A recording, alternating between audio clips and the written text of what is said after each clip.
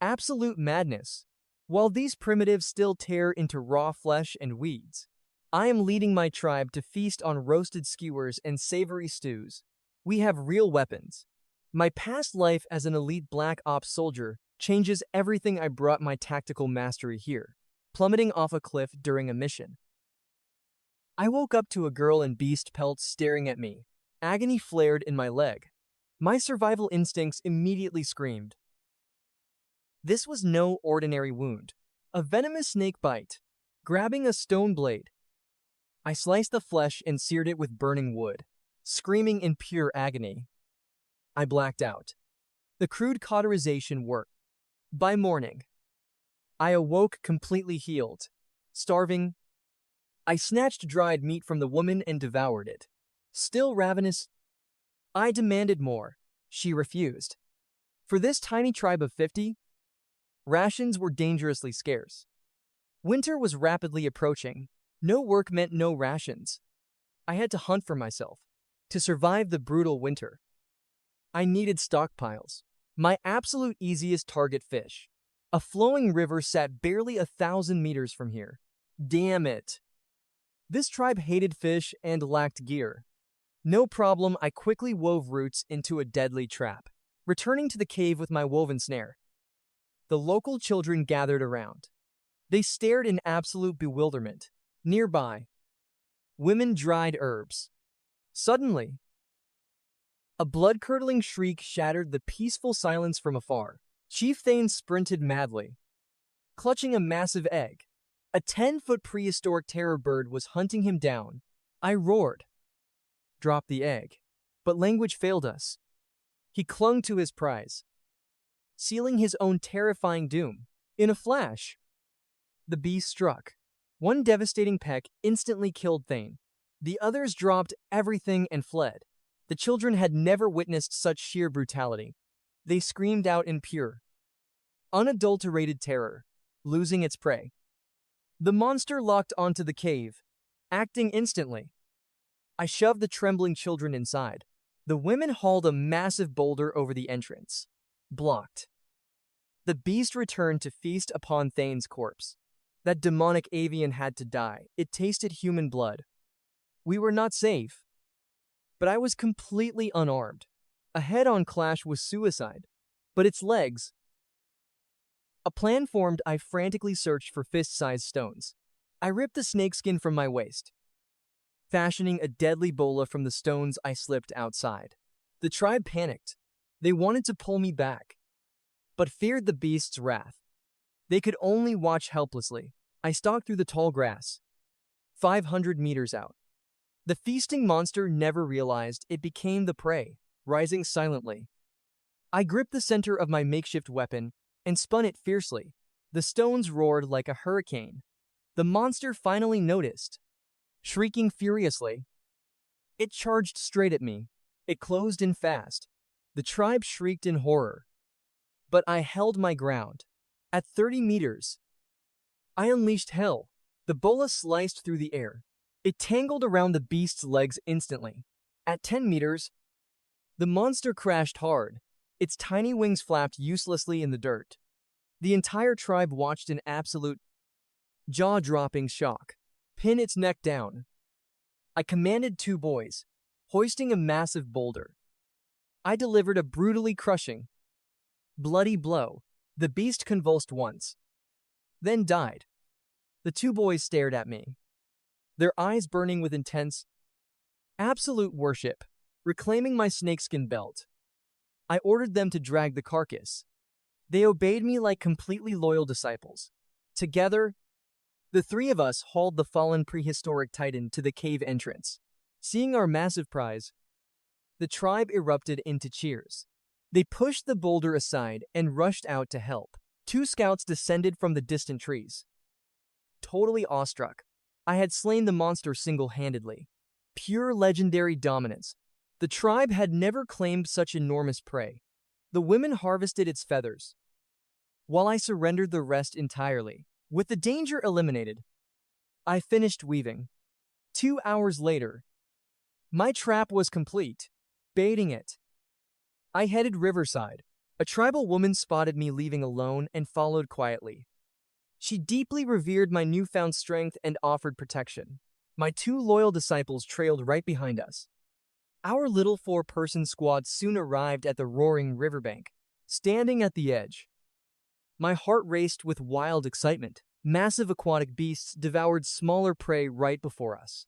A literal nest of carnivorous monsters. This untouched ecosystem was insane through glass, clear water.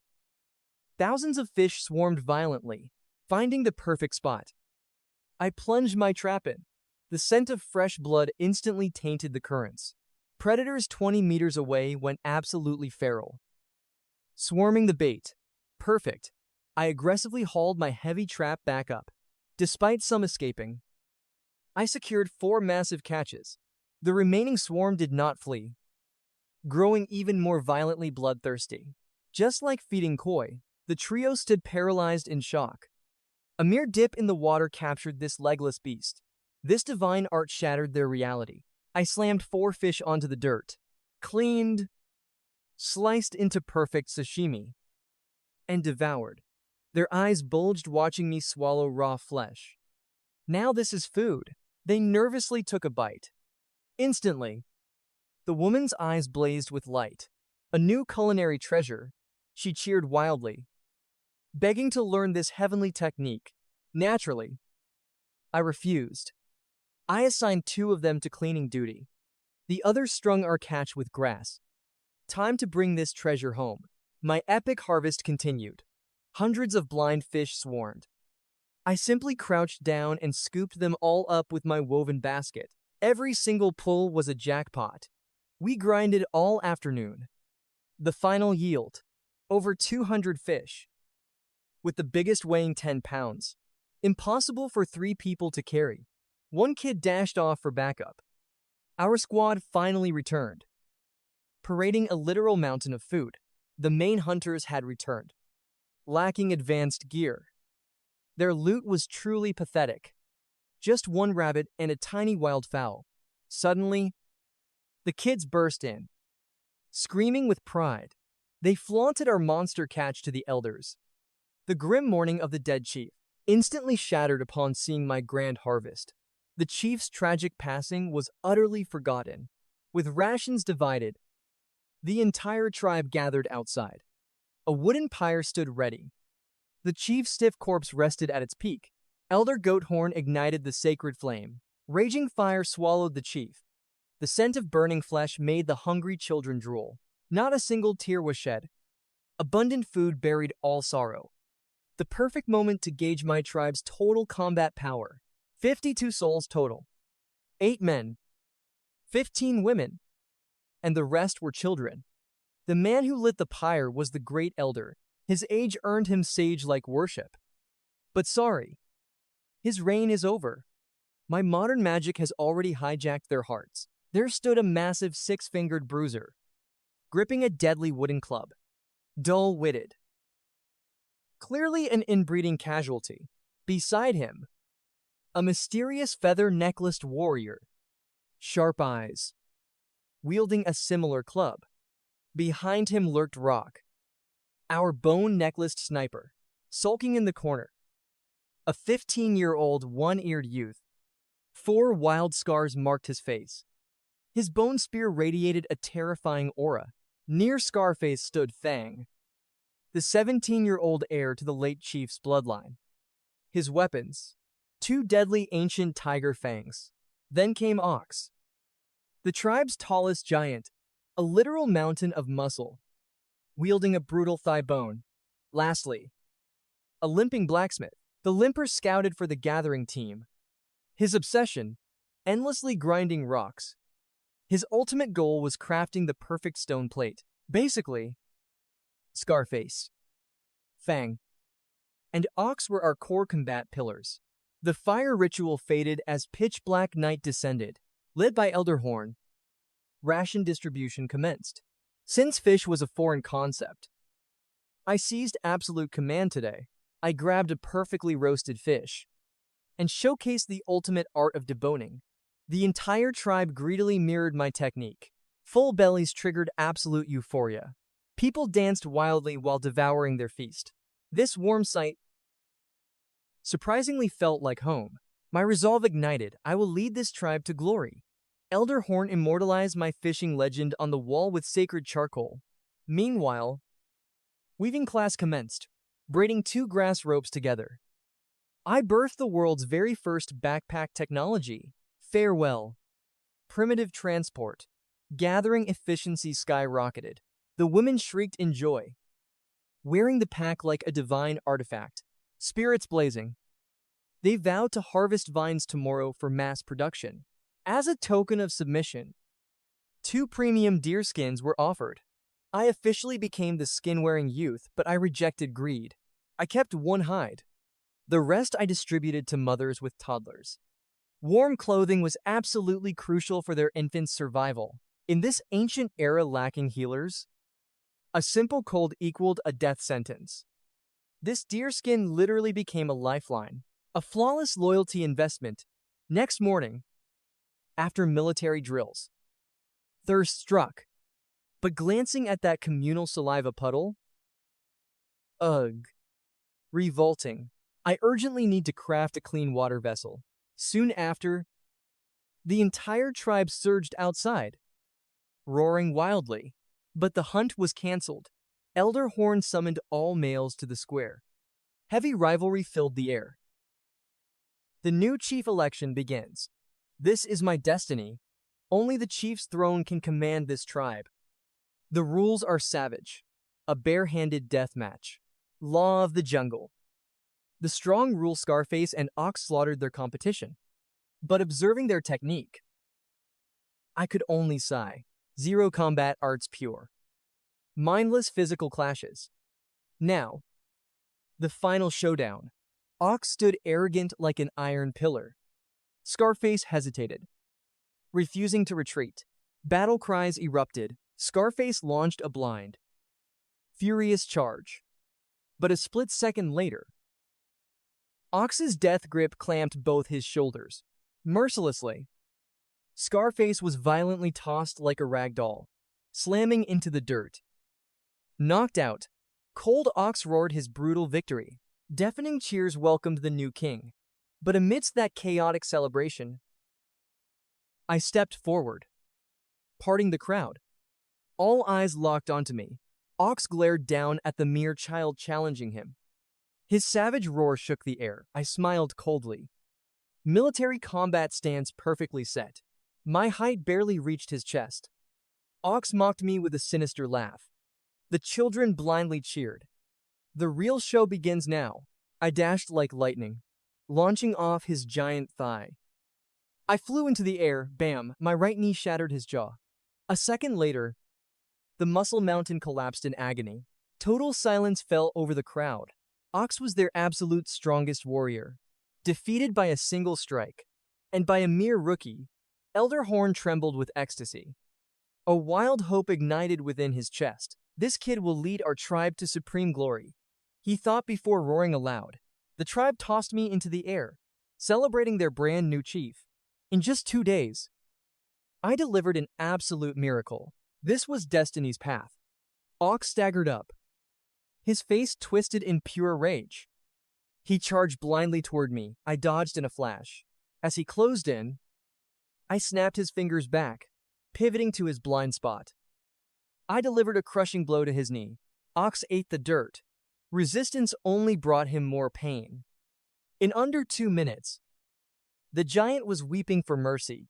Tears streamed down his face. I released the broken brute, dusted off my hands, and strolled casually into the cave. Thunderous cheers erupted once more. The youth celebrated wildly, witnessing the old guard fall. The women gathered sturdy vines, preparing for tonight's weaving lessons. Elder Horn stared at the cave in sheer disbelief.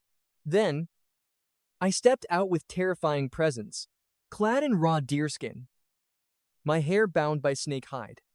I looked absolutely lethal. My ultimate form. It was an ancient technique. Farmers tied their hair back for absolute focus during their grueling labor, the ultimate symbol of agricultural progress. Under the tribe's awestruck gaze, I stepped forward to assign today's missions. First, I restructured our gathering squad. Out of 15 women, 6 were expecting. The remaining 9, plus Flint made 10, but today, only 8 deployed. Thanks to our new woven bags, Flint's protection was obsolete. Basic wooden clubs were enough. The expecting mothers defended our base and guarded the little ones. The older children were deployed to harvest grass. One woman led 2 youths to fish. Everyone had a mission, except a completely clueless Flint. He stood there, frowning. This man swore by stone crafting. But I had a far more grueling task for him. So, I assigned him an urgent mission. Yesterday's catch remained wet, without precious salt. This brutal heat would spoil everything. Smoking the meat meant endless preservation. I demonstrated the technique to Flint, then left him in charge. Meanwhile, I excavated a massive trench outside. A triple-tier firing kiln, ash below, timber in the middle, ceramics up top. After 4 grueling hours, it was complete. But wet clay meant instant failure. I ordered 2 youths to spark flames on every tier. By nightfall, this furnace would become an inferno. Missions assigned. I marched to the river, setting down a flat stone anvil. I pounded the raw clay into submission. The first vessel materialized. Tapered base, expansive rim, replicating the ancient technique. I forged 3 more to bake outside. Next came twin-handled cauldrons, dozens of bowls, and intricate tools. Aesthetics meant nothing. Absolute functionality was the only law. Only fate knew what would survive the flames. By sunset, I thrust the hardened clay into the inferno. The tribe watched in trembling awe. Their new chief crafted dozens of vessels overnight. Despite their silent doubts, I ignored their skeptical stares. I maintained the roaring blaze until midnight. The hunting and gathering squads finally returned, dragging mountains of epic loot behind them, bags overflowing with wild berries and sturdy vines. Perfect for mass production. The hunter's haul was equally legendary. 2 massive wild fowls, fresh eggs, and fat rodents, plus over 100 silver fish. Today's harvest was an absolute triumph. Surplus rations were secured for the mothers. As the clay glowed white within the embers, I ceased feeding the flames. I let the inferno die out overnight. Tomorrow, we would unearth our treasures. Following the grueling labor, the entire tribe collapsed from exhaustion. Beside the campfire, satisfied smiles illuminated their faces. The starvation era was officially over. I encased the giant fowl in a clay roast, pure paradise for the primitive tribe. But my modern palate craved basic salt. The meat was completely bland. Salt was a legendary commodity here. My mind raced with possibilities. Could I trade these ceramics for salt? After the grand feast, the women instantly resumed weaving. They finally understood the true power of inventory bags. Despite our small numbers, our yield skyrocketed. I distributed the beast hides to shield the children from the freezing night. Dawn broke, and judgment time arrived. Flint sprinted through the camp, dragging an anxious elder horn toward the furnace. Cold sweat dripped down my face. My master plan for salt and savory meat stew relied entirely on this moment. Like unsealing an ancient treasure, I lifted the heavy clay lid. Brilliant terracotta crimson greeted my eyes. The flawless finish was absolutely unreal. Flint snatched a bowl with trembling hands. He bolted into the cave, returning instantly with water sloshing inside. He roared in sheer ecstasy, showing off our miracle vessel. A triumphant smirk crossed my face. 4 deep cauldrons and 4 massive jugs had survived in absolute perfection. Absolute perfection. From 8 delicate spoons, only 2 survived. The rest shattered to pieces. From 20 raw bowls, a solid 12 remained intact. The terracotta treasures were raised to the sky. The entire tribe descended into glorious, screaming hysteria. Fang and Ox dashed, hauling river water in new jugs. Elder Horn hid his deep, overwhelming joy. He demanded the craft's secret. My aides eagerly explained.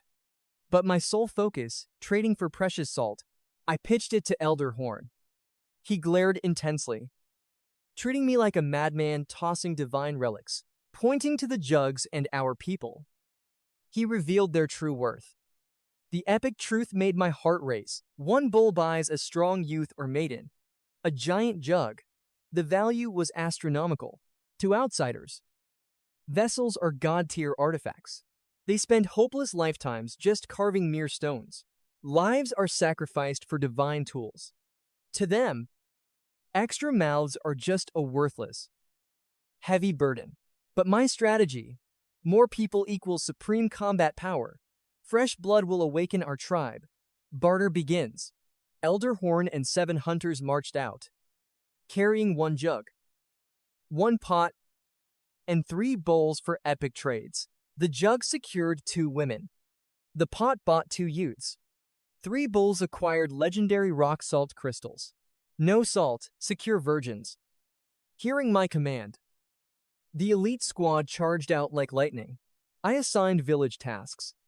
The squad pushed west, conquering brutal mountains and ravines at absolute godspeed. The western tribe was massive, holding 80 to 90 souls. We shared a fierce trading history, spotting Elder Horn's divine cargo. The bald chief rushed out, his face twisted in greedy joy, skipping pleasantries. Elder Horn revealed the clay bowl. Trade for salt. Baldy's eyes bulged, lighter than stone, yielding to pure greed. He ordered his men to surrender a sack of white crystals. Elder Horn stood firm. Not enough. Add 2 women on cue. Ox aggressively displayed the giant jug. The bald chief flinched in shock. A vessel of impossible capacity. But a dark hesitation clouded his mind. Trading lives for this artifact was a steal. But during harvest, losing workers meant total famine. A sinister smile crept up. Less mouths saves rations, he ruth. An elder cradled a naked 4-year-old. Pale. Lifeless. Fading. Take this for your giant vessel. The kid means nothing. Baldy shooed them away in disgust. Elder Horn watched in silent pity. Stone swiftly pulled our mystic pot and remaining bowls from his pack. Care to trade? Bald Chief stared. Desire flashed in his greedy eyes. But he refused. As planned, Elder Horn unleashed our morning tactic. Time for a live demo. Rich meat hit the boiling water. Heavenly aroma instantly hijacked everyone's senses. You can eat meat like this.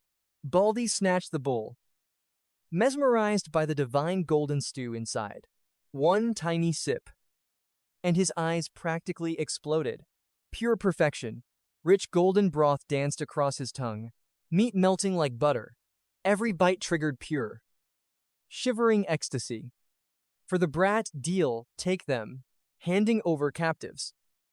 He ordered lackeys to stuff Cow's massive sack with precious crystal salt. Elder Horn smirked with deep satisfaction. We rushed back, left as 7, now returning with 16 souls. We crushed an entire day's hunting quota, pushing our pace. We hit River Stone Tribe by dusk, but near the cave, the newcomers froze in absolute terror. 4 towering jars, pitchers, and Flint's bowls blocked the entrance. Flint admired his majestic creations with a massive grin. Purest joy nearby. Hundreds of giant fish dried in rows. The women beamed with fierce pride. Endless meat. True independence. The terrified recruit stood paralyzed by this wealth. 1 basin cost 2 human lives. This insane tribe hoarded priceless treasures. And that hanging meat looked edible. Following us was their blessing. Elder Horn presented the survivors. 8 adults. 1 naked child. My eyes narrowed sharply. Walking skeletons. Left for dead. But it changes today. 1 winter here will forge them into unstoppable, healthy warriors. I approached the desperate mother clutching her child. Silent. Face burning crimson. I touched his forehead, scorching hellfire. I instantly hauled the terrified woman inside, wrapping them in thick furs. I pushed them near the roaring fire to survive. I paced frantically. No medicinal herbs. How to break this fever? Revelation struck. Traditional bone scraping would shatter it. I moved like lightning. First, simmering our healing fish broth. Then, hunting down the perfect jagged bone for scraping. A monstrous half-meter beak. Snapping the tip worked. The terrified mother trembled, fearing my mysterious next move. I frowned as I held her child. Terrified, I'd cast the baby away. The desperate mother burst into heavy tears. I approached with a jagged shard. Hand him over. I can save his life. She didn't speak my language, but her soul sensed my intent. Shaking, she handed the boy over. Using the bone, I carved a crimson seal into his flesh. The kid winced in pure agony, tears streamed down, healing his bruised body. I handed him back. I quickly fed him warm fish broth. He was starving. He devoured the broth. Finally, my heavy heart felt fully relieved. If he eats, he'll survive. Sweating means he is safe. His mother calmed down. Though stunned by my unique healing method, I'd never harm her child. As she relaxed, her empty stomach violently growled. She stared at the broth, deeply swallowing saliva. I instantly handed her a huge bowl of fish, scooping up the kid. I wrapped him tight in beast hide, carrying him gently, but my mind raced. A simple fever here equals certain death. Hunger was solved. But what about gear? We must hunt monsters for thick hides. Our gear is trash. We urgently need core materials for deadly weapons. I desperately need a killer trap, I swear. Before winter strikes, everyone will have warm gear. After eating, the kid woke up sweating. Handing him back, I tied his hair in our tribal style. I named him Sprout. His mother sobbed. The new chief saved her boy and granted him tribal status. It proved I truly accepted these people. Time to craft weapons. I grabbed a straight branch, attaching a deadly spearhead from a Terror Beak bone. My first bone spear was complete. I shattered the beast's beak, grinding it into a terrifying dagger. I gave the scraps to Flint. We only had 2 true artifacts. I had to forge everything myself. Dawn broke. As the tribe awoke, I issued new orders. Flint crafted clay pots. Everyone needed a bowl. Women split into 2 teams. One foraged. The other fished. Kids stood guard. I personally led the hunt. The hunt squad was fully formed. Chirp, Skip, Reed, and Brooke joined us. 11 fierce warriors total. Breaching the wild forest at dawn, the squad scattered. I led 4 young rookies deep into the woods. They carried bags and grass ropes. The towering 30-meter trees here overflowed with rare nuts. These massive trees could never be chopped. Nuts littered the dirt. While giant birds hunted afar, I only observed our prey. A true hunter masters the terrain. Soon enough, I spotted massive tracks. Messy tracks meant a huge herd. Their deep prints gave me chills. These giants weighed 1,000 pounds. I crept forward on high alert. Crossing the ridge, my eyes lit up. A clear river flowed near giant reeds. A dozen lightning boars drank, a full family. That alpha male easily weighed 1,500 pounds. Behind him stood females and many piglets. A direct strike was pure suicide. I desperately needed a trap. I crawled back into the woods. The rookies trembled, terrified of the monsters frozen. I worked alone, using grass ropes. I built a figure-6 snare. One wrong step, and it brutally chokes the prey. Struggling tightens the choke. The rookies hid safely in trees. Now, I had to lure the massive herd. Crossing the river, I covered myself in mud, holding just 2 sticks. I leaped out, screaming wildly. The startled herd panicked. They instantly bolted deep into the dark woods. I chased them, roaring fiercely. A piercing shriek echoed. The alpha and female collapsed into my trap. Weak grass ropes wouldn't hold long, gripping my bone spear. I crept closer, finding the perfect opening. I thrust it deeply through its jaw. Blood erupted. The heavy giant beast finally collapsed. Violently convulsing to its death, I exhaled safely. But how could 5 rookies carry this? Watching the female struggle, a wicked plan formed. I tied the female to a tree. Then, I bound her massive jaws completely shut so she couldn't bite us. I bound ropes around her front legs, anchoring the dead alpha to her back. Perfect, I led, pulling her snout. Chirp and Skip pinned her legs. Reed and Brooke guarded our rear with heavy wooden staffs. We marched until our cave appeared. A rookie spotted us. His loud shouts instantly summoned the tribe. Everyone rushed out, but no one dared to step closer. Truly terrified by the sheer size of our prey, I told Flynn to prepare salt water. I dug a hole, burying the clay pot until its rim was level with the dirt, dragging the beast close. My dagger pierced its neck. Blood violently spurted, perfectly filling the pot. I stirred in the salt water. Soon, the thick blood formed a savory pudding, the perfect base for soup. Lightning boar hide is perfect for gear. 2 pelts were enough. Beneath lay pure white fat. 4 fingers deep. I'll melt this fat.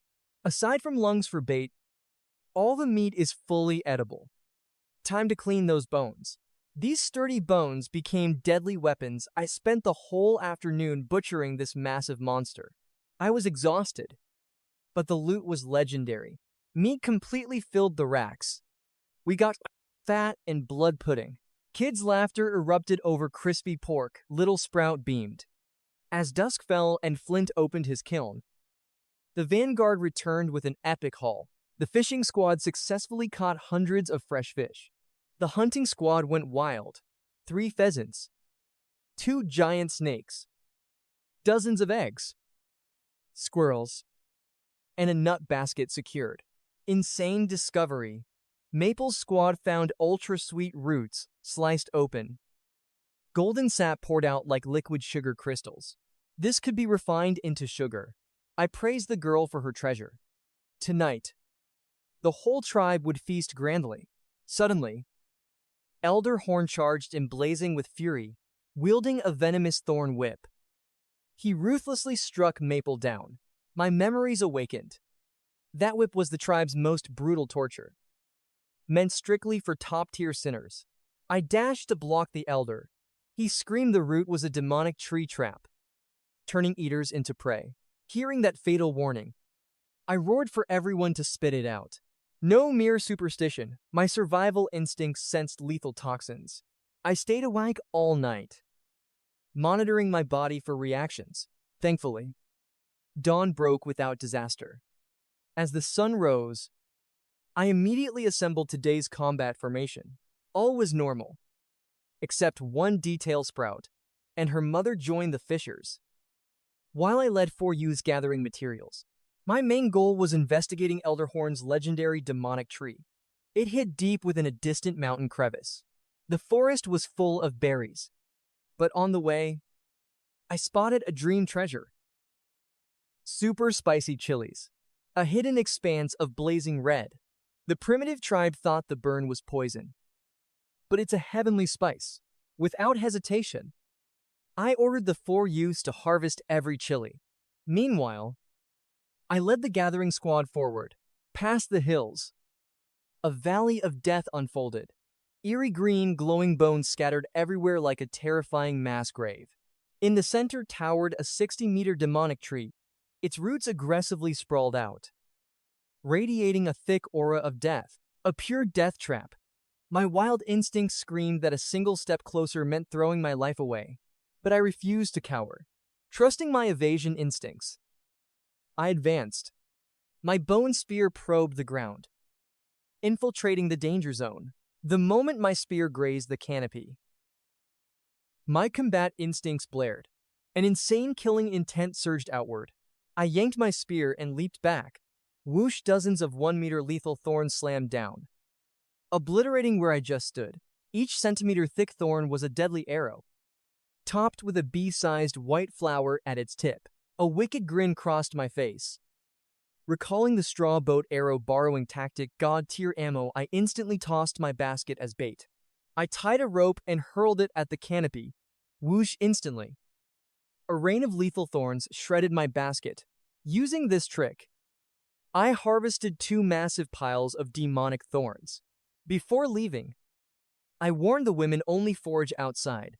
Heading back, I chopped down 100 thorn saplings, 3 centimeters thick and perfectly straight. Divine weapon materials. The ultimate spear materials. I called the 4 pepper harvesting youths. And together we carried our future arsenal home. Reaching base, the kids swarmed my treasures. Unfortunately, to the pregnant women, this was just a pile of useless firewood, seen only as toxic berries and brittle twigs. But their doubtful stares would never extinguish the blazing fire of my ambition. Time to forge our weapon system.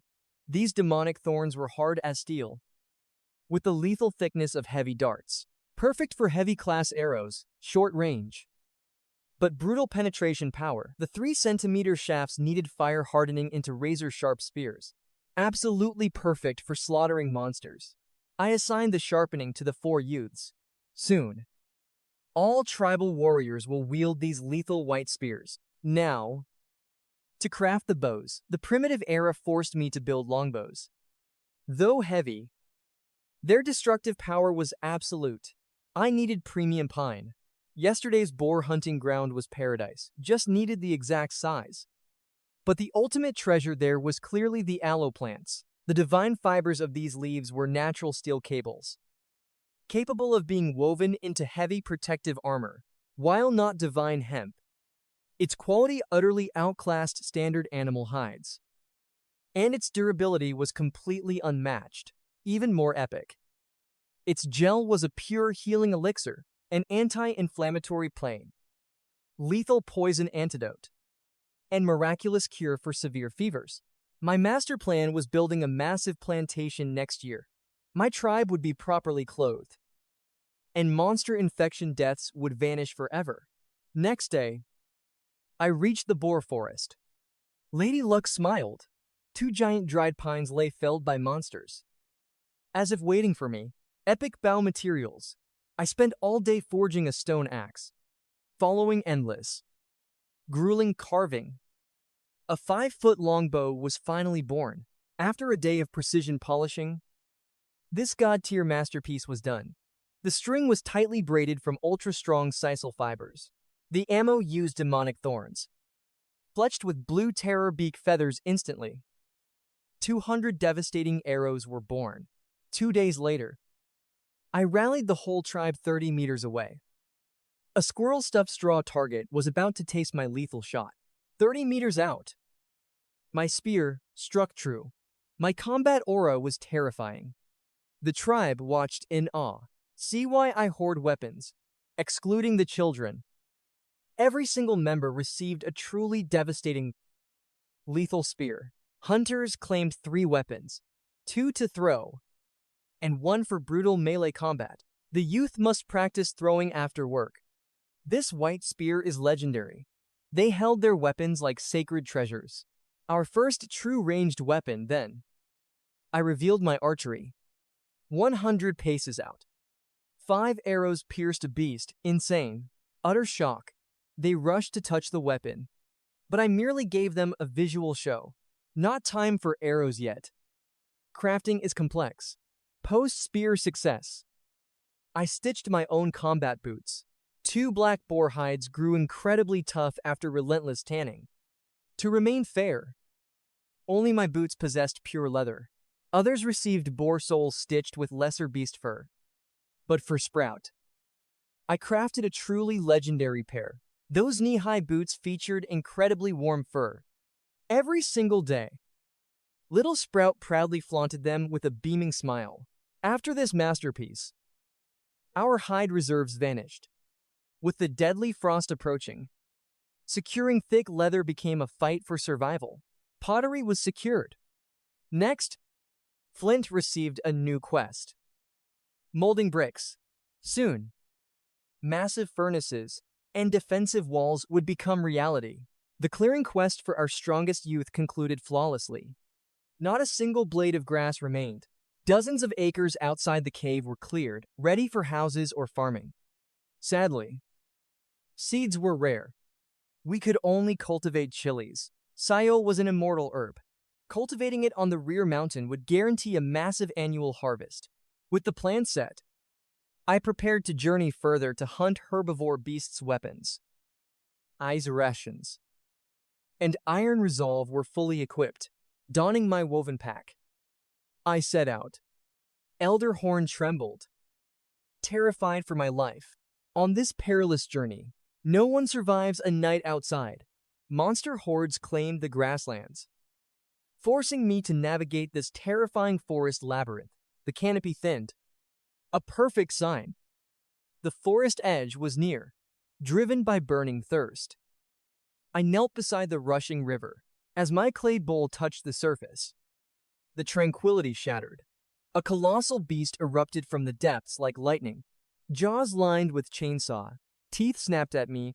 I dodged. Instead, the monster crushed my basket, locking its jaws completely. It couldn't spit the basket out. It thrashed violently. I was dragged into the raging currents, tossed like a broken ragdoll. In that critical split second, I drew my boot knife and slashed the straps I twisted against the deadly whirlpool. My left hand gripped the severed rope with my blade. I ruthlessly stabbed into the deranged beast's skull.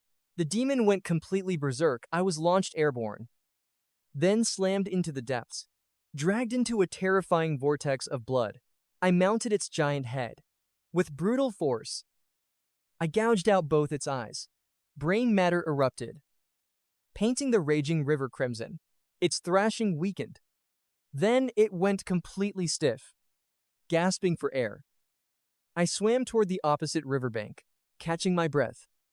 I confirmed the water beast was dead. Its corpse floated, my pack still locked in its chainsaw jaws. Grabbing a sturdy vine, I looped it through its eye socket. Straining hard, I dragged the massive corpse ashore for inspection. It was a 5-meter mutant fish. I smashed its mouth with my stone axe. It had over 50 razor-sharp, sword-like teeth. I extracted the fangs one by one, then desperately checked my ruined pack's inventory. Thank the heavens, my fire starter survived. The rest was battered but usable.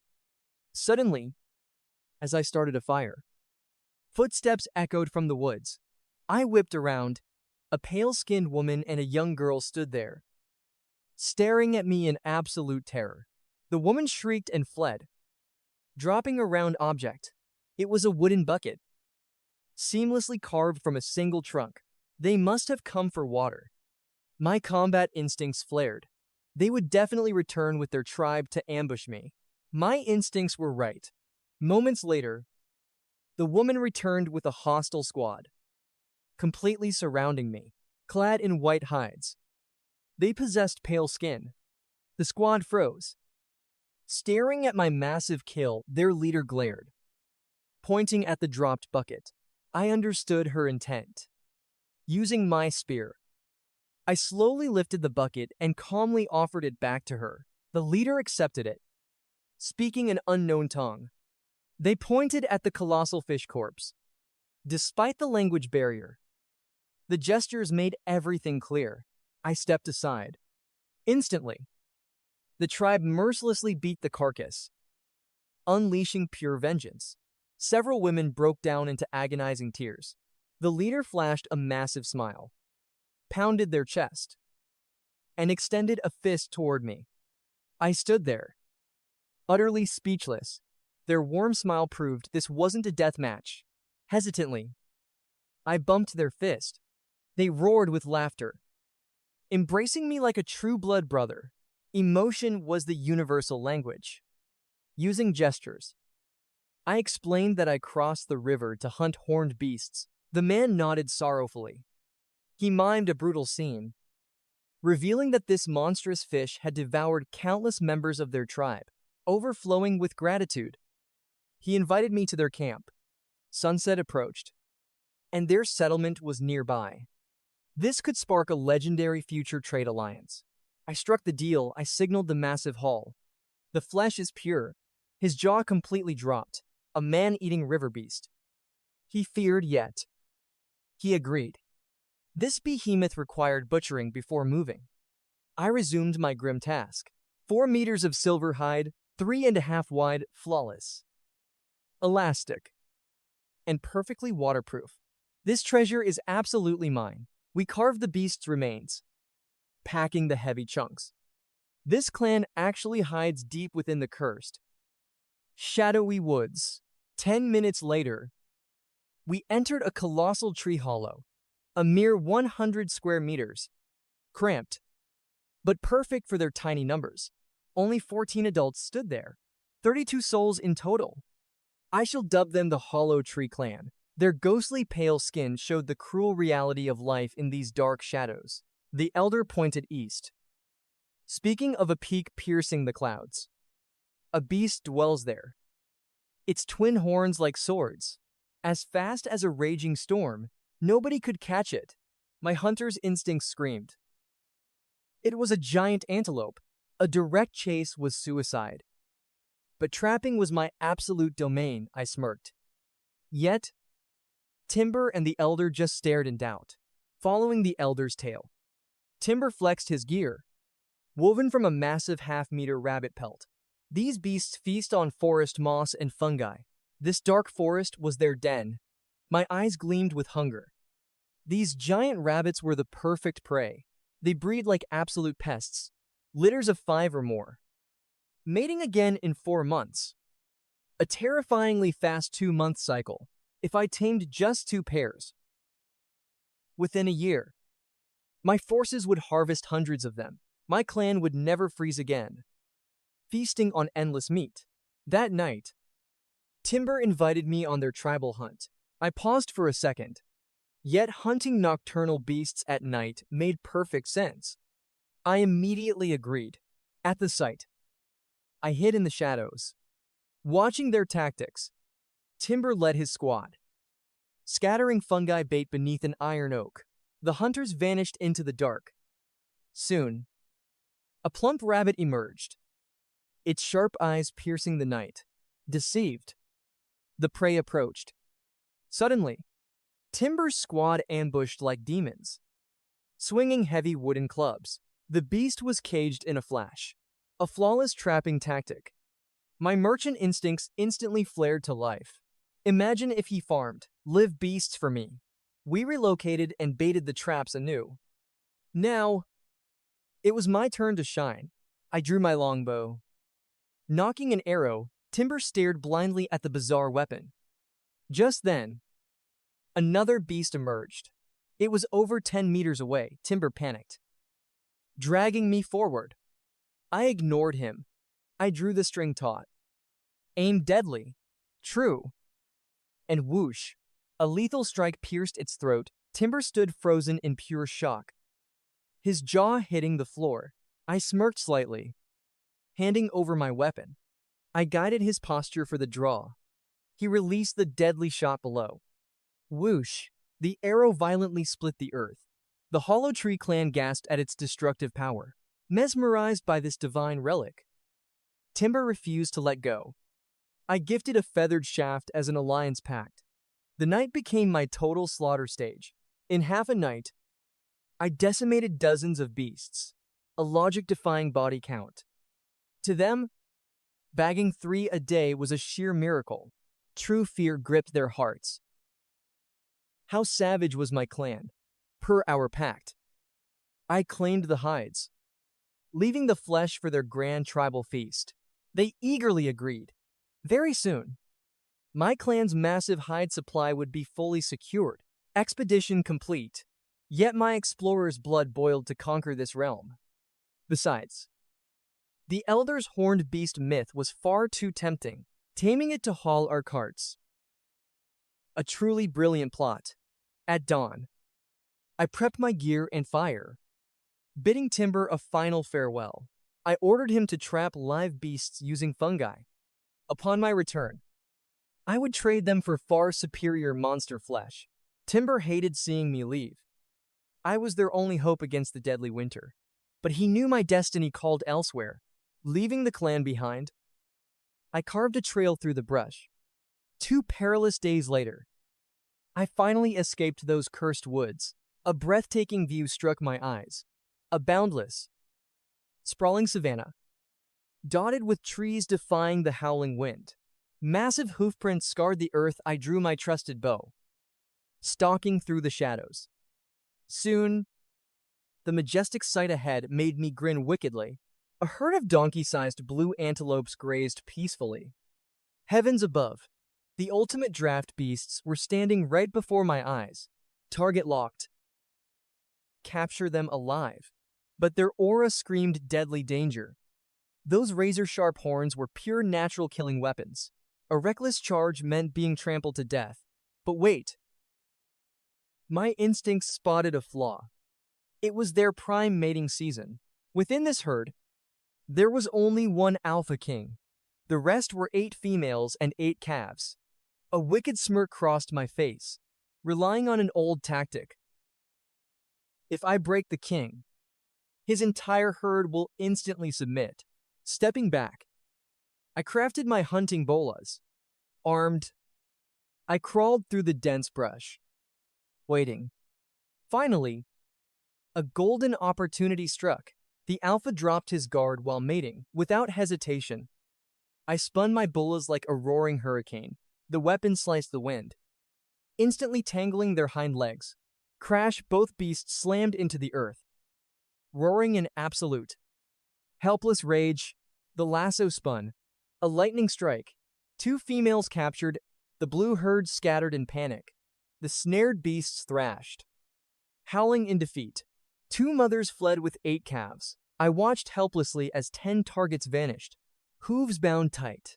Taming fierce monsters requires dominance. Their savage pride must shatter. My stone axe obliterated their horns. I seared the wounds with coals, preventing regrowth. The once demonic beasts now bowed their heads in utter submission. The alpha male led the bound herd. As dusk fell, I boiled dried rabbit meat for dinner. Northeast lay a vibrant mountain, bathed in sunset. It radiated a breathtaking, mystical aura. Those colors signaled a pure mineral vein. This epic discovery made my blood boil with joy. Nightfall forced me to suppress my greed. But at dawn, a sudden uproar jolted me awake, a sight that made me roar with joy. The escaped mothers returned, bringing their 8 calves. Insane, they brought an elder alpha. I ambushed again. My herd exploded to 18, under blazing sunlight. I rode the alpha straight to Rainbow Mountain, a literal treasure paradise. Investigation confirmed it. A massive copper mine. The other colors were rare binding minerals. The Bronze Age was before my eyes. That orange mineral realgar, the divine medicine I needed, a perfect external snakebite cure. Brewed. It became an ultimate elixir, purging internal parasites. That white substance was kaolin for smelting. Those red termite mounds held premium clay for ceramics. Rainbow Mountain was just a 3-day trek away. With antelope carts. Travel time slashes instantly. I just needed a bridge back home. Grand plans set. I soaked in the breathtaking landscape. To the east sprawled an endless swamp. At the mountain's base, aquatic flora formed a beast paradise. Waist-high weeds and tree-tall elephant grass. An absolute heavenly buffet for any herbivore. Perfect for planting at our cave entrance. My rabbit farms and working beasts desperately needed this. I even found wild scallions and water celery. Taking these back secures my tribe's nutritional survival. Seed sack strapped to my mount. I hunted whoosh. My arrow completely pierced a massive lightning goose. I harvested its feathers for elite arrows. This giant beast gets roasted whole, replenishing our meat. But while butchering the beast waterside, a miraculous discovery almost brought me to tears. Undigested rice grains rested in its stomach. Bizarrely massive grains, larger than standard mung beans. The absolute first food crop in this world. Sleep vanished. I crafted gear to pierce the toxic swamp. I had to harvest that rice before beasts did. At dawn, My wooden boat carved through the mysterious swamp, elsewhere in the shadow forest. Timber led hunts for giant mutant rabbits. Everyone ground relentlessly to meet their quota. Only elders and toddlers remained behind to guard camp. His tactics were ruthlessly brutal. Upon spotting a nest, hunters would excavate it completely, refuse to exit. They smoked them alive, highly effective, yielding massive hauls of helpless newborns. But this brutal tactic invited ultimate disaster. During hoarding season, cannibal tribes awakened. Their prey, humans, captives, faced two horrific fates: men devoured alive, while women became mere slaves or breeding stock. While I conquered the swamp, timber smoke signaled the cannibals. 40 bloodthirsty savages approached, wielding stone axes. They were pure savagery. Two commanders even rode juvenile mammoths into battle. Hollow Tree Tribe was completely outnumbered, even counting women and children. They stood zero chance, facing overwhelming might. Timber ordered an immediate retreat. Cannibals pursued relentlessly. Luckily, Timber knew the forest. He chose treacherous terrain to slow the enemies. But panic struck. A female gatherer tripped violently over roots. Before she rose, a flying axe shredded her back instantly. A spear impaled her life away.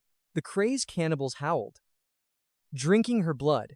Timber bit back, his boiling fury, and fled. Retaliation meant massacre. Her tragic sacrifice bought time.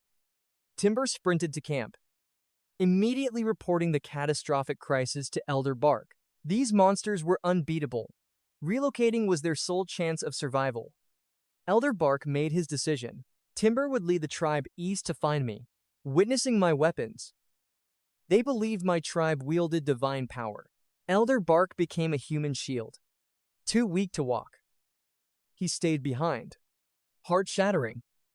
Timber nodded and led the group east. Anxiety gnawed at him. I had vanished for days.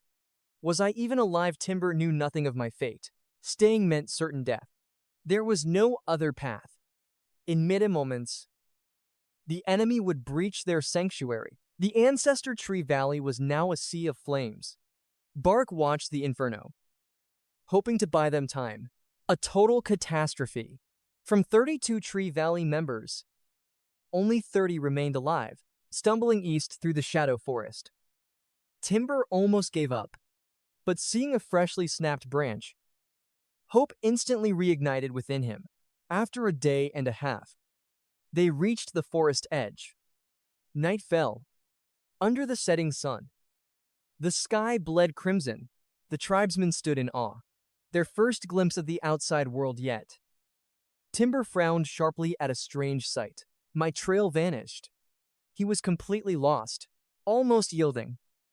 He spotted campfires by the river, approaching closer. Beast tracks and my weird footprints were stamped in the mud. Relief washed over him, knowing I was near. They camped. Meanwhile, as Timber fled, I cautiously scouted the deadly swamp. Finding rice in thick reeds was hard. Suddenly, my eyes widened. A wild idea struck. Water birds loved this rice. I just needed to find their nest. Without hesitation, I moved, rowing my wooden boat. I smashed the water with a stick. Bingo from the reeds. Panicked birds desperately flapped into the sky. I rowed fiercely toward their nest, drawing closer. The glorious wild rice ready for harvest revealed itself right before my eyes. My eyes shined with pure joy. This was the legendary wild rice I desperately sought. Wasting no time, I rowed madly into the shallow marsh. Right before arriving, human screams erupted behind me. Looking back, primitive humans floated while hugging logs. They all waved frantically at me, shouting in pure, unadulterated chaos. Their faces were tense. It was the local swamp tribe. Their population was already reduced to 50%. While gathering water nuts for winter, they panicked seeing a man on a strange floating object entering the forbidden death zone. Out of sheer concern, Willow, the swamp tribe leader, screamed hysterically, begging me not to sail towards certain death. Damn it! I understood nothing, I just stared. Getting no reply, Willow recklessly swam toward me, while I stood confused. Willow reached the boat, pointing at the wild rice field. She screamed at the top of her lungs. Her face showed raw fear, realizing she meant no harm. My heart calmed, but her eyes warned of mortal danger. I then mimicked a wild beast, growling, and pointed straight at the tall reeds. Willow shook her head, pointing at me, then the ground.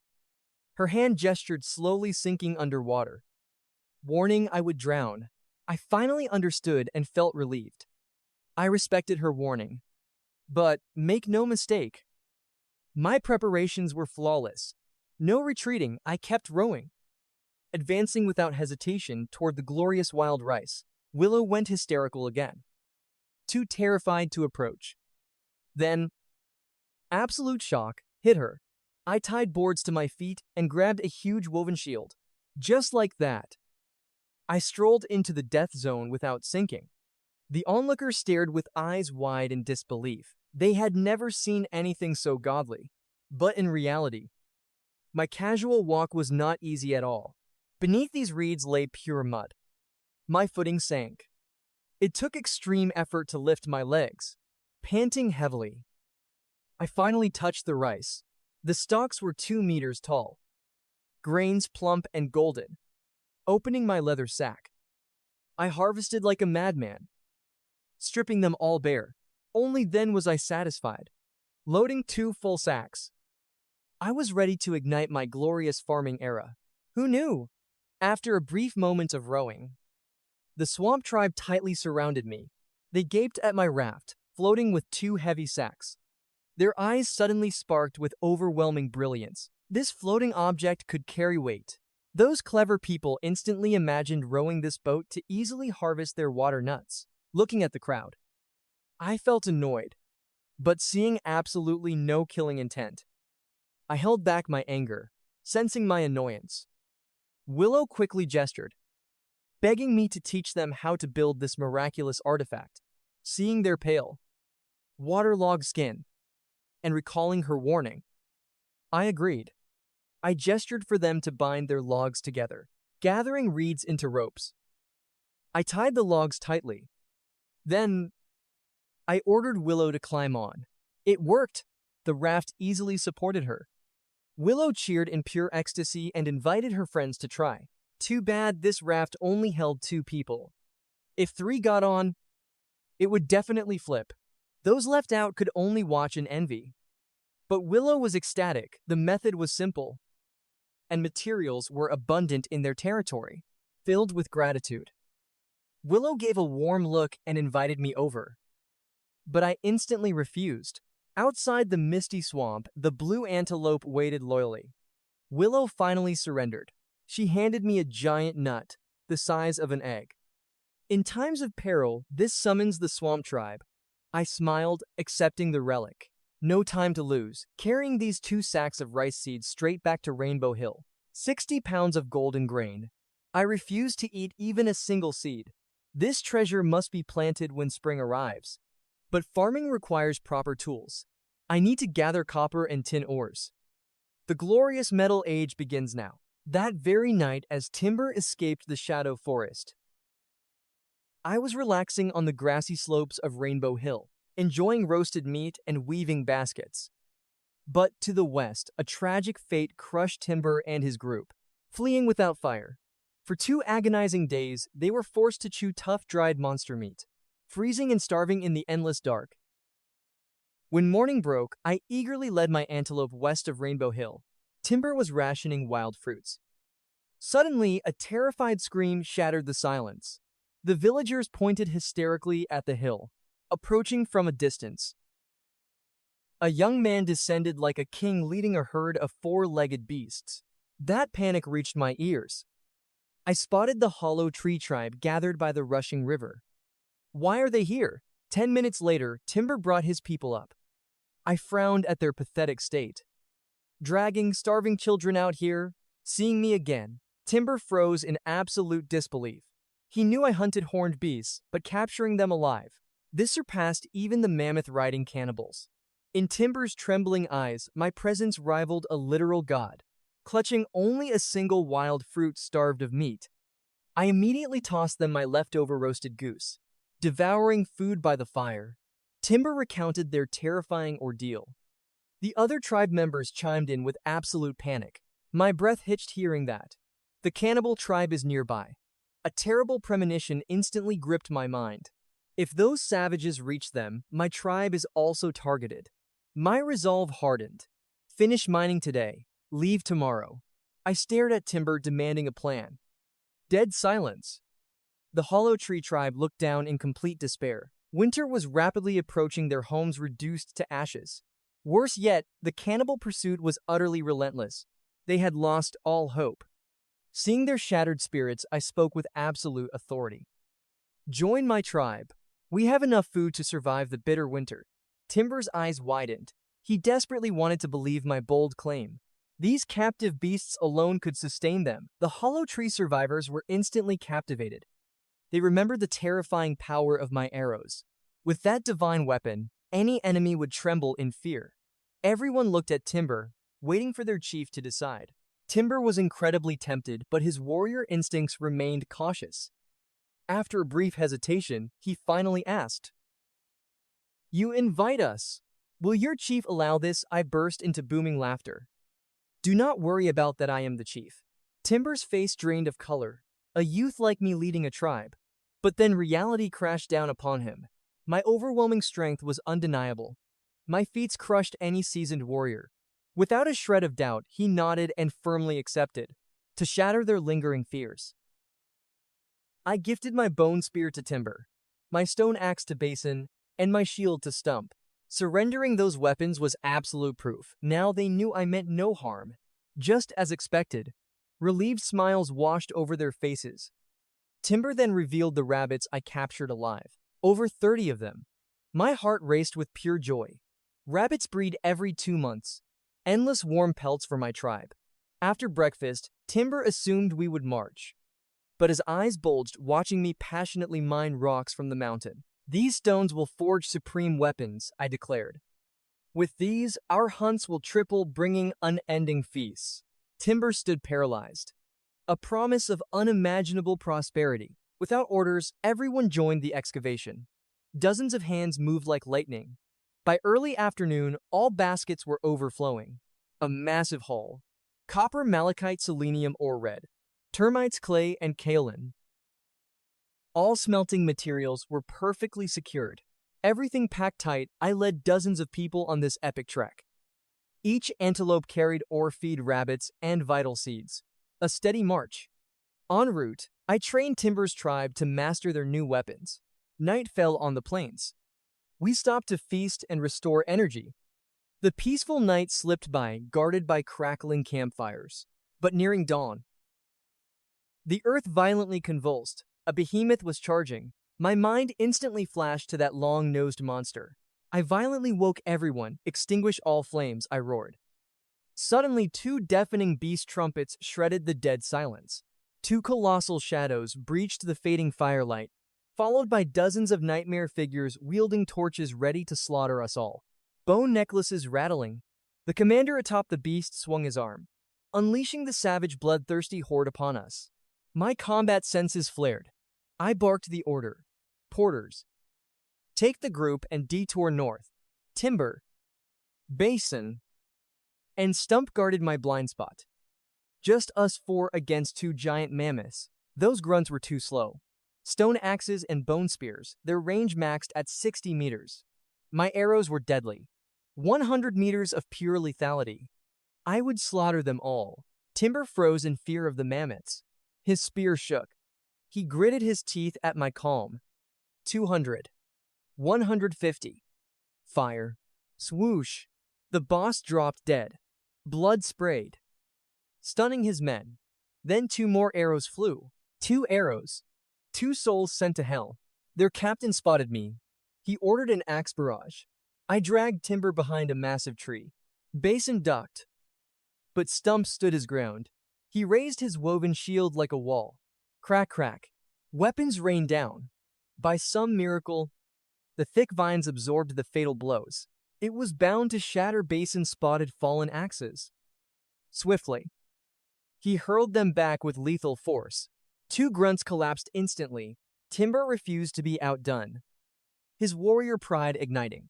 Thud, a bone spear nailed another foe. I ordered a tactical retreat. Keep the distance. The slaughter continued. From 40 men, only 7 remained. The rest lay dying in the dirt. Halt at 80 meters. We turned to face them. The mammoth rider paused in total confusion. Rage blinded him, driven to madness by his losses. He recklessly charged. I held my breath. 70 meters pass. Bullseye through the eye. He fell beneath his own beast. Instant death, feeling crushed bones. The beast froze, terrified by the gore on its own feet. The survivors paled. Their boss was dead, yet they pushed on. Counterattack. I roared. Our volley launched. 3 more bodies hit the ground. The final 3 fled in absolute terror. The second rider bailed, but my arrow was faster. It pierced his heart midair. He crumpled. Timber and the squad surged past me, cleaving the wind. Axes ended the stragglers. Victory. 4 men wiped out 40 and took 2 mammoths. Masterless. The colossal titans just stood there, completely stunned. New orders issued. Stump holds the line. Basin escorts the group. Timber and I sweep the rest, looting the dead. I noticed something odd.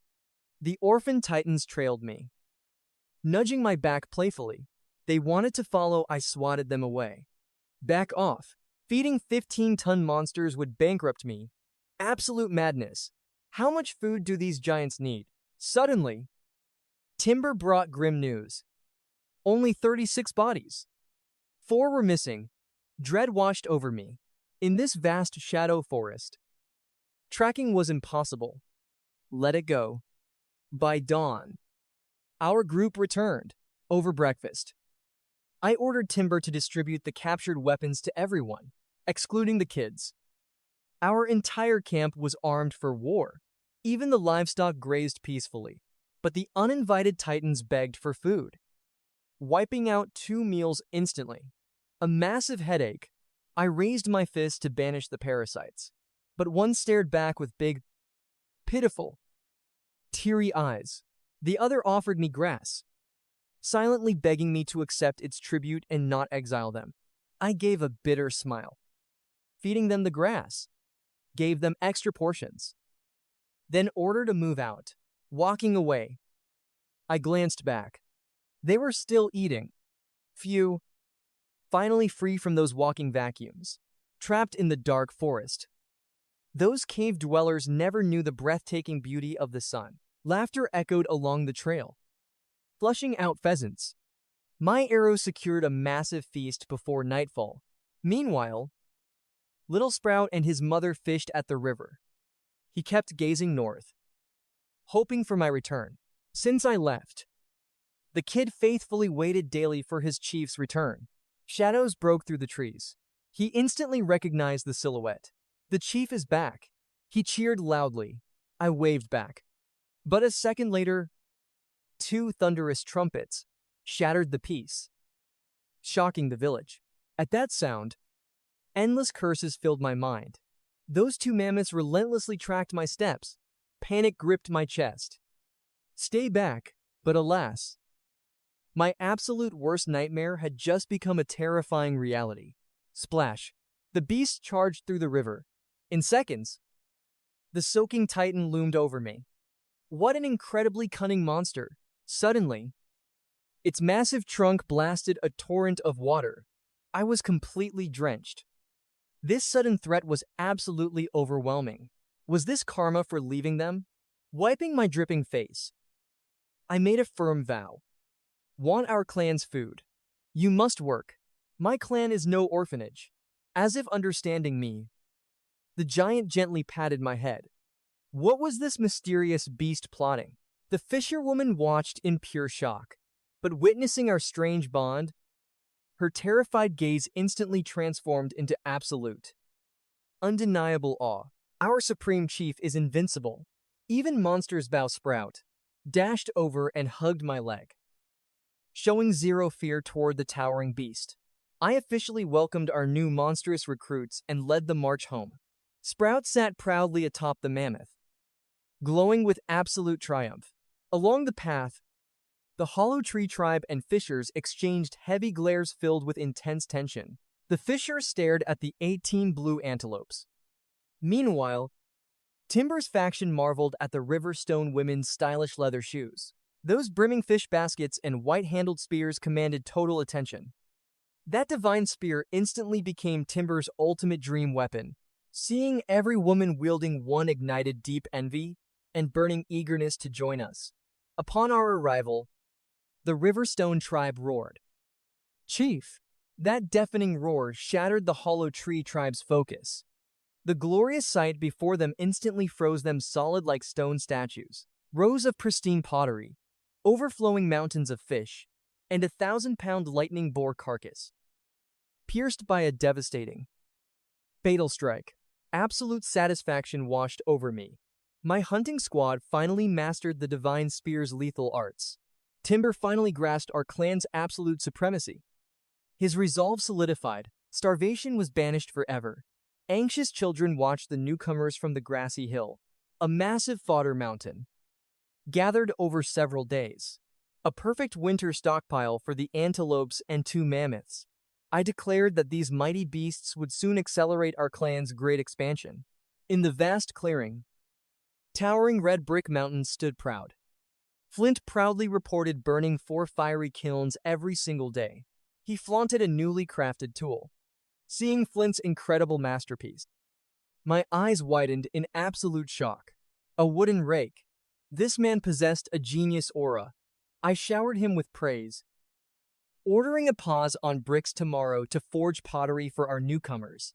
Regarding pottery, Elder Horn presented a crucially important report. The Western Ball Hat tribe traded for pottery. The payment, an overflowing bounty of salt crystals, securing our long-term survival. Inspection complete. I organized the beasts. Rabbits took the cave's corner. I swiftly forged an emergency stone and clay winter fortress for them. Out of 30 rabbits, 3 carried life. Entering the pen, they frantically plucked their fur to weave warm nests, though only 1 or 2 months old. The others had mutated into giant melon proportions. Next spring, they'd become our clan's ultimate breeding machines. The baby mammoths roamed free, stubbornly refusing to leave the grassy hill. The blue antelopes were tied nearby. A proper pen awaited tomorrow. With everything settled, the grand evening banquet was finally served. I initiated a welcoming ritual before the feast. The Hollow Tree tribe adopted our hair bun tradition. Feeling their warrior auras surge instantly, the giant boar was conquered. Legendary blood pudding officially became tonight's glorious main course. Root vegetable stew flooded the boiling cauldrons, paired with chestnut roasted pheasant, dozens of grilled fish, and sweet sour fruits for the perfect finale. This roaring banquet instantly shattered all barriers between the tribes. Uproarious laughter echoed amidst the wildly ravenous feasting. After feasting, elders trained the newcomers in crafting leather shoes. Meanwhile, gripping a piece of charcoal, I plotted a glorious masterpiece. Right there, I sketched the exterior topographical map, the rushing river, the dense forest, and, naturally, an unfulfilled, glorious blueprint. My focus analyzed the front land's hidden potential. 30,600 acres of giant territory awaited my total conquest. If planted with rice, our tribe would feast for lifetimes. Sadly, it was impossible. This expanse was merely a barren wasteland.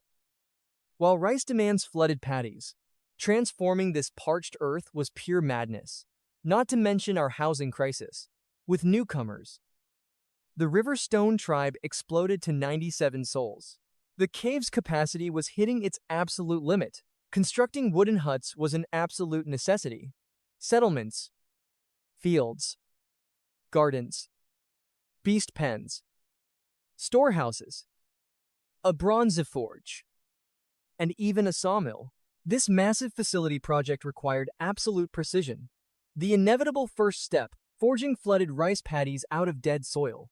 My ultimate blueprint, constructing a majestic fortress at the center, it would completely shield the settlement. It's a pens, storehouses, metal forge, and sawmill.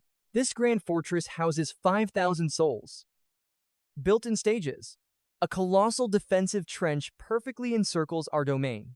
Excavated dirt mixed with clay bricks would forge towering city walls, absolutely repelling monster rampages and enemy tribe invasions, centered at the trench.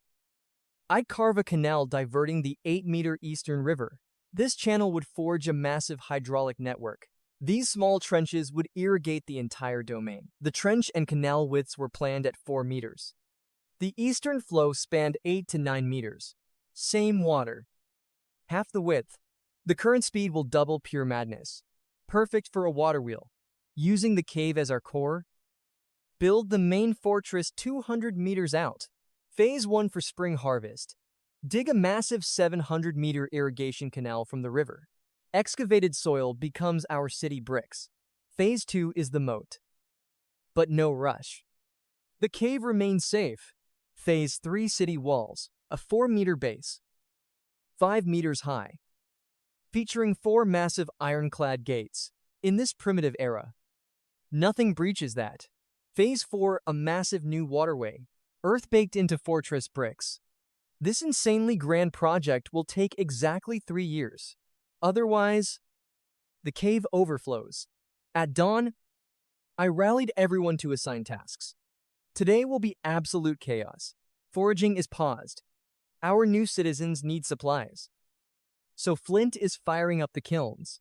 The kids braided durable grass ropes under my guidance. Next up, Chirp, Skip, Reed, and Brooke. Their squad harvested demon thorns for spears. The women split up, mostly gathering valley hemp. Porters led 6 basket-carrying blue antelopes. A smaller squad foraged for forest wax tree bark. Insect resin makes perfect casting wax, essential for bronze molding. The remaining men became lumberjacks. They felled massive trees for beast enclosures. Branches were split to produce pure, high-grade charcoal. Abundant charcoal guarantees a flawless smelt. Blue antelopes hauled timber. Aided by our baby mammoth, villagers panicked over autumn hoarding. I reassured them our massive stockpiles will last through spring. Plus, newly captured river fish are already spawning in nets. Overfishing would destroy our supply. Let them breed. While the tribe worked, my mission began. I fired timber into charcoal, molding clay into crucibles, and ladles for ultimate metal purification. Next, I sculpted heat-resistant clay into pristine molds to cast perfect copper and tin ingots. We can freely adjust alloy ratios. With molds and fuel ready, I constructed the furnace, blending clay with shattered pottery and grass. I forged a 40-centimeter circular blast furnace core. I built 4 parallel furnaces to accelerate production next. Massive python skins became high-pressure bellows. Flint was completely confused, yet deeply fascinated by my revolutionary invention. Finally, the world's first primitive smelter was born. We just needed tomorrow's sun to dry it. Chirp and Skip delivered hundreds of white spear shafts. However, the lumberjack squad struggled badly. After an exhausting day, they barely felled 10 trees. Worse, 3 stone axes completely shattered. Tomorrow, we push harder. Top workers get revolutionary weapons. They gasped. Wasn't stone already peak technology? Their anticipation peaked. After dinner, while the tribe rested, I sat by the fire, melting wax, once hardened. I carved tool molds with bone blades, sealing them in clay with pouring spouts. After drying, I baked them over flames, draining the wax. Flawless hollow clay molds remained. Residual wax lining ensured smooth releases.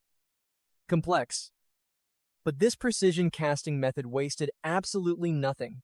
Every wax drop was recycled. By dawn, the tribe proudly marched out with tamed blue antelopes. They finally understood wild beasts weren't just food, but valuable companions. Chirp's squad stayed behind. Their mission, pumping my massive bellows. Flint finished his pottery. So today, he's my forging assistant. Flint was a natural genius. I'd teach him smelting. I desperately needed a capable apprentice anyway. I ignited 2 roaring furnaces simultaneously. Reed and Brook pumped bellows while Chirp crushed metal ore. Blazing infernos erupted from the furnace. Crushed ore surrendered, melting into glowing pools of liquid copper. Tin ore melted even faster. That blistering intense heat liquefied everything in mere minutes. I used heavy branches to extract ash-covered metal. Then, we repeated this exhausting process endlessly. 4 grueling hours passed, with raw copper and tin secured. I ignited the final 2 blast furnaces. I separated heating metals. Once completely liquefied, I used clay ladles to skim off worthless slag. Using clay pitchers, I poured glowing pure copper into cooling molds. Liquid tin quickly followed suit. Flint and the 4 boys stared in absolute shock. They were witnessing pure, miraculous technological magic. The cooled copper and tin ingots were flawless. Under the blinding sun, our new Bronze Age spectacularly shined. Everyone stood completely paralyzed, their eyes locked onto the glowing metal. In their entire lives, they had never witnessed such brilliant radiance. Little Sprout crept closer. His eyes sparkled with pure awe. Boss, what is this? I ruffled his hair. This is copper, kid, and this is tin. Guard this with your life. I need something. Sprout nodded firmly. He started memorizing copper and tin alongside Flint's loyal crew. Moving swiftly, I dragged out heavy molds. Time to forge bronze. I tossed copper and tin blocks straight into the melting pot. As molten metal bubbled, I stirred carefully with clay. Time to forge. Round 1. The axe and hammer. Scorching liquid poured flawlessly into the molds. Thick white smoke erupted into the air. As it cooled down, my hands were itching to smash the mold open. From the shattered clay ruins, a golden axe head revealed its magnificent, tear-inducing glow. Massive and far superior to any basic axe. I handed sharpening duty to Flint. I prepared the next molds. Rulers, saws, carving blades, chisels, hand drills, plus diamond-shaped spearheads. As the sun set, all production came to a halt. The golden axe now radiated a terrifying, razor-sharp aura of death fitted onto its handle. The world's first bronze axe had awakened. We also forged 2 timber saws, designed for single and dual wielders. Timber's crew instantly swarmed the golden weapon. Their eyes were absolutely unable to blink. Hold on. Check this one out too. Smirking, I pulled out the premium spearhead. The village's eyes practically popped out. It was an absolute masterpiece of destruction. Custom made perfectly for Fang and Scar, staring at the golden spear. The warriors were practically drooling. Boss, are we getting these divine weapons too? They asked with desperate hope. Smiling, I tossed raw copper to Timber. They are forged from stones like this. But our supply is totally empty. The Hollow Tree squad froze in shock. They had mined those exact rocks before, never imagining they held such overwhelming power. Porter, the most naive warrior, suddenly roared. If we are out, we just mine more.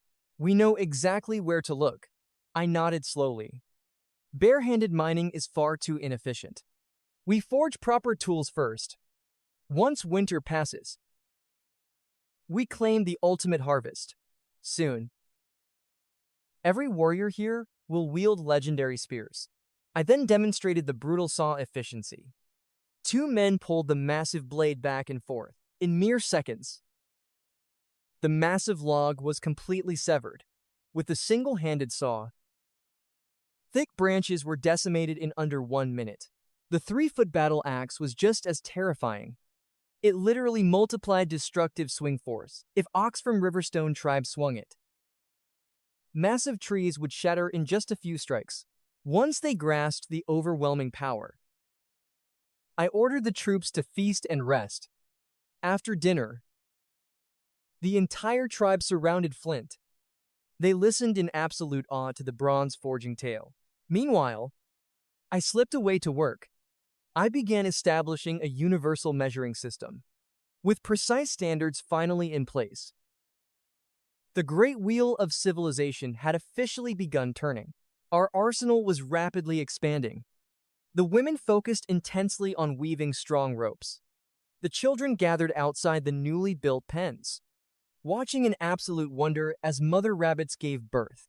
3 mothers had successfully delivered, each birthing 6 to 7 healthy pups.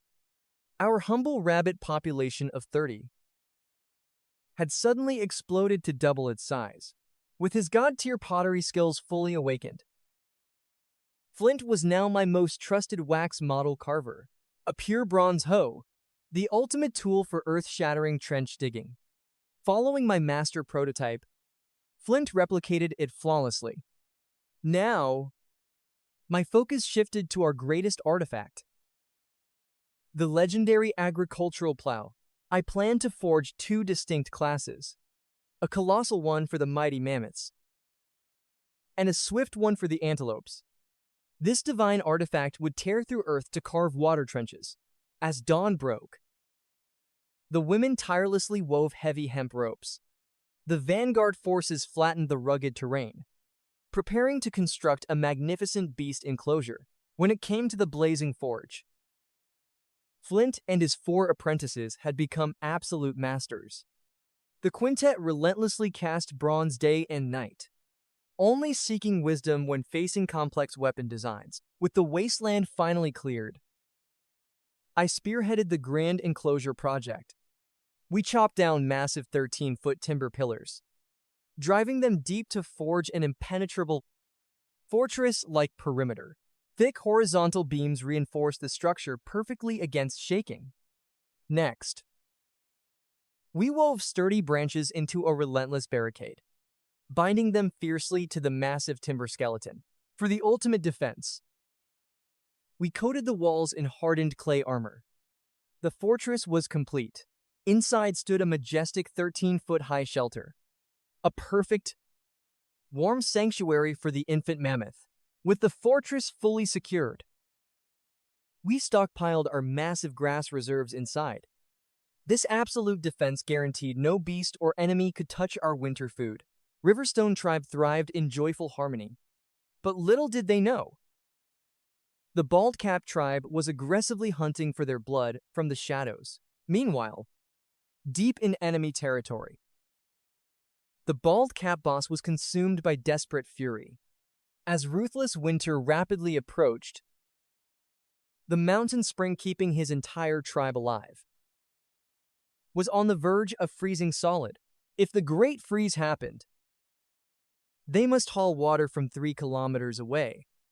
And to survive that hellish journey, he needed an insane, massive supply of water vessels.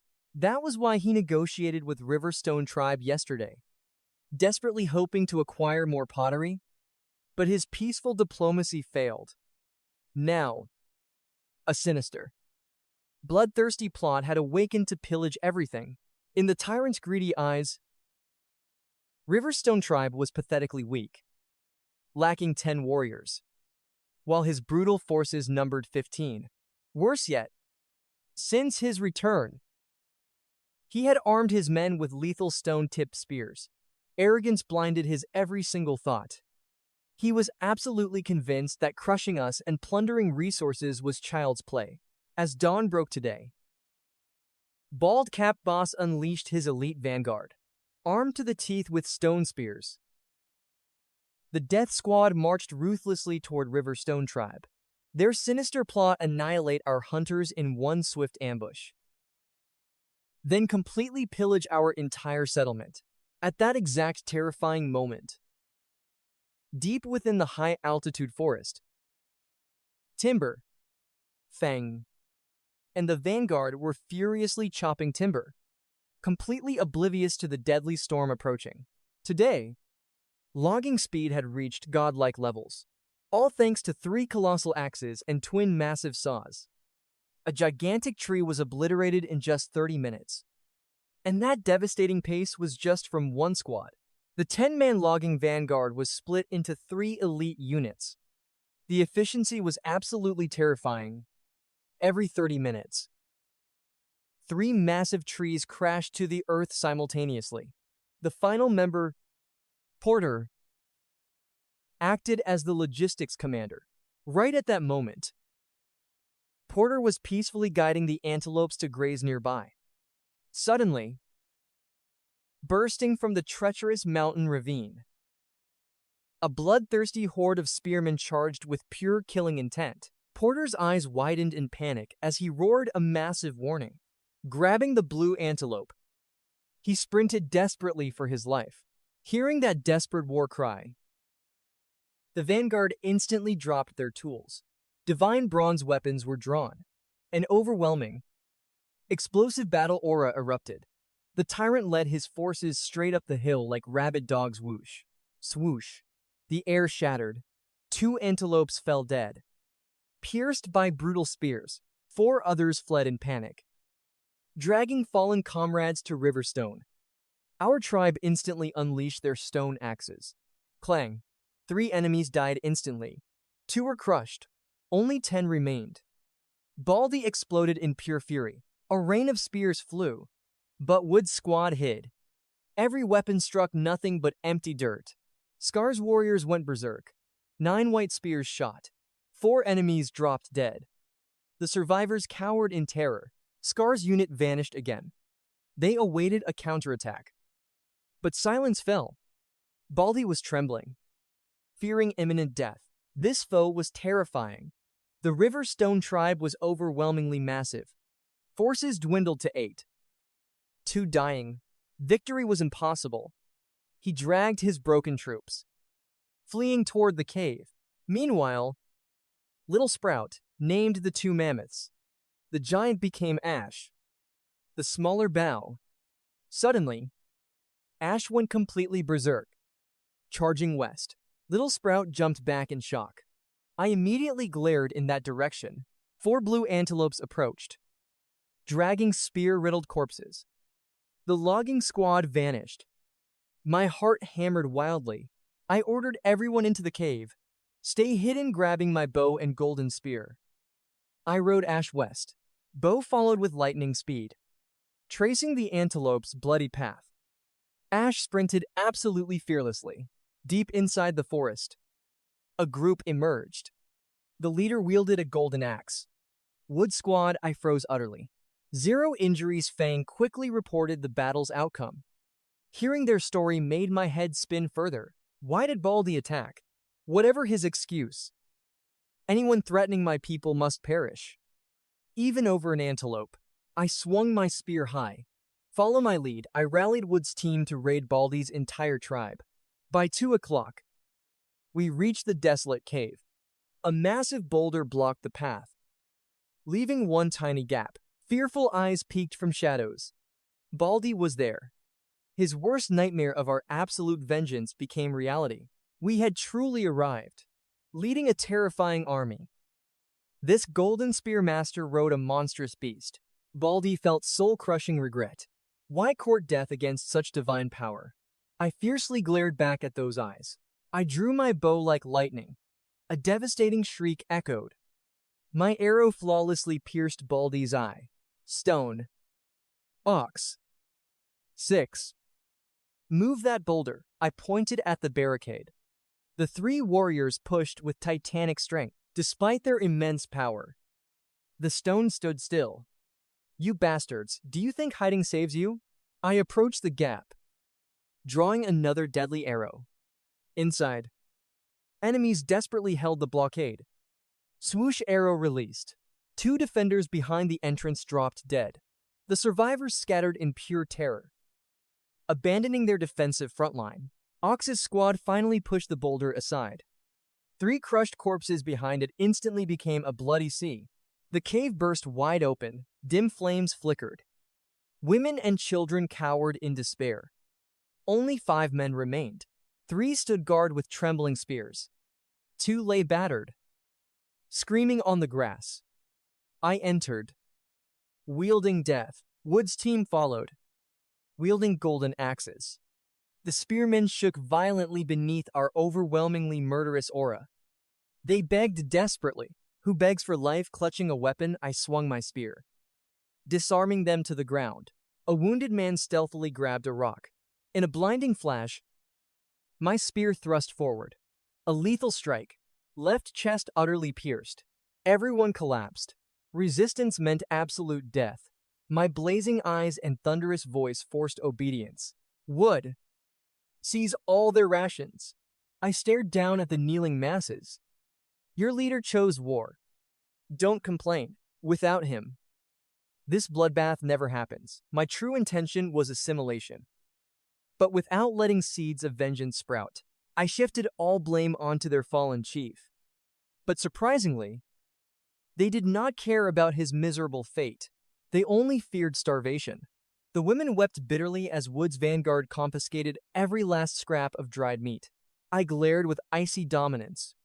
Join my tribe. Your food will never vanish. None frees willing ones. Stand. Instantly. One by one. They rose and rallied behind me. Slowly but surely. The broken survivors pledged loyalty. Only one dying man remained. Looking at his shattered state, his flame faded fast. I refused wasting time. I escorted these new citizens outside, ordering Fang to scorch the cave. Today, Baldy's tribe was completely wiped out. At River Stone, integration started. Some veterans were formerly bought from Baldy's camp, making bonds form instantly. And naturally, my promises were true. River Stone's food vaults were overflowing. With this massive plunder, 200 souls would survive the winter perfectly. The issue, our cave was overwhelmingly packed. Thankfully, winter arrived. Being crammed tightly kept everyone sweating and warm. What absolutely stunned these newcomers? The Riverstone tribe commanded gigantic, terrifying beasts of war, like bow and ash. The Riverstone tribe's power awakened. A truly proud moment. The women swiftly wove ropes. Materials flooded the cave. The men conquered the forest. Trunks became foundations, and branches became firewood. I refused to stay idle. We assembled wooden gear, successfully forging 50 flawless bronze spades. Project Irrigation Canal officially began. Using a long hemp rope, I calculated the cave's northern fortress coordinates. 4 wooden pillars were planted, mapping the perfect canal route. Next, building the brick kiln. Digging the canal yielded massive amounts of dirt. So, I synchronized digging with molding bricks. Gray bricks needed abundant water. For maximum speed, I built the kiln right by the river. Flint's mastercrafted red bricks were perfect for this kiln. Yet it demanded everyone's absolute effort. 5 grueling days passed. The brick molds finished, and our extensive preparations finally achieved perfection. Time for my giant plow to dominate. 2 meters of wood. For bronze, blades. 1 pull obliterated 40 centimeters of earth. The power source for this wooden beast bow and ash. Of course, 2 giant plows carved a 4-meter path under an hour. The 700-meter canal was conquered. With this monstrous speed, my fortress wouldn't take 3 years. We would burn bricks while waiting for winter. The kiln would provide warmth during winter. However, a new crisis emerged. These molds were designed for earthen walls. These bricks were absolutely colossal. Transporting clay and these heavy molds would completely drain our precious time. The wheelbarrow project officially commenced. Recruiting assistants was absolutely mandatory, forging them into future elite carpenters. Enter Basin, the Riverstone tribe's woodworking genius. He once burned logs into perfect buckets at the Hollow Tree tribe. Then came Porter. Silent but incredibly diligent. Utilizing my past life's knowledge, I engineered the ultimate wheelbarrow design. We spent all day crafting the very first wheelbarrow. This masterpiece was immediately deployed to the front line. Everyone marveled at this revolutionary transport tool. It felt lighter, yet my instincts sensed something was missing. The cart wobbled during turns. It would shatter if ignored. The simple solution: extend the wheel axle. After delegating tasks to my assistants, we moved with lightning speed. This second version was forged faster. 2 hours later, version 2 was born. The wobbling vanished, and our work efficiency absolutely skyrocketed. This second model became our ultimate blueprint. We immediately mass-produced 30 units for the very first wave, manned by dozens of adults. These earth carts would form the backbone of our future massive projects. The Carpenter trio built 3 carts in 2 days. Empowered by this fleet, the canal project advanced incredibly fast. Our stalled brick production suddenly skyrocketed, all thanks to the massive fleet of newly deployed wheelbarrows. Day 18 arrived. The 4-meter trench extended to 700 meters. I postponed the remaining 2 meters. The tribe resumed their normal routine. Men harvested timber for construction, while women returned to forage in the forest. Abundant food was completely essential. 30 carts were now perfectly ready for tomorrow's massive copper mining operation. Under my command, Basin and Porter engineered an antelope carriage. Utilizing past knowledge, we forged 4 solid wheels. Meanwhile, I assembled the field plow. Everyone fiercely conquered their assigned tasks, achieving an absolute perfect harmony. One morning, blinding white completely shattered our vision. Winter arrived, dropping an endless barrage of freezing snow. The sky turned pitch black. Timber harvesting completely stopped. As the tribe warmly sheltered inside the cave, the women halted foraging. Burning bricks was impossible in this freezing weather. We patiently waited out the storm. My grand master plan officially began. Teaching language and writing. The Riverstone tribe already grasped basic vocabulary. Little Sprout even spoke basic sentences. This perfectly simplified my work. I only taught essential word connections, complex writing systems. Way too early to teach right now. Pictograms were infinitely easier to grasp. Recognizing symbols outranked writing. To spark their passion, I established absolute rules.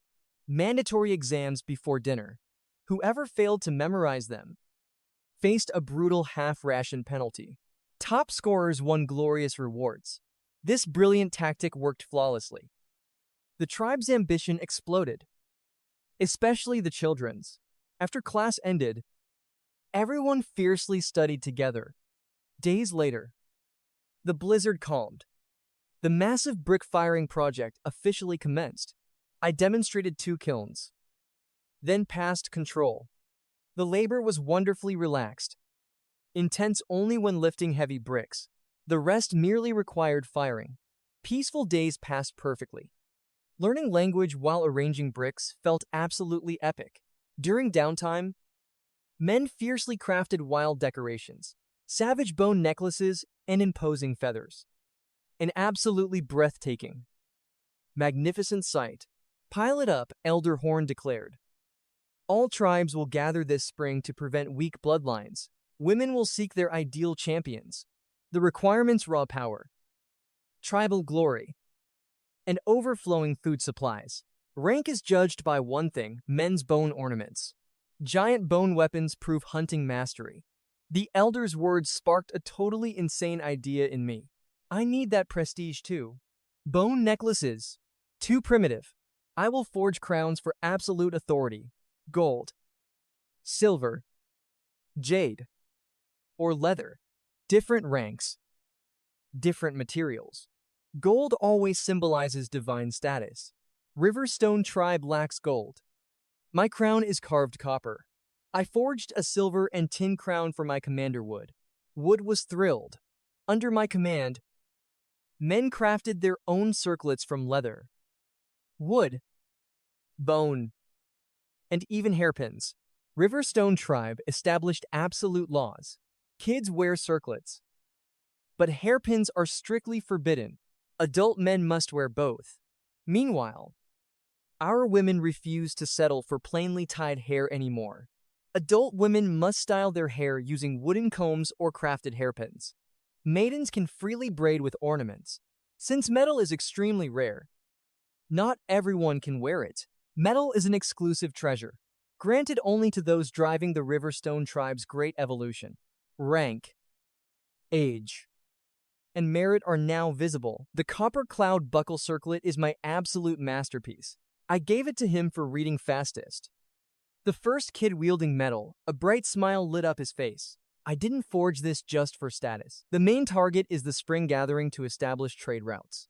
We used to rely on the Bald tribe for salt supplies, but that clan has been completely wiped out. Until we find a salt mine, we need new suppliers. We will monopolize salt using our premium pottery by just relying on breeding 200 people. This massive fortress will never be filled. Sadly, not everyone shares our peace.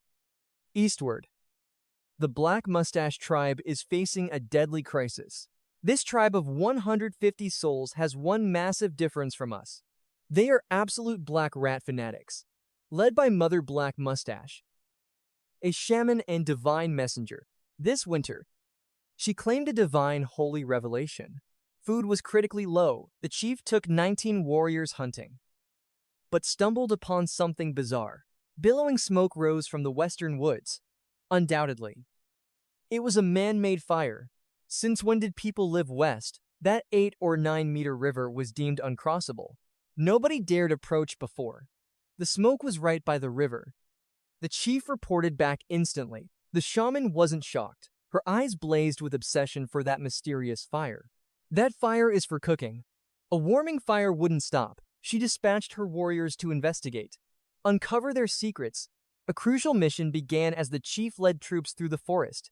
Meanwhile, Basin and 6 guarded Riverstone tribe's brick kiln, continuously feeding the roaring flames.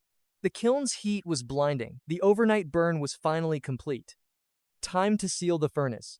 Basin patted Six's shoulder for backup. Six nodded firmly and sprinted off without hesitation. Suddenly, boom, Bao's terrifying roar shook the earth, followed by frantic footsteps and vicious shouts. Basin scrambled up. He saw 12 deadly spears slicing through the air, straight toward Bao. Struck by terror, he bolted toward the cave. Just as I arrived, I saw Bao being ruthlessly hunted. Their bloodlust instantly froze. They saw me exit the cave with an ocean of fierce warriors. Bastards! How dare you touch Bao? Raise your weapons. My roar ignited their fury like a violent storm. 70 to 80 warriors surrounded them. The invading chief's jaw dropped, trembling at our deadly aura. A young man radiating a king's aura, wielding a white and gold spear. His army was utterly insane, holding deadly bronze shovels. Screw standard fighting techniques. The sheer luxury of our weapons terrified them. Knowing I protected him, Bao roared with pure arrogance. I patted his trunk, glaring at the intruders. This mammoth is mine. Their courage was instantly shattered. My bond with this monster crushed their minds. Insane. This neighboring tribe tamed a gigantic beast. Unexpectedly, Ash, even larger than Bao, approached, standing beside Bao, piercing them with a deadly glare. Mustache Boss and his grunts turned pale. Damn it. Another monster. Seeing their panic, I frowned. I ordered Elder Horn to interrogate them. Elder Horn stepped forward, using hand signals. He delivered my absolute decree, declaring my elite status as the tribe chief. Hearing this, Mustache Boss instantly groveled, desperately begging for mercy. He thought this beast was wild, his intended winter ration weeping bitterly. He exposed his true motive for coming here. Turns out they wanted to barter food. Well, that sounded interesting. So, what are you trading? I asked sharply. He hesitated. Can we trade stone bowls? His tribe hoarded them. Crucial survival relics for any clan. Before I could speak, Elder Horn interrupted. Our pottery is abundant. Trade it for salt or humans. Mustache Boss was stunned. Elite pottery for barter. Mustache Boss grew suspicious. So Elder Horn ordered the boys to display our premium set. Within 2 minutes, the kids hauled out our legendary pots and bowls. The cave children slurped broth. Mustache Boss drooled intensely. He had never smelled such a savory aroma in his life. I ordered the villagers to pour him broth. Let him taste the true epic value of this magical pottery. He gulped the bowl. Delicious magical warmth spread from his throat down. Instantly, his body relaxed. This was my secret anti-cold broth. Minimal meat.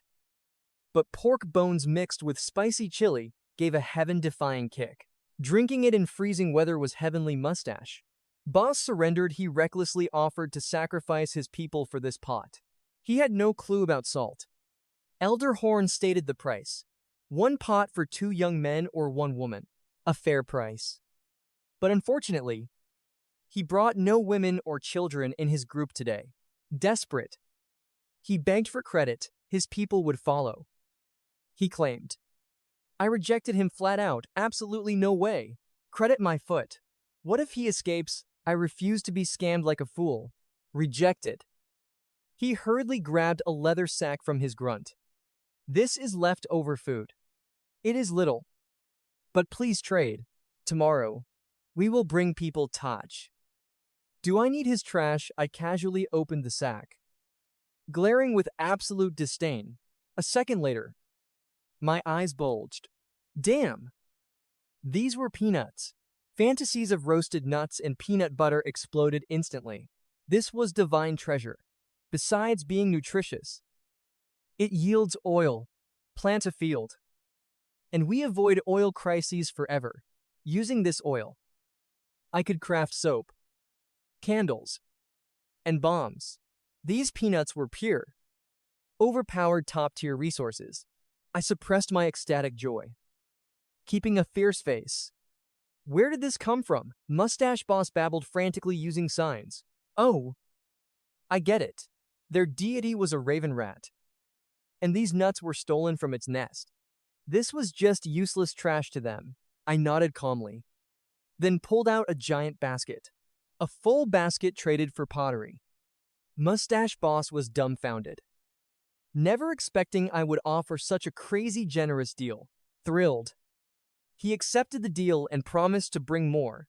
He returned with pots, bowls, plus a bonus dipper. Watching them leave, my spine tingled. Crazy. A foreign tribe almost ambushed us right outside our cave entrance. Luckily, their numbers were small. If the Riverstone tribe was truly attacked, even in victory, blood would spill. A fortress master plan existed. But building a massive wall could not be finished instantly. In this emergency, a temporary stronghold was mandatory. First, I ordered wood to splash water and seal the brick factory. Standing at the cave mouth, the furnace burned non-stop for months. Thousands of bricks sat idle before spring construction began. Were the bricks wasted? A crazy idea to build a lightning-fast emergency fort exploded in my brain. The next day, I gathered all adult men. I would fence 3 cave sides, leaving a 2-meter gate opening east. I built a 3-meter palisade door. 4 layers of sharp spears formed its core defense.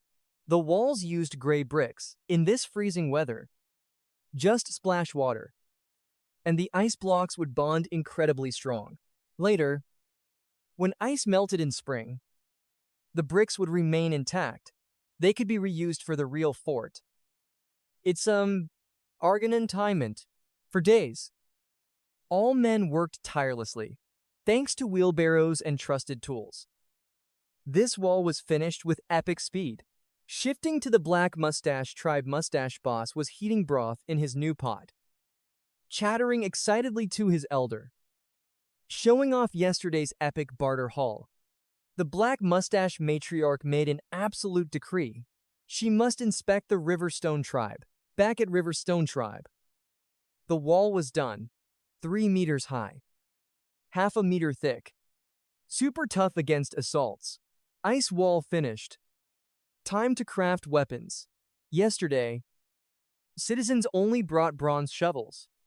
Good for close combat, but terrifyingly risky. Melee brawls caused fatal casualties. We needed long-range weapons. After racking my brain, bronze spears became the most overpowered solution. One strike, instant death. The tribe's old spears were just pathetic. Sharpened sticks. The destructive power was still lacking. But my metal reserves were endless. I just needed to attach the iron to the shafts. I forged the spearheads myself. Reed and Porter handled the rest. In 4 days, 260 bronze spears became our ultimate arsenal. The fortress stood unshaken, weapons drawn and ready. Finally, I could breathe easy. The enemy barely had 20 lives. Nothing compared to our Stone River clan's 60 warriors. One devastating rain of bronze spears, and those bastards would be completely wiped out. Across the water, Elder Mustache led his forces over the river. They stared blankly, searching for yesterday's cave. Now, a terrifying, pale blue giant ice wall blocked everything from sight. Elder Mustache sprinted closer, eyes bulging in pure shock. This crazy wall wasn't here yesterday. Did this massive structure just magically erupt from the earth? Black Elder was frozen in awe. He screamed hysterically. This must be a divine miracle. Behind the fortress, Bao stopped his playful antics. Alerted by the sudden chaotic noise, Bao rushed the gates. His predatory gaze locked onto the group who pierced him. Instantly, an earth-shattering roar erupted, promising a terrifying, bloody death. In that split second, Elder Mustache noticed the gates, a wooden frame coated in rows of razor-sharp spears. He didn't fully understand it, but his wild imagination ran rampant. Any enemy charging in would be shredded to pieces by those deadly spikes, slaughtered before even touching the ground. He shook his head, utterly mesmerized by the fort's absolute dominance. But the other men had entirely different thoughts. Why didn't the Stone River clan roast that four-legged beast? That massive mountain of meat could feed the village for months. Hearing Bao's roar, I stepped out with dozens of my elite warriors. Everyone tightly gripped their blazing bronze spears, freshly forged and radiating an overwhelming aura of pure power. Elder Mustache frantically explained they only came to trade pottery. I gave a slow nod, and the heavy gates swung open. But stepping inside, the entire group froze like statues. 30 wooden carts lined up perfectly by the pens. At the cavern entrance, 50 shovels and over 200 bronze spears stood tall. Their razor-sharp tips flashed with blinding light. Near the entrance, a blue antelope chewed hay, sensing intruders. The majestic beast unleashed an ear-piercing cry that echoed violently through the entire cavern. The Mustache clan almost died from sheer terror, even standing safely inside the cave. That spine-chilling shock remained painted vividly across every single one of their trembling faces. Inside the cave, an absolutely insane sight awaited them. People bustling everywhere, their numbers rivaled the entire Mustache clan. The Stone River forces immediately glared daggers at the new guests. Elder Mustache's eyes locked onto hundreds of clay pots surrounding the blazing fire. His jaw literally dropped. Meanwhile, his clan's women were completely hypnotized by something else entirely. The Stone River women looked incredibly radiant with blushing cheeks. Their bee-skin garments were flawlessly stitched together. Yet, only the Black Elder possessed the sharpest, most observant gaze of all. He stood frozen like a stone pillar, his eyes locked onto hundreds of mysterious runes carved into the cavern walls. Noticing his deep curiosity, I silently let him drown in awe. I gave Elder Horn the signal to begin the trade. The clan leader brought forward women, young boys, and several large baskets overflowing with freshly harvested peanuts. His main target was the clay bowls. The moment he grasped one, his face lit up with pure joy. Finally, his people could dine with true dignity and civilized grace, but the happiest ones were the children used as currency. One look at the mighty Stone River clan proved it all. Strength, endless prosperity, and saying goodbye to starvation forever. After trading finished, Black Elder immediately approached me. "What are those ancient symbols on the wall?" he asked. I grabbed a small stick and slowly revealed their profound meanings. It took time, but sudden enlightenment illuminated his wrinkled face. If everyone masters these runes, can messages truly be sent without speaking a single word? I had no idea how far his brilliant mind flew, but he looked incredibly focused. So I let him absorb this legendary new knowledge in absolute silence. Ironically, my own clan practiced writing these symbols daily, yet nobody ever questioned it on such a philosophical level. With business concluded, I dropped an incredibly tempting offer on them. "Stay the night," I commanded. Black Elder agreed without hesitation. Hundreds of burning questions were already exploding like fireworks inside his brilliant mind. To celebrate, I ordered a massive feast, but stuffing everyone inside the cavern would be too cramped. I decided to move the rabbit pens outside to expand our grand space. I pointed to an empty plot, mobilizing the tribe. 4 brick walls, hardened floors, and dry haystacks. Everything was flawlessly constructed instantly. The women hauled over 50 rabbits into the new outdoor sanctuary. Elder Mustache watched in absolute bewilderment. "Why keep the beasts alive? That's perfectly good fresh meat just being wasted." Before I could even respond, Timber jumped in to explain animal husbandry. He was an eyewitness. 30 rabbits instantly multiplied into 50. Breeding beasts yielded far greater rewards than hunting. The mustache group listened, in dead silence, hoarding a living food supply. A god-tier strategy that completely surpassed their primitive era's understanding. Black Elder pulled me away from the chaotic crowd. "Who taught you this miracle?" he whispered. Trembling, "Is this a divine revelation from your god?" I replied with absolute calmness. "This forbidden knowledge chose my bloodline at birth." He stared in sheer shock. Then, "Are you a god's reincarnation?" I ignored him. "Showing off the fields. Next year, our food supply will be limitless." Elder Mustache furrowed his brow, completely overwhelmed. "This defies logic. Even if your population aggressively multiplies, you could never possibly consume all of this food." After touring for hours, he finally voiced the heavy doubts in his heart. I smirked slightly. "We are going to conquer and absorb every other clan." The chief remained utterly speechless. My smirk widened as I summoned Timber. Let him tell the dark tale. Timber survived the cannibals' brutal cruelty. His horrific description of that terror would make anyone's blood run cold. Massive drops of cold sweat rolled down Elder Mustache's forehead. A demonic clan like that actually existed. His forces were incredibly lucky they hadn't become prey for those twisted lunatics. This was the perfect moment to drop the ultimate bombshell. That cannibal clan camped just across the river. They ride colossal trunked monsters. And the worst part, they are closing in. Stay highly vigilant, and remember this. I turned my back toward the protective fortress. The 2 clan leaders' faces instantly drained, turning extremely pale.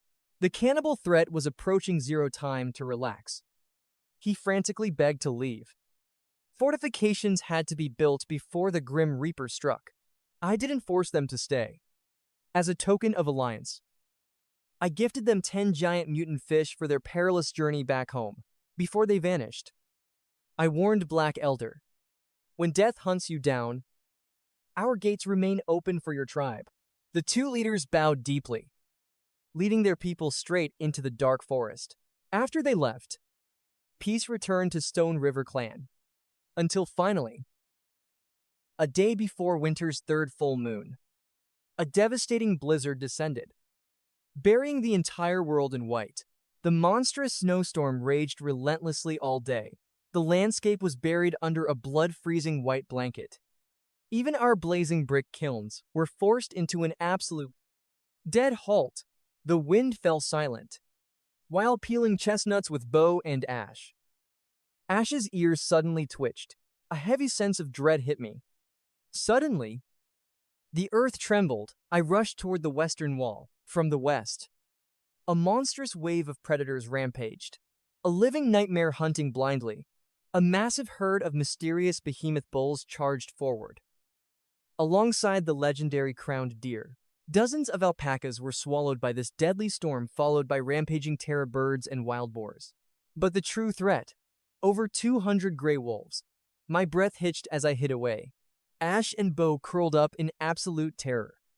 The alpha bull desperately led 100 beasts east. The alpha wolf countered. Hundreds of starving wolves launched a lightning-fast ambush from all sides.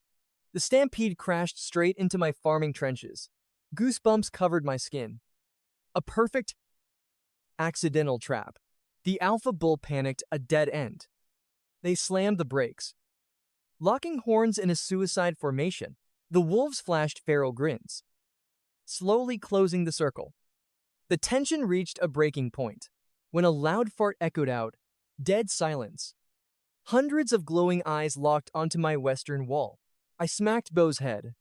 "You idiot, I told you not to steal those chestnuts." Look now. The bulls realized our wall had no trench. The wolves' eyes immediately flared with vicious greed. Every monster glared at me. I screamed without thinking. "Grab your weapons.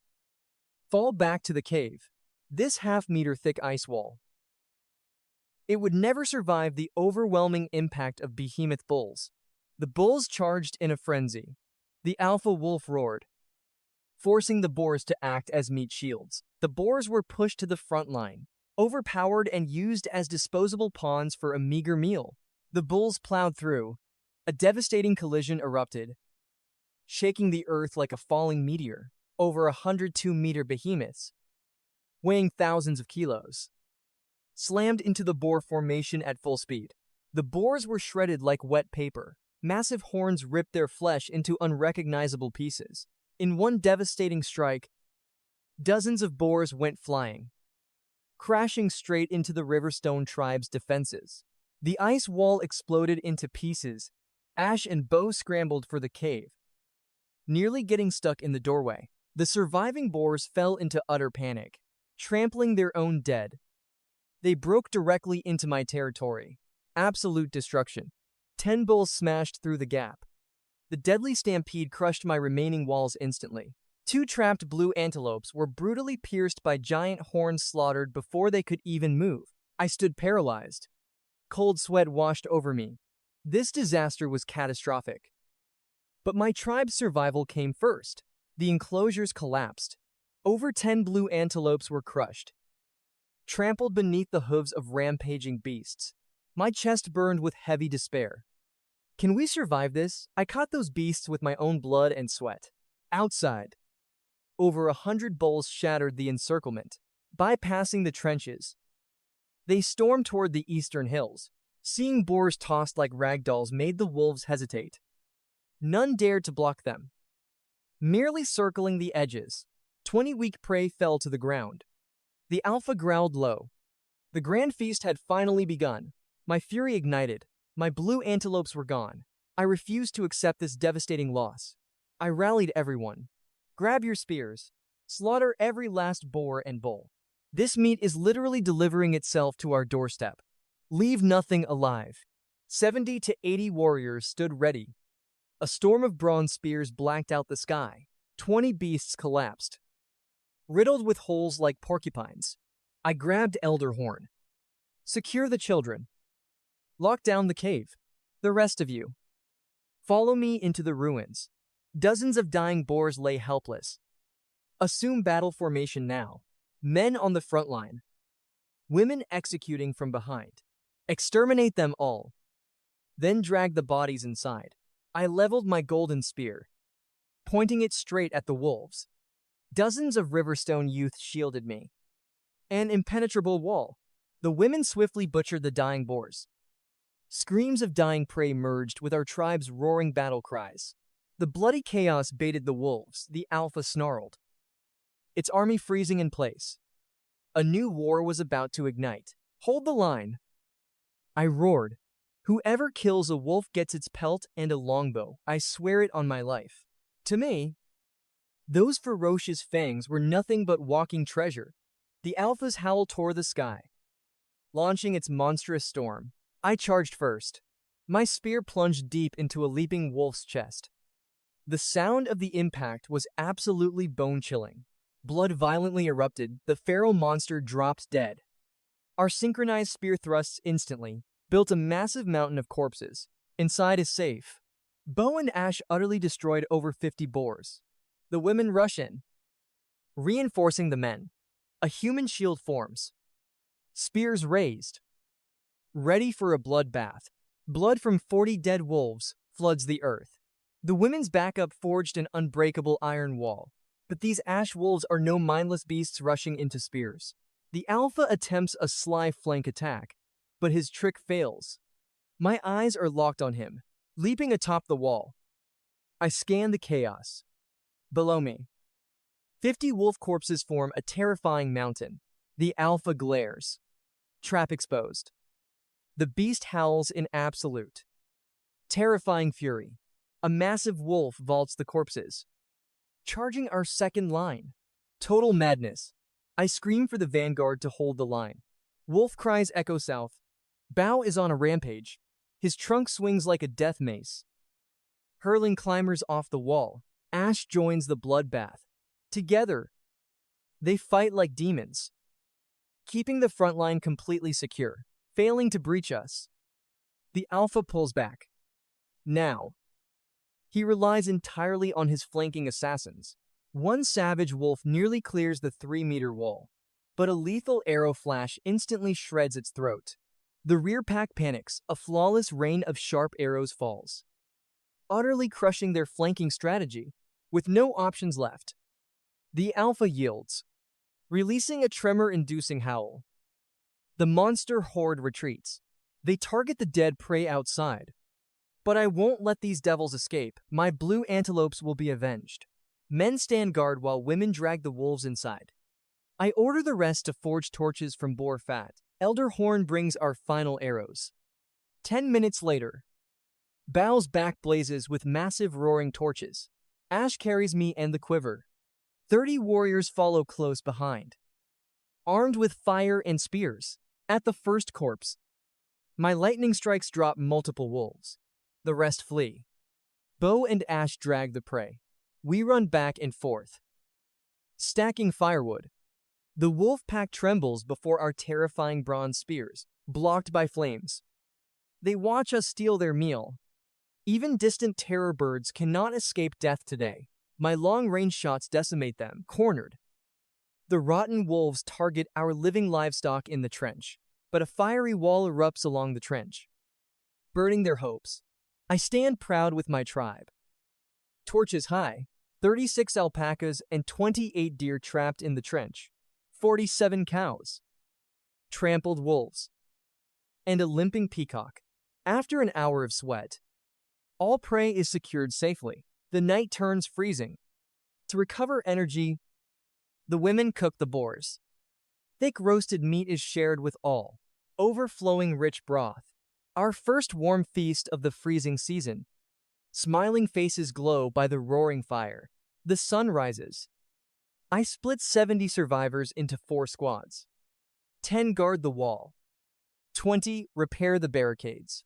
The rest grab tools and follow me. I order 6 to dig a narrow northern ramp, fitting only a single beast. I lead them to build a wooden pathway. Ascending animals enter a trapped wooden hall.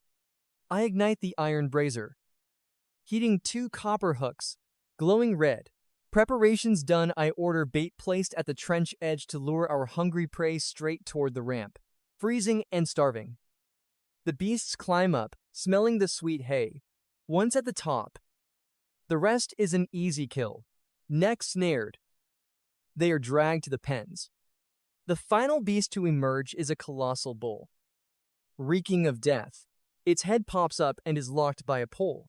Without hesitation, I thrust the searing copper hook through its nose. The raging monster instantly submits. We grind until dusk, successfully lifting every beast from the trench. 97 beasts live. The dead dozens of stock. 113 wolves. Blotted, and all are blue antelopes. Nothing remains. But by pure miracle, the rabbit hutch survives untouched. By nightfall, every shattered wall is sealed. 5 layers of thick brick grant us god-tier fortifications. No wolf would ever dare jump this that night.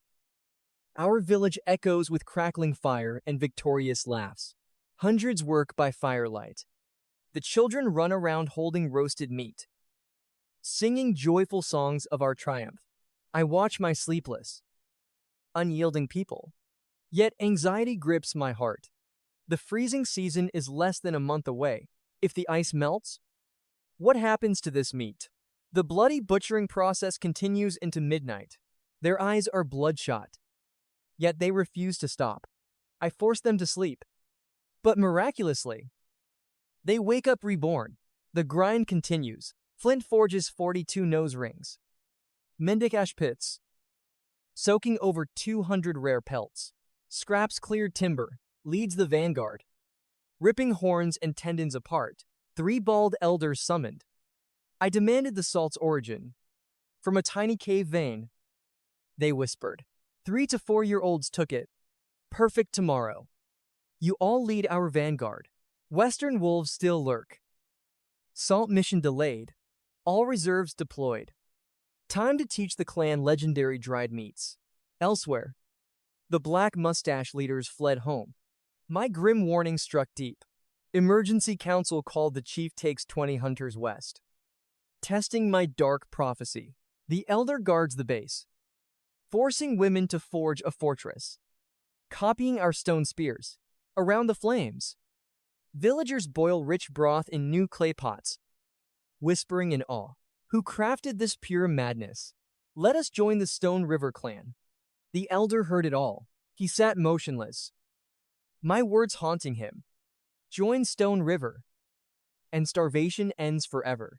Warm leather and ultimate safety. Suddenly, the chief stormed in, bearing human bone chains, stripped from frozen corpses. The elder nodded. The nightmare was absolute reality. Heavy silence fell. 2 days of building defenses. But against cannibals, we are dead. Even kids could scale this wall. The elder sighed. Double the guard. Everyone crafts weapons. If doom arrives, we fall. If only our forces were vastly superior in numbers. The chief froze. I can summon an army. The elder gasped. Speak, remember the bird tribe. They will crave these pots. Let us trade. Stone River demands 2 youths for 1 vessel. We crush bird tribe's market. 4 youths per pot. Then we profit from Stone River. The leftovers join us. The elder grinned. A brilliant scheme. You cunning little rat. A Stone Age broker awakens. I never saw this coming. Strike now, march to bird tribe. Weaponize our clay pots. The chief nodded, rushing to launch his master plan. Back at Stone River, wolf threats plague my mind. 1 month of salt left. Waiting for death is no strategy at all. My mind races. Open war is suicide. A small squad just feeds those demonic wolves. Suddenly, Sprout shattered the silence. Do not move. They were piercing a raging bull. Little Sprout stood like a queen, slamming a massive thorn right into the beast. A mad idea ignited. I roared with laughter, charging out to harvest razor-sharp roots. Finger-sized roots. Packed with spikes, I axed them down, freezing them in icy water, coated in thick fat over ice. Once a beast swallows it, the ice melts in its boiling gut. The thorns explode. Absolute death, no escape. By dusk, riding ash, I tossed bloody bait. Lure the enemy into a false sense of security. Night fell. My deadly fat spheres blanketed the western woods. Now, we wait for the kill. Winter fades. Duties multiply. The ancient plow is too pathetic for these giant bulls. Completely useless. A new blueprint flashes a wooden frame boasting twin iron-hard blades. Meanwhile, the mustache chief, king of lies, launches his dark merchant empire. Bird tribe held 230 souls. Their chestnut groves barely held off grim starvation, located strictly south. Just a brutal one-day march away. 10 warriors marched. Reaching Bird tribe borders right at the stroke of dinner, Bird chief glared. Blood boiling. 3 months of winter left their food stores completely dead. How dare you enter, mustache? Chief sensed the killing intent. Smiling calmly. No begging here, he revealed overflowing supplies. The pale bird chief instantly yielded. Their dens were half buried. Identical to Stone River Grill's clay roof sealed tight. Steam vented from the top. Inside, the chief's gaze locked onto the core flames. They roasted scraps. His wicked mind spun casually. He ordered rich broth boiled right in the center. Bird chief stared, paralyzed by the pot, a divine relic holding eternal heat. In times of famine, this survival artifact was everything. Auras flared at the price. The mustache tribe brought mere clay pots. No water jugs, with no baseline. Chief Burr was furious at the scam. After a fierce clash of words, they agreed. 1 pot for 3 boys. Or a boy and a girl. Mustache schemed. He needed fighters. Young blood only girls would just be a burden to him. Barely 10 or 11. But basically adults to the tribe.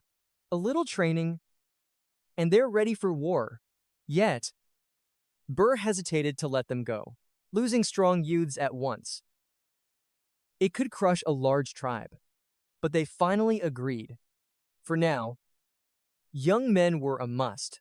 Next trade requires women. Mustache nodded firmly, agreeing without another word. By dawn, he left 5 pots and took 15 youths. Mustache returned to his black mustache tribe with a wicked smirk. Winter was ending. He plotted a huge trade with Riverstone tribe. Meanwhile, their camp erupted in pure, wild euphoria. After bleeding for their homeland, every warrior fought like a true hero. My pre-war reward promises. Paid in full right now. Thick, warm wolf pelts were handed out to all the elders, leaving none behind. Bronze jewelry is rare, but I won't hold back. The men received special bronze buttons. Small, but radiating the fierce aura of true valor. The women got bronze hairpins, their faces glowing. But what truly shook the village? Everyone was given a massive longbow. They all knew this weapon's terror. Forged from god-tier flexible desert jujube wood, paired with an unbreakable hemp string, drawing 1.75 meters. A perfect match for the tribe's size and sheer strength. Its crushing power was sheer terror. With basic tools, I assumed mass production would be as easy as flipping my hand. But reality slapped me. Wood processing was the true test. The material standards were insane. Outer and inner wood ratio had to be 1:2. Heavy saws needed 2 men. Useless for details. Small saws only worked for branches. But for giant trees, impossible. My mind raced until a childhood memory hit me. A single, legendary tool that could do it. The bow saw blueprint in mind. I split the tasks instantly. Flint forged pierced iron. Porter built the wood frame. Top-tier craftsman. Making this small tool was mere child's play. Now my turn. How to draw straight lines on raw wood. An idea sparked. An ink line. Absolute ancient wisdom. 2 points. 1 line, done. The tribe had hemp, but no ink. Time was tight. I needed ink right away. I dug into all ancestral knowledge, pine soot ink forged from oil-rich pine scraps. Burned in a low-oxygen fire. No complex kiln needed. A basic brick stove was enough. I burned pine branches, letting pitch-black smoke erupt. Soon, the top bricks turned pitch black. I slowly scraped off the soot. I mixed water into a dark paste, soaking the hemp completely. One sharp pull. The marker was ready. Hand power alone was enough. My hands were coated in black ink. Suddenly, Flint and Porter rushed over. Thrilled with the newly made bow saw, I grabbed the 70-centimeter saw. One sharp pull. Wood dust violently erupted. The ink line split perfectly as the saw sliced straight through the log. Insane results. I ordered 20 more made instantly. This crazy output required copper. Time to mine again. About that mine. My mind sparked a new innovation. A ship, rather. A flat-bottomed boat. The mine was upstream. Walking took a whole day. Mounts were slow, tired easily, and couldn't cross extreme terrain. No fast land routes existed, but using old Hollow Tree Tribe's boats to ride the current. Heavy cargo arrives in under an hour. This boat curved at the bow and stern. Its square flat bottom made it the king of inland rivers. The river depth here was pure chaos. A flat base kept it shallow, floating calmly, fearing no snags in dry waters. Absolute safety and control. Matching the river. I made it. 3 meters wide, 8 long, a god-tier ratio for stable, efficient movement. The hull would be braced by 2 long beams and 7 U-shaped keels. Full pine. Sturdy and durable hull planks from inner jujube wood. Outer bark for bows. Perfectly utilized. No need to craft brand new oars.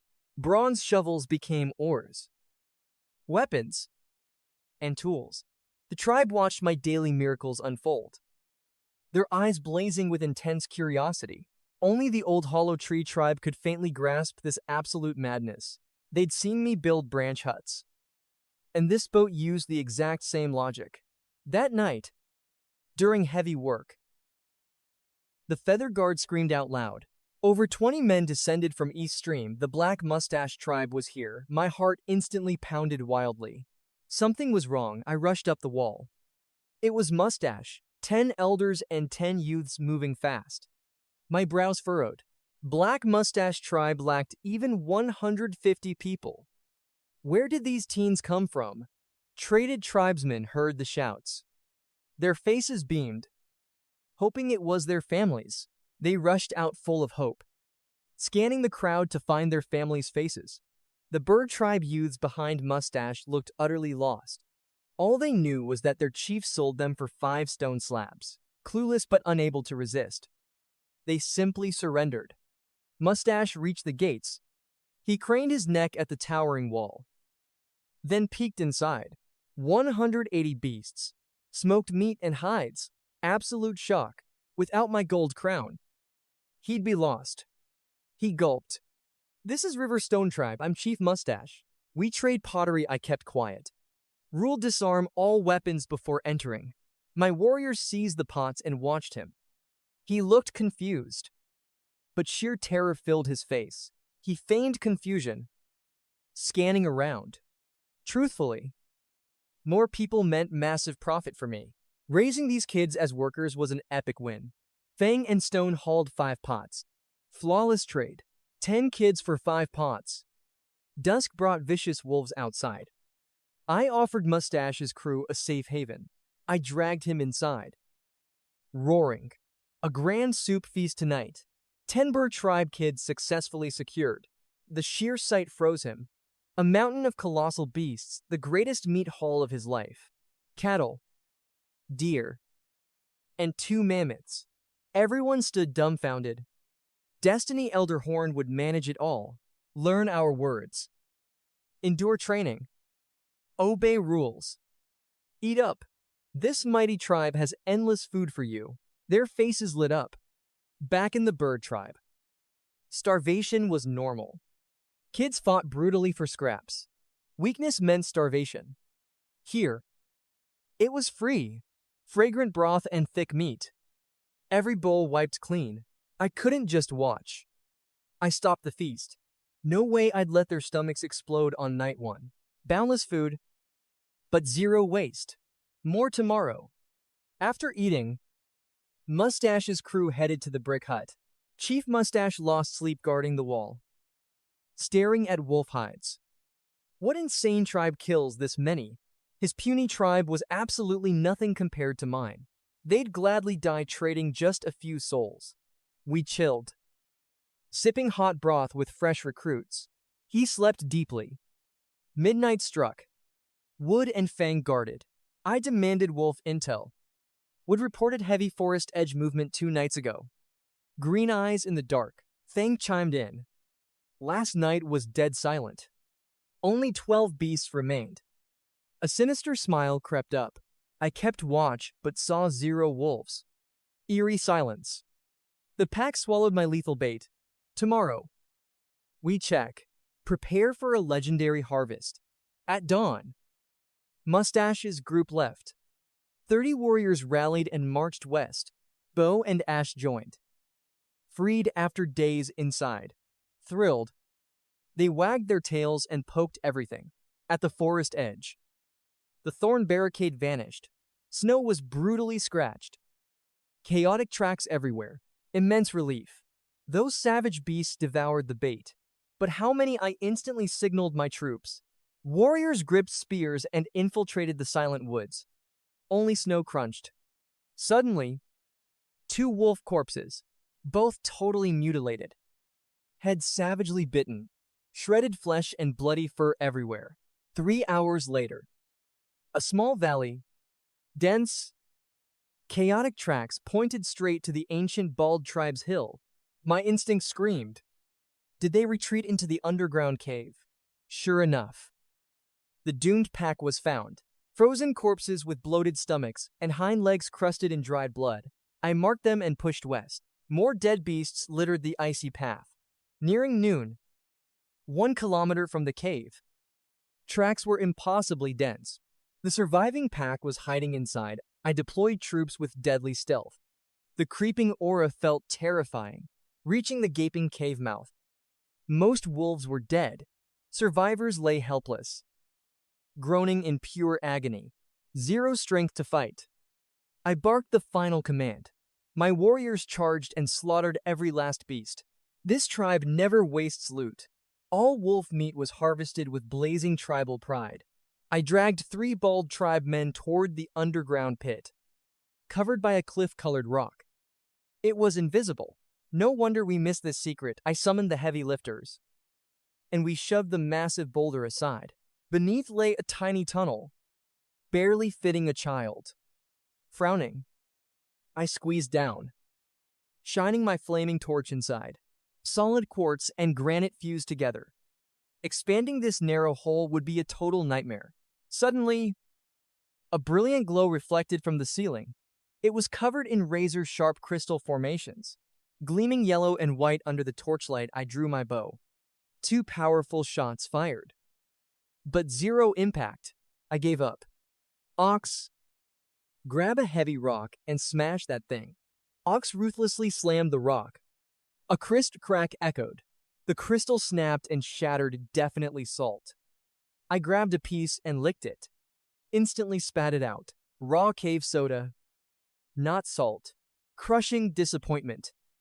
I glared at the Bald tribe men. How did you know it was there? They anxiously exchanged glances. Years ago, a child fell in. When dragged up, his body was coated in crystals. It drops twice a year. When the ice thaws. Remember well, we must dig this gap. I will take all the pure salt. Porter sprinted over. Boss. The wolf pack scattered. 78 adults. Plus 8 pups. What now? Pups' eyes wide. My body moved on pure instinct. The starving pups shivered against their dead mother.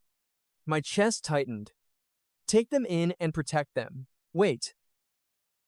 Something felt incredibly wrong. Over 100 wolves fled. Why were only 78 left? Where were the other 40?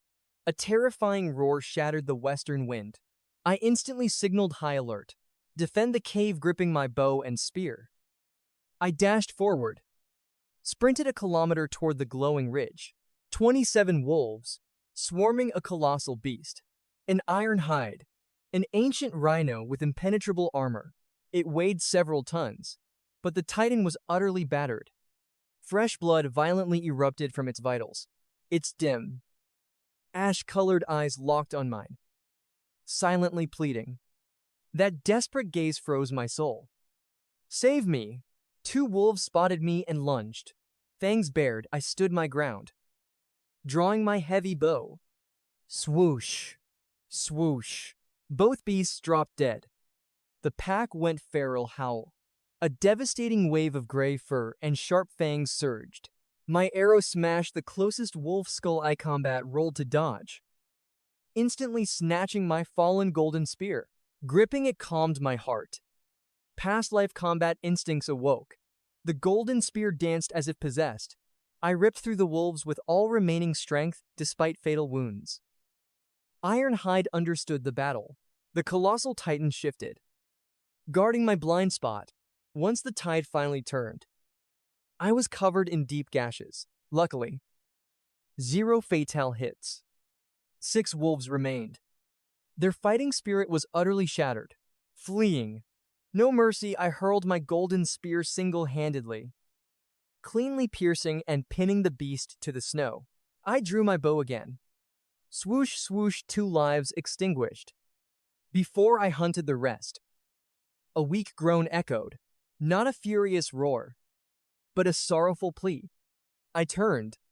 The titan forced itself up on utterly shredded legs. Thump. Its massive stomach contracted violently. A newborn Ironhide lay in the snow. She ignored her fatal wounds. With pure tenderness, she licked her infant clean. Then, her piercing gaze locked on me, brimming with bloody tears. Using her huge horn, she nudged the newborn to me. Then, her legs buckled. The proud titan bowed down. The message was absolute. Tears burned my eyes. I swear to protect it. I wrapped the newborn in my torn cloak, drenched in blood. I walked away. Moments later, a deafening thud echoed.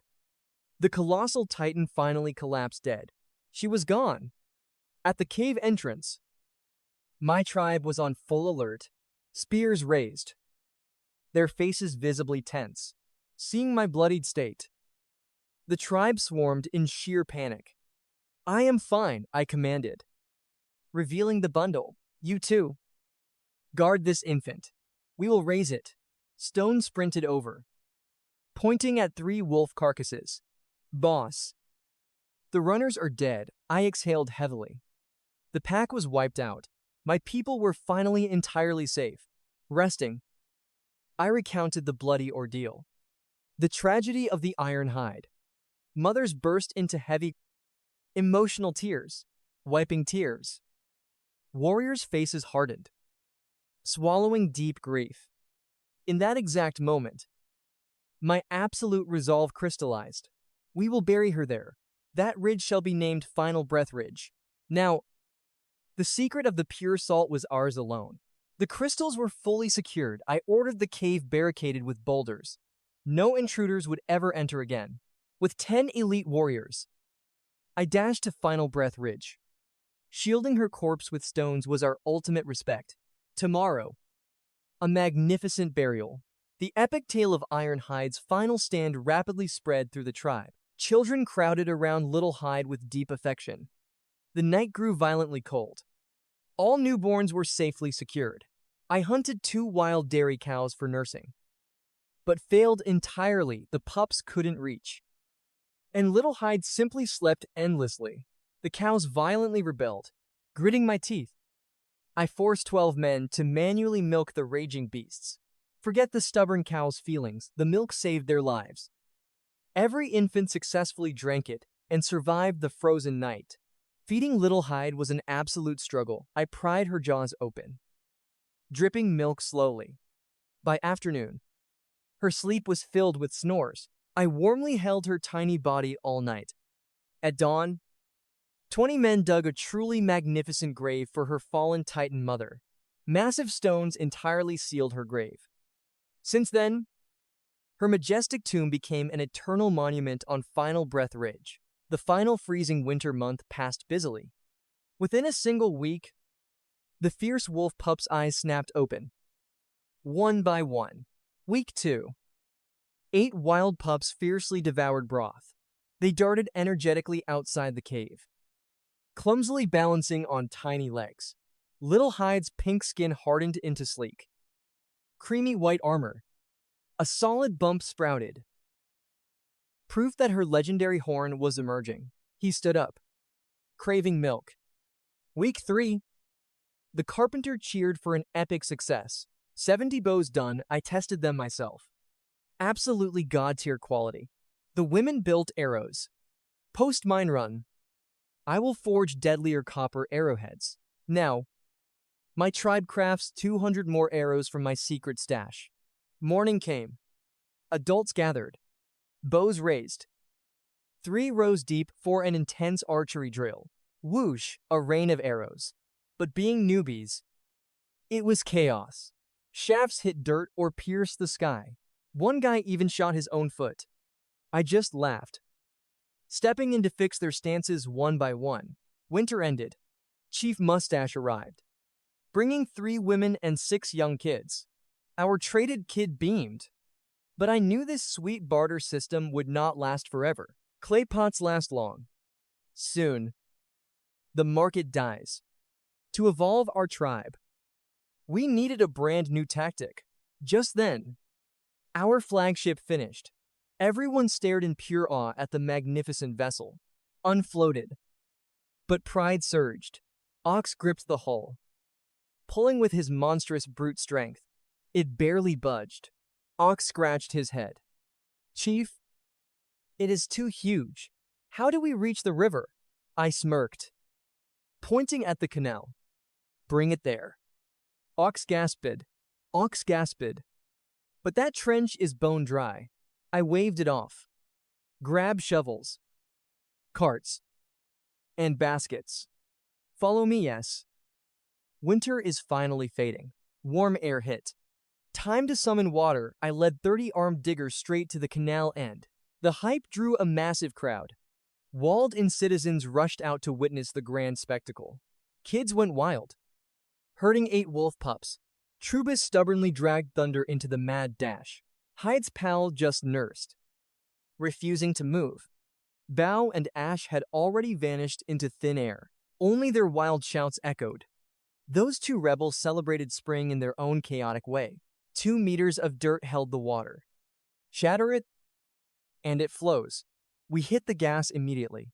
Everyone knew the mission. Some jumped in, digging fiercely. Others hauled dirt away in a blur. We worked like a storm. By noon, just 30 centimeters left. Water slowly seeped through. Everyone out! I roared, tying a safety rope to my waist. I dove back in to deal the final blow. Too risky for them. I gripped the shovel, striking fiercely to cleave the earth wide open. Boom water erupted like a raging beast, sweeping my feet until I was sent flying wildly. The tribe screamed, pulling the rope with all their might. In a flash, I was yanked to safety. The mad current tore through a meter of soil. Everyone gaped at the savage vortex in pure shock. Panic ensued. Trubus and Thunder hid behind me, trembling. Slowly, the raging waters calmed down. Women grabbed baskets, laughing joyfully as they scooped up fresh fish. Those stressing over the ship now stood frozen. I grinned widely. The water came to fetch us. No more long water runs. The tribe marveled at this miracle. The ultimate puzzle was solved. When I ordered bricks, nobody understood. My animal snares were called giant traps. Seeing the flooded canal, it finally clicked. But remember, this is just the opening gate. Irrigation, plowing, epic harvests, a tribe immune to starvation. That is my dream. No slacking. Spring arrived. Time to farm. At noon, we threw a massive feast for our legendary water canal. Post-feast, I led everyone to the fields. Planting rice is no joke. The soil must be flooded. Flood irrigation is the absolute key. Maximize every inch. But one crucial question remained. How much rice to plant? How wide? These wild seeds are twice the size of modern grains. A kilo holds 26,000. But wild rice is 12,000. Low stock. I hesitated. In my past life, I only grew veggies. I am a total rookie at rice farming. My knowledge is zero. Sowing everything is madness. If it fails, we starve. After pacing, I made an absolute decision. Plant half. Roughly 264,000. Math says 64 plots. Massively huge. 400 meters long. 107 wide. Insane. Equal to 6 soccer fields. The plan is set. Lands mapped south of the canal. Walls 300 meters out. Challenge water flow. Every strike calculated. 20 deep trenches cut perfectly.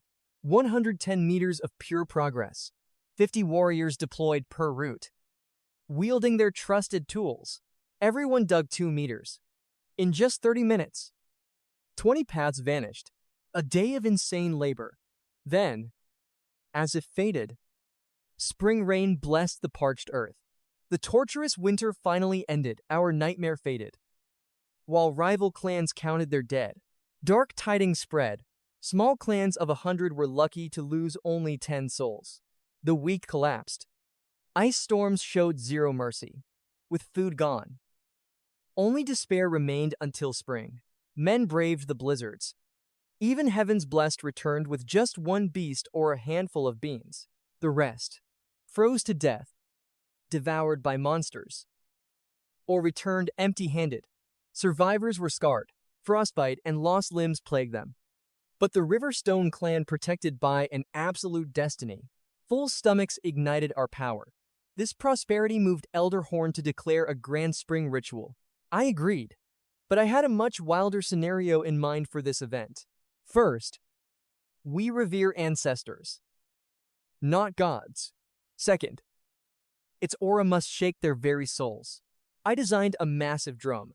Meanwhile, our women wove giant characters onto beast skin banners. A sacred aura surged. Our clan's first ritual began.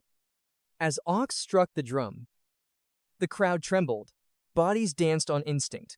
Every movement blazed with the pure euphoria of life and future hope. My resolve hardened. Under my lead, this clan will become an absolute legend. The feast ended. Real work began. I hitched a twin plow to our strongest bulls. Time to conquer. Curse it. These beasts refused to bow. They could not even walk in a straight line. We forced them forward by the snout, holding the plow steady behind to slice the earth perfectly. But a miracle struck. The spinning bronze blade fiercely carved up the earth half a meter deep. 3 days later, the field surrendered, flattened and watered. The earth was ready for seeds. Green turf became rich soil. The kids moved fast, ripping out every rotten root that surfaced. Fertilizer I held back for now, planning an even wilder strategy. First, our stock was zero. Second, this virgin land tasted the plow's blade for the very first time. 3 days passed, flattening complete. But a chilling breeze brought sudden doubt. A single freezing night could kill all our seeds. Luckily, the fodder seeds were ready to sow. This grass was our farm's lifeblood. The western base instantly transformed into a vast savanna. Clan warriors strapped on seed bags, moving like shadows. They scattered life across every inch. No worries. Spring rain blessed the earth. Soon, an explosion of green miracles would burst forth. Rice delayed. Stomachs full. What next? A spark of genius hit me. Woven straw sandals. I taught the women to weave. Once this treasure was born, the entire clan fought madly for a pair. This triggered a hygiene revolution. A sea of people stormed the river, scrubbing away their past grime. Brave men wove grass skirts, showing them off. Suddenly, Elder Horn charged forward in total panic. Chief, our salt is gone. My heart hammered. The deadly threat of clan starvation had returned. Time was ticking. The only emergency fix was eating cured meat to trick our body's salt cravings. That meat held life-saving salt. But the elder frowned. Why do we not just mine for it? Crystals lie in the West Mountain. But I refused. That cave was tiny. I would not sacrifice our kids. Relax. I have a method to blast that rock. But I need an artifact from Rainbow Hill Ridge. Fighting hunger with cured meat. They conquered 20 fields. 64 mu of land finally submitted. The expedition began. Warrior roars echoed as they dragged the boat. That wooden beast looked menacing. Crowds lined the banks, staring in awe at the hull. Whispers rose. Can this thing hold human lives? Wordlessly. I leaped aboard. The vessel rocked gently, then calmed like a sleeping water dragon. I smirked. Who dares to board, or will you cowards pull the ropes from land? The bait worked. Their courage ignited. One by one, they leaped, shaking the deck. 26 wild warriors ready to sail. Our squad packed spears, bows, and 50 arrows. Timber's elite unit of 4 gripped their lethal bronze axes tight. The farewell scene was absolutely legendary. The entire tribe, young and old, swarmed the riverbank with blazing passion. Women hauled dried provisions and clay jars. Kids guided 8 wolf pups. Bouncing with joy at this historic dawn, tears welled in Sprout's eyes as she offered a snakeskin flask. I smiled warmly, gently ruffling the little one's hair. I am just mining. I will return soon. We boarded our vessels, carving through the raging river currents. Fighting the tide was brutal but faster than walking. Hours later, we hit the Shadow Forest border, where I first met Timber. I ordered a halt to restore our depleted stamina. After a hearty meal, we secured our gear onto the massive bull mounts. We hid our boats behind dense foliage. Porter, our local guide, stayed behind to guard with 4 black mustache youths. Our remaining 20 warriors and bulls followed me. I pulled Porter aside to issue a top-secret command. Porter, here are rations for you 5. Guard this for 7 days. If an enemy army strikes, abandon the boats instantly. Flee to Rainbow Hill. Do not lead them home. With our resolve set, my squad marched into the deadly, unforgiving path.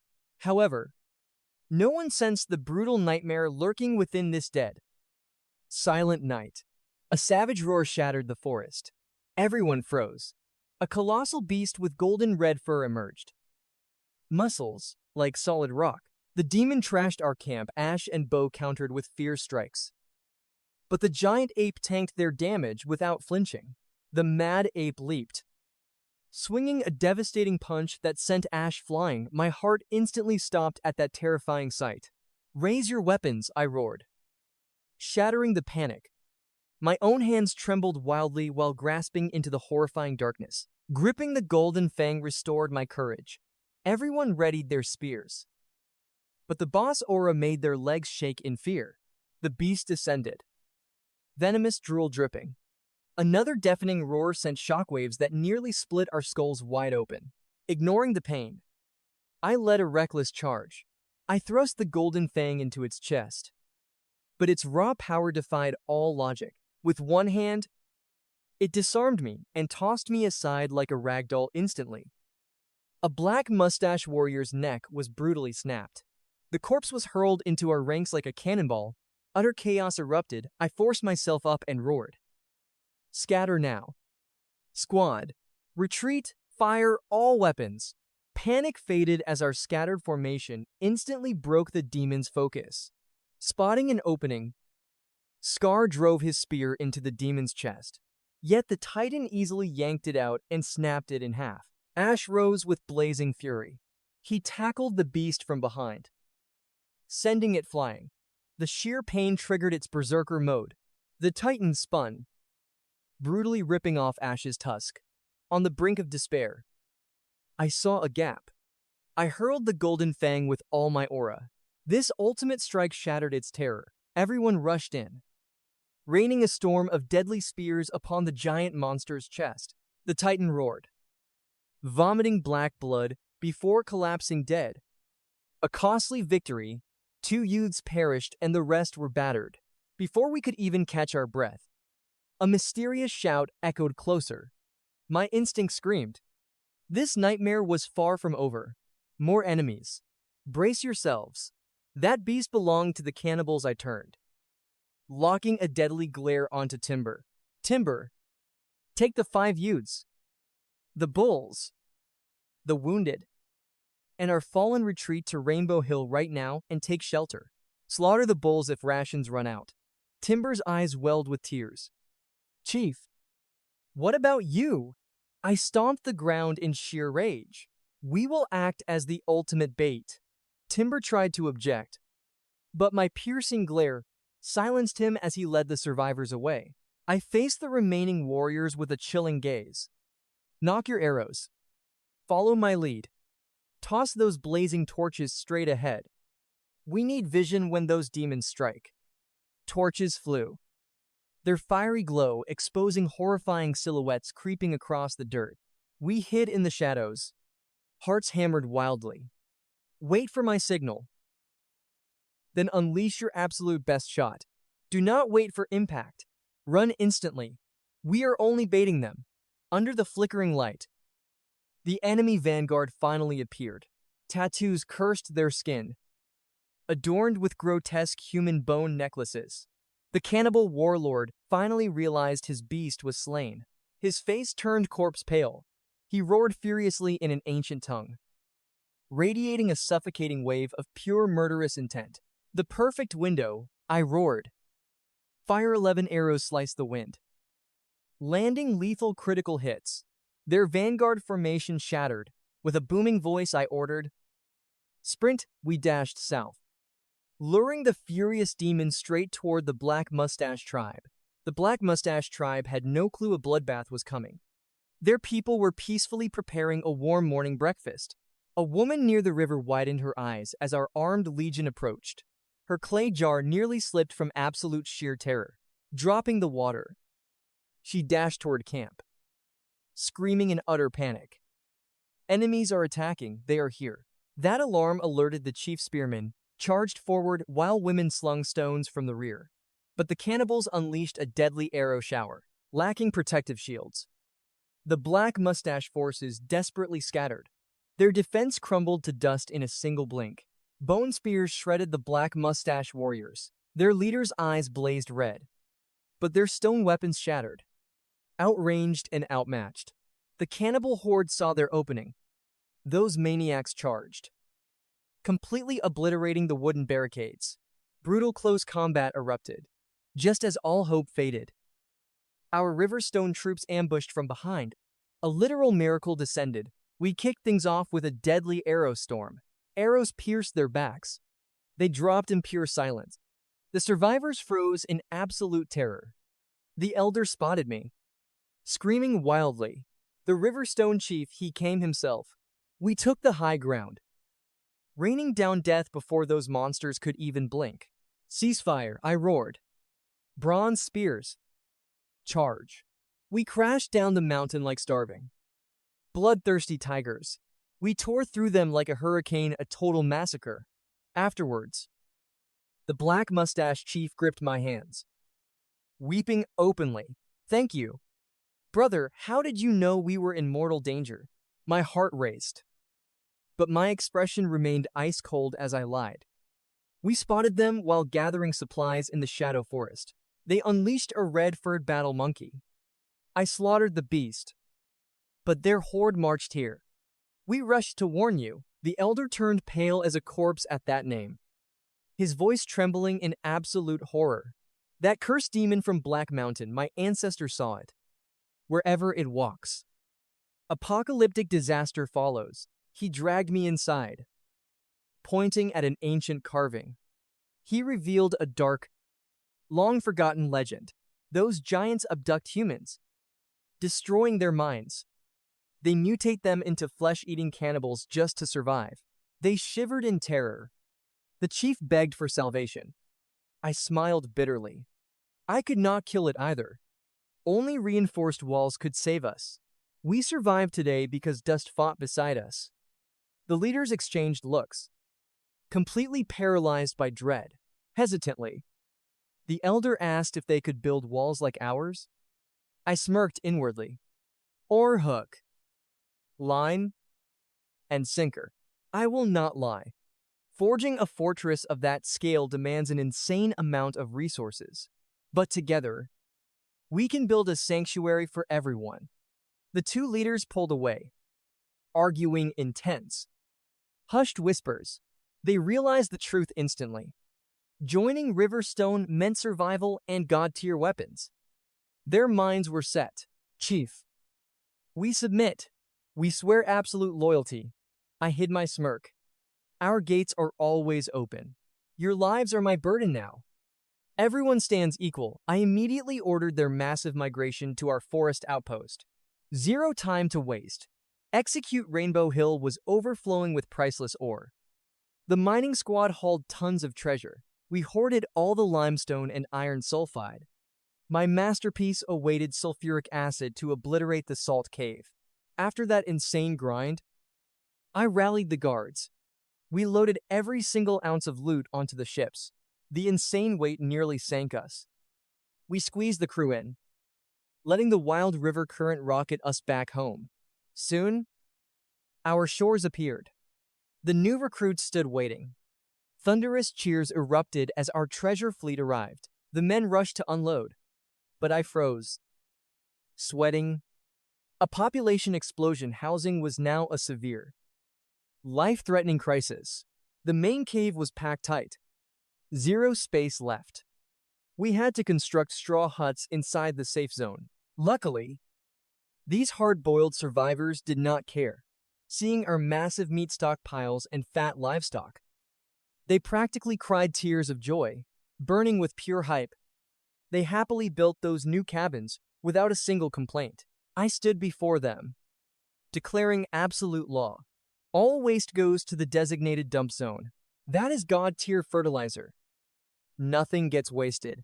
Next, I cornered Firestone. Bake infinite clay. Our new brothers desperately need it. Firestone pouted.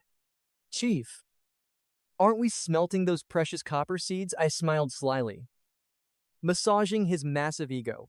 Let the rookies handle basic smelting. You are leading the god-tier purification. You are the ultimate furnace master here. Their work is absolute trash compared to yours. That magic spell worked. He swore to forge history's most epic clay. Everyone grinded like tireless machines. By sunset, a miracle row of sturdy cabins stood tall. Under the starry night, we surrounded the roaring bonfire. A legendary feast overflowing with laughter and brotherhood. A magical bond forged their hearts together. The men gaped in pure awe at our terrifyingly sharp, advanced weapons. The women circled up, mind blown by our top-tier basket and sandal crafting secrets. The rookies absorbed everything like sponges, quietly learning and mimicking our exact words. While everyone partied hard, I vanished, grabbing a bronze shovel. I started a stealth mission at the dung piles. Grandpa Horn caught me. Chief, why are you digging up crap? Is there secret treasure? My brow twitched. I am digging the dirt next to it. He blinked. You cannot bake dirty soil into pots. Salt again. I hid my sigh. This is prep work. This dirt will shatter that rock. Leave it to me. Elder Horn frowned.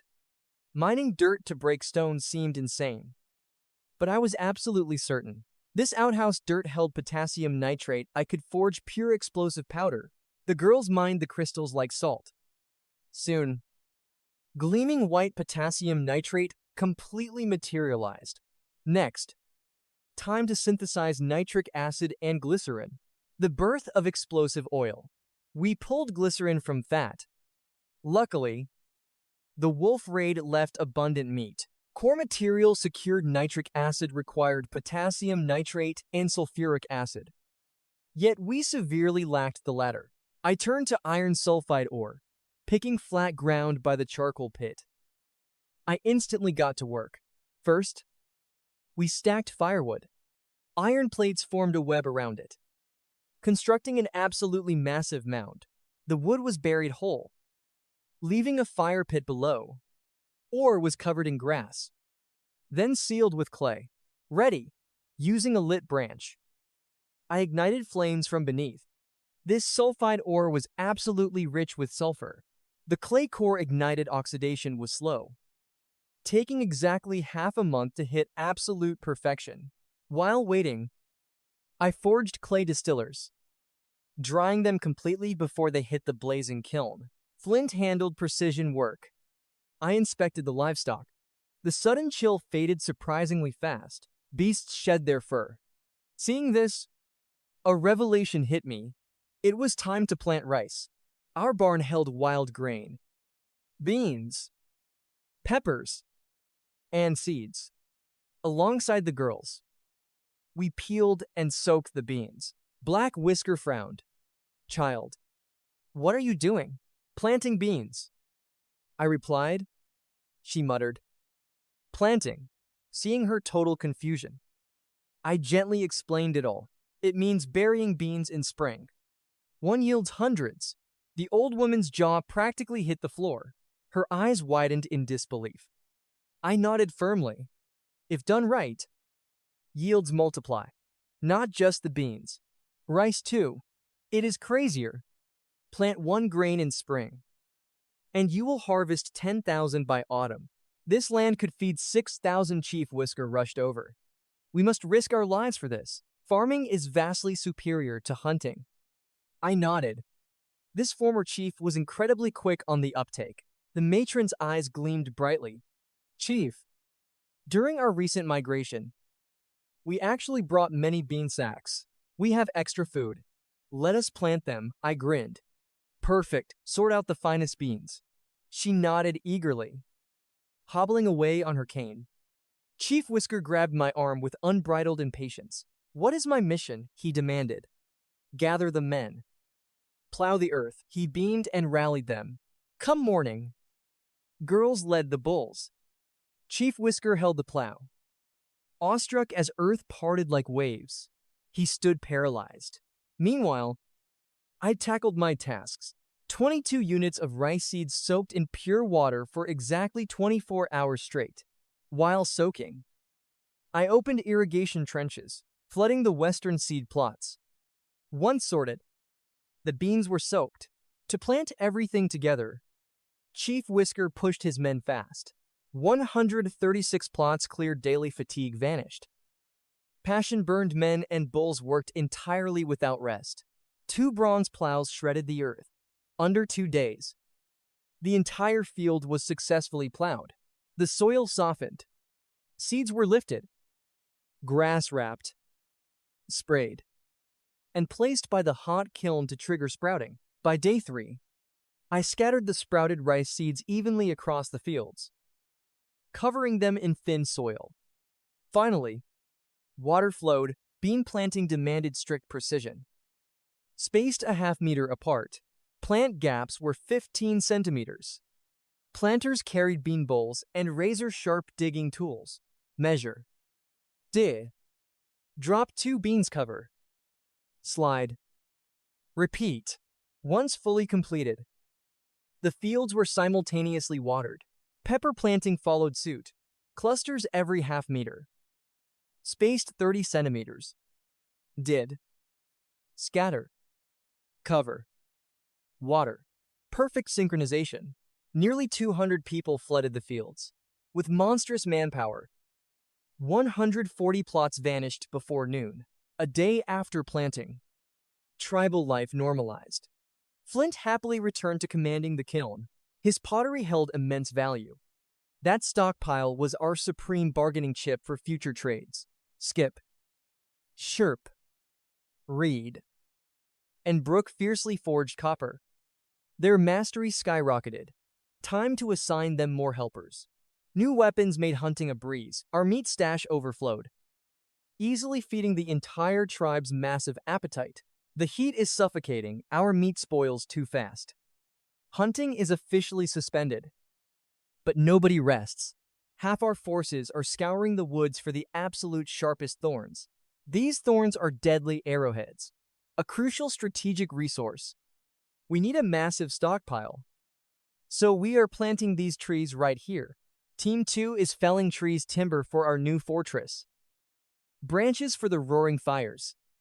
And Team 3 infiltrate the forest for wild birds. Our livestock production must evolve. Feathers make the ultimate arrow fletching.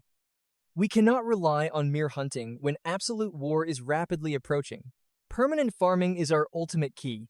3 targets stand out: geese, guinea fowls, and the wild red-tailed jungle fowls.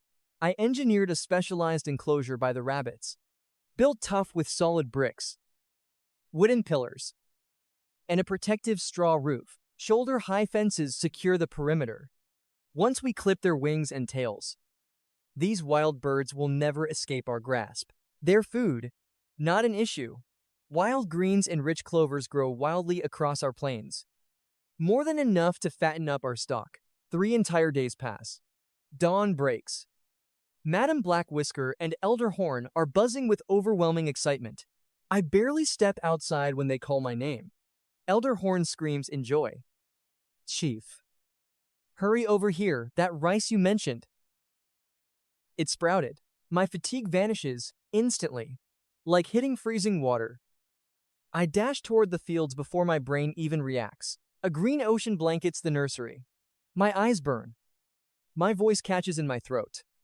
This is real. It actually grew. I will finally eat rice again. Elder Horn stares in total confusion. Is the chief all right? I swallow my emotions and turn back. I am fine. Just overwhelmed. Spread this absolute order. No stepping in this field. Whoever destroys a single sprout loses their food rations for a full day. Keep all children, livestock, and wolf pups away from here. The punishment applies to everyone. Madam Black Whisker hesitates. Chief, should we build a wooden fence? I instantly reject the idea. No need. It wastes time and energy. My absolute command is our strongest barrier. Exactly as planned. At breakfast, the absolute law drops. Nobody dares to protest. Our people know those green sprouts are our ultimate lifeline. Day 7, beans and peppers shatter the soil. The rice unleashes its first leaves. The entire field now radiates an intense aura of life. The red-tailed fowls hit 30. The female rabbits are already pregnant and ready to breed. Staring at our livestock, my mind shifts to 4-wheeled carts. Metal production is our greatest bottleneck. This severe copper shortage stalls our evolution. But now, our ore is overflowing. Stalled projects are back in motion. From riding saddles all the way to wooden buckets. The saddles are forged. I strap one onto the fiercest crowned stag. Testing one round. The balance is totally flawless. Next objective. Wooden buckets. We desperately need durable water containers. Pottery shatters too easily. Wooden buckets are our absolute solution. I prepare the blueprints, selecting leftover cedar planks from the shipyard. The porter squad immediately springs into action, executing my exact commands. Hundreds of varying buckets flood the river. Stone tribe. Elder Horn stares at the massive stockpile, amazed. Chief, why do we need this many buckets? I just smirk. We trade whatever we do not use. These items hold infinitely more value than any cheap clay jug out in the wasteland. The container crisis is resolved now. My ultimate focus shifts back to the 4-wheeled carts. The most crucial component. Obviously, the wheels. Insanely difficult to forge and requires god-tier precision. Primitive methods will just fail. I hand 2 sets of blueprints to Porter. He needs to grasp this perfectly. All 4 wheels must have absolute dimensions, 0 room for error. Only the hardest wood is worthy. And forging, this will consume massive amounts of time. But I cannot just sit around waiting. A critical mission still remains. That massive pile of iron sulfide has been burning for 11 straight days. The crucial phase. Nitric acid production. It is lethal if anyone approaches. I ruthlessly lock down the entire perimeter. 2 agonizing days pass. The payload, 2 jars of sulfuric acid, and 100 pounds of iron oxide crystals. Pure iron powder, the absolute foundation of our Iron Age. Armed with this sulfuric acid, brewing nitric acid is practically child's play. The distillation rig is ready. I synthesize the saltpeter and sulfuric acid. Nitric acid secured, but holding concentrated nitrate and glycerin. My veins pulse with raw anxiety. This explosive oil is the Grim Reaper. One tiny collision, slight tremor, or minor excess heat. Boom. The safest tactic. Mix it 1 second before impact. Preparations complete. I command Flint to forge special arrowheads using a 5:2 copper-iron ratio. One arrowhead is intentionally forged blunt and round. This specific projectile is our trigger, detonating a catastrophic explosion from a completely safe distance. Crack of dawn, I stand in the plaza roaring. Grab your weapons, follow me, we take back our salt. The entire tribe erupts in battle euphoria. Battle spirits blaze, Black Whisker charges forward. Count me, and Sprout is even fiercer, clinging to my leg, sparking a dramatic chase. Chief, I am joining. I promise I will behave. I weigh the options. Then nod. Fine. Both of you are coming. Elder Horn, you defend the fortress. He nods without any protest, suppressing his burning curiosity for duty. Sprout cheers in victory, leaping into the air before running to find Rumble. A 50-man vanguard advances, shovels on their shoulders, packed quivers on their backs. Combat formation is absolutely ready. I hold 2 sealed jars securely. One is nitric acid. The other is pure deadly glycerin. The vanguard walks cautiously. By late afternoon, the bald tribe's old cave silhouette emerges. I raise my hand, halting our march. Eat up. Recover your stamina. Gear is lowered. Rations devoured fast. Half an hour later, I stand up, clapping my hands. Break time is over. Move out. The warriors surrounded the cave grunting. They pushed the stone seal. Ox scratched his head at the tiny gap. How do we open it? This stone is solid. I studied the path briefly before whispering. With these 2 jars. Everyone out. Grab your bronze shovels and dig a hole. Handing Timber the torch, I pointed at the sealed wall. Hold this torch right in front of the seal. Without a word, Timber grabbed the flame and took his position. I stepped out to scout. My gaze sharpened 80 meters away. I spotted a small ridge with a crystal clear view. Timber's torch burned brightly through the dark. A straight path to the target. The absolute perfect sniper spot. I snapped a branch as a mark, calling the crew. Dig until it is chest deep. An absolute order. Shovels hid dirt. Once the hole was ready, I gathered them all. Take the bulls to Last Breath Hill, a kilometer away. And wait. An earth-shattering explosion is coming.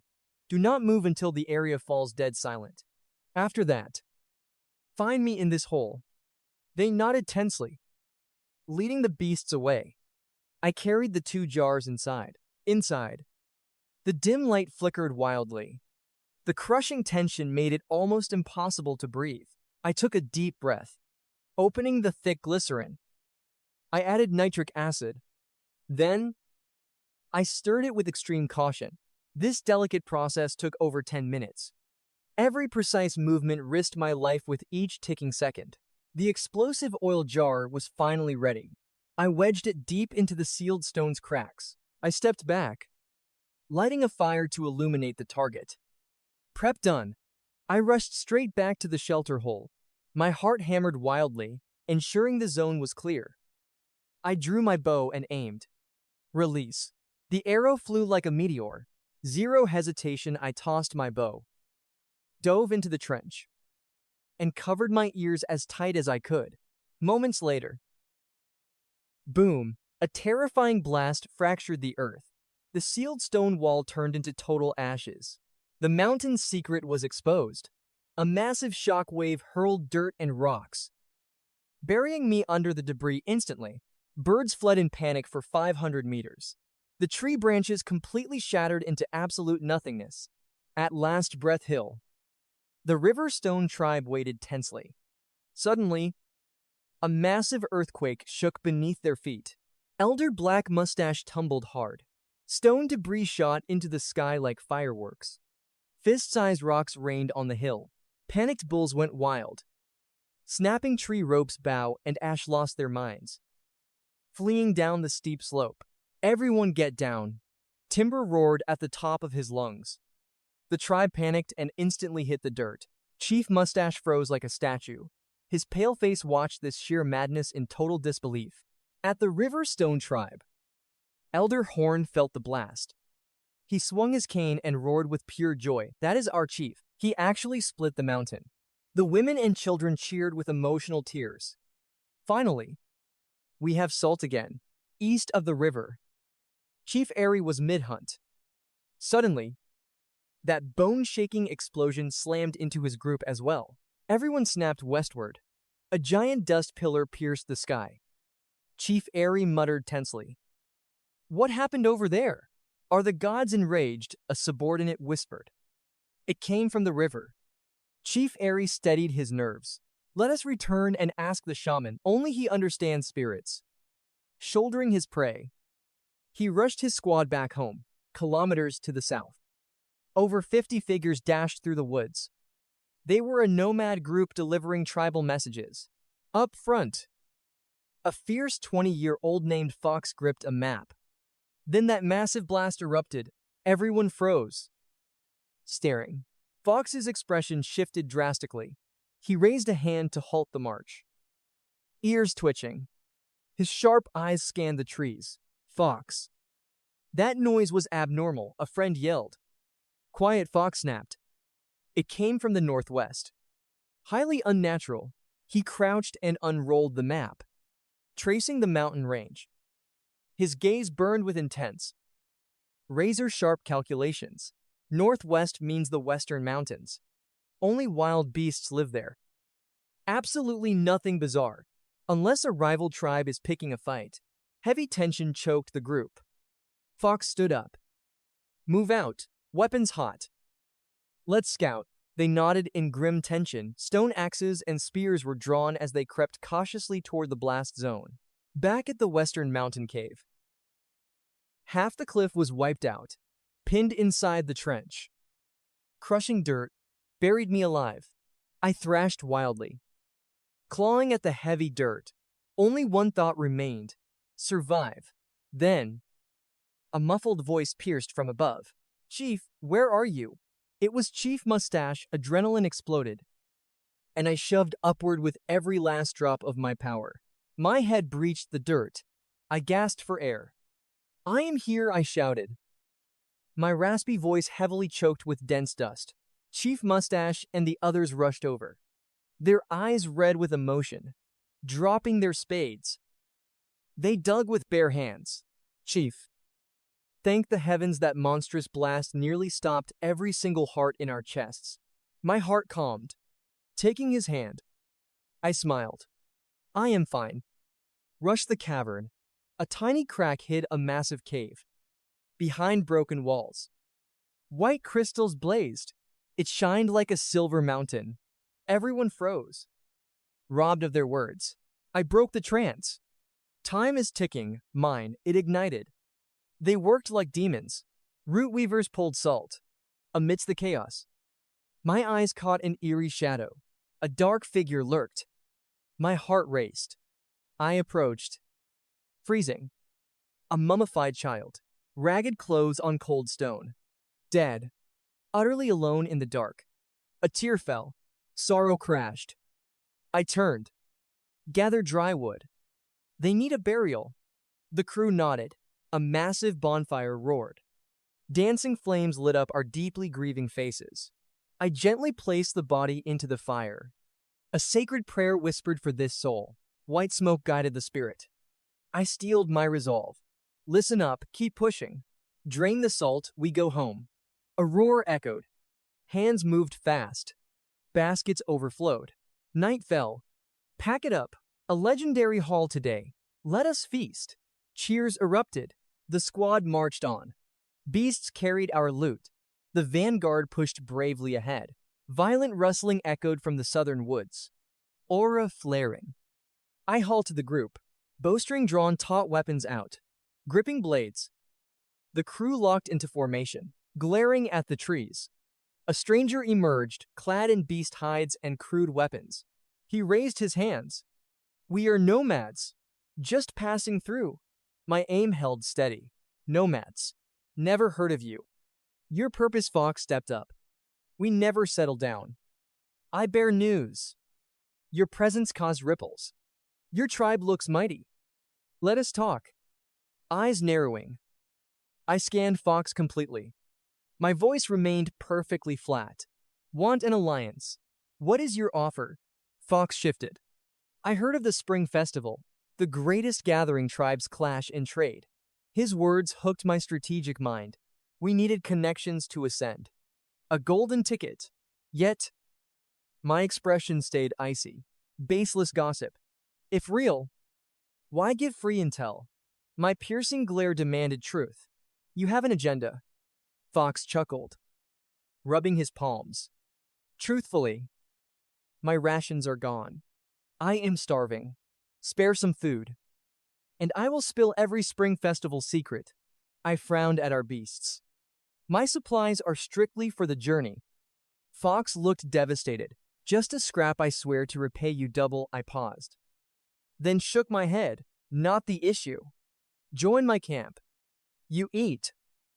But you tell me everything about this event. Fox's eyes blazed. An absolute godsend. Thank you. Boss, the two factions marched. Night fell. Torches blazed. The nomad stared. Eyes wide with fierce, jealous curiosity. They swarmed me. Boss, this torch is magic. How is it made? The dark tortures us. Smirking, I wrapped grass on wood, dipped it in fat, and sparked it. Fox nodded in awe. I will make my people craft them. Arriving at Riverstone, the nomads dropped their jaws. Massive walls guarded flawless camps. Thriving prosperity, raw life energy pulsed everywhere. Fox whistled. This fortress is colossal. Absolute madness, I simply smiled. Issuing orders. Serve hot meals. The vibe ignited. Bellies full. Fox leaned in. Boss, thanks for the feast. The festival begins in 15 days out east. 30 dominant tribes will clash there. An epic spectacular. I nodded, processing it. Break down the barter and combat rules for me. Ruthless. You must present elite goods to enter, or face rejection. It is purely strict barter. Deals mean swaps. The true battle is beast hunting and elite crafting displays. Champions claim immense bounties and eternal glory. My blood pumped. Fox suddenly grew bold. Boss, your empire is wealthy. Spare just one beast, I will serve as your absolute loyal vassal. My aura turned pitch black. Daring to target my livestock, I will handle them myself. Trade anything. But not this ox. Fox looked disappointed before flashing a sly grin. Understood. Boss, what's your price? Then I paused. Calculating. Relics. Weapons. Anything. Bring rare loot. And we have a deal. Consider it done. Fox nodded firmly. Got it. Brother. After our evening meal, the entire camp rested, but sleep evaded Fox. His mind raced. This faction was no joke. That divine beast had to be his. Driven by absolute greed, he made a reckless move. He crept to my door and knocked. Boss. Awake. I have a game-changing offer. I threw the door open. Glaring. What's so urgent? At this ungodly hour. But his burning gaze was dead serious. I've thought this through. My pockets are empty. But in tracking and lethal missions, my speed is absolutely unrivaled. Give me your most suicidal mission. If I succeed, is the ox mine? Name your price. I'll wager my very life. I crossed my arms, eyes narrowing. This nomad clan possessed a legendary network. He was a golden pawn waiting to be played. Silence hung heavy before I finally spoke. If your resolve is absolute, I'll deal straight. Our faction faces a clothing crisis. The blistering heat is rising. Our numbers are swelling. And our textile reserves are completely wiped out. Bring me leather and hemp, or reveal their source. And the ox is yours. Fox's eyes practically glowed. Consider it handled. I memorize every trade route. I know exactly where the hidden hemp fields are. Give me 3 days. I'll harvest it all. A faint smirk crossed my face. Perfect. Prove your worth. And the beast is yours. Fail. And this deal is completely dead. Fox nodded furiously and vanished. By day 3, he burst into the Riverstone clan, radiating pure, unadulterated ambition. He had discovered a massive, thriving hemp territory. But there was a fatal catch: a full day's trek. Even for a speedster like him, I smiled mysteriously, bringing out my tamed stag. Ride this, and you'll cut the time in half. Fox froze, shocked by the beast. With practiced ease, I demonstrated the beast's controls, showing him exactly how to command and halt its incredible momentum. One test ride was all it took. He shamelessly begged for the stag. I shot him down instantly, and he swallowed his greedy protests. He forced his desires down, biding his time. By high noon the next day, we mobilized, each riding and leading 2 majestic stags. Before departing, I issued a strict command to clear the northern riverbanks. That soil needed to be primed for planting upon my return. We spurred the beasts westward. A day's journey evaporated into mere hours. Suddenly, a sprawling emerald valley materialized before us. 2,000 acres of flawless hemp stretched to the horizon. My brow furrowed. Damn it. This was clearly cultivated territory. Somebody claimed this land, if spotted. It's a death sentence. Fox played dumb, asking, "Boss, is this the target zone?" It is. But this is an occupied domain. Whose territory is this? The border faction? They despise outsiders and usually stay hidden. That treacherous dog knew exactly what he was doing. I cursed internally. He led me into a trap. And we were already in too deep. Retreating empty-handed isn't my style. Loot everything and run. I unleashed my sickle. And Fox drew his blade. A high-speed harvest. Mid-strike. The rhythmic thud of wooden clubs echoed from the shadows. My stomach plummeted. Damn it all. We had been ambushed. Before we could even flinch, dozens of hostile figures blocked our escape. Fox and I vaulted onto our stags and fiercely charged. Out of nowhere, a massive snare shot up. A heavy net crashed down, crushing us beneath its formidable weight. My heart stopped. Captured like common thieves. How pathetic. From the tree line, a girl stepped forward, smirking. Her raven hair danced in the wind. She was stunning. But I couldn't care less. I glared at Fox, tangling hopelessly in the ropes. You bastard. This is your fault. Dragged to the border faction's stronghold, their leader emerged. Shockingly, it was a woman in flowing hemp, identical to the girl. The girl strutted forward with unbearable arrogance. Mother, I claim this man as my future husband, she whined dramatically. The border faction followed a strict matriarchy. The chief, Nara, was in her 30s. Her 12-year-old heir, Ren, was coming of age. The camp was gearing up for the spring festival, and Ren was hunting for a mate. We had just delivered ourselves on a silver platter. Nara's piercing gaze swept over me. My aura leaked a dominant, unyielding pressure. You are the one taming these horned beasts, both of them, mother. Hand him over. I don't care about the festival anymore. Nara cut her off. Silence. This is no ordinary man. Nara's sharp eyes locked onto my headpiece.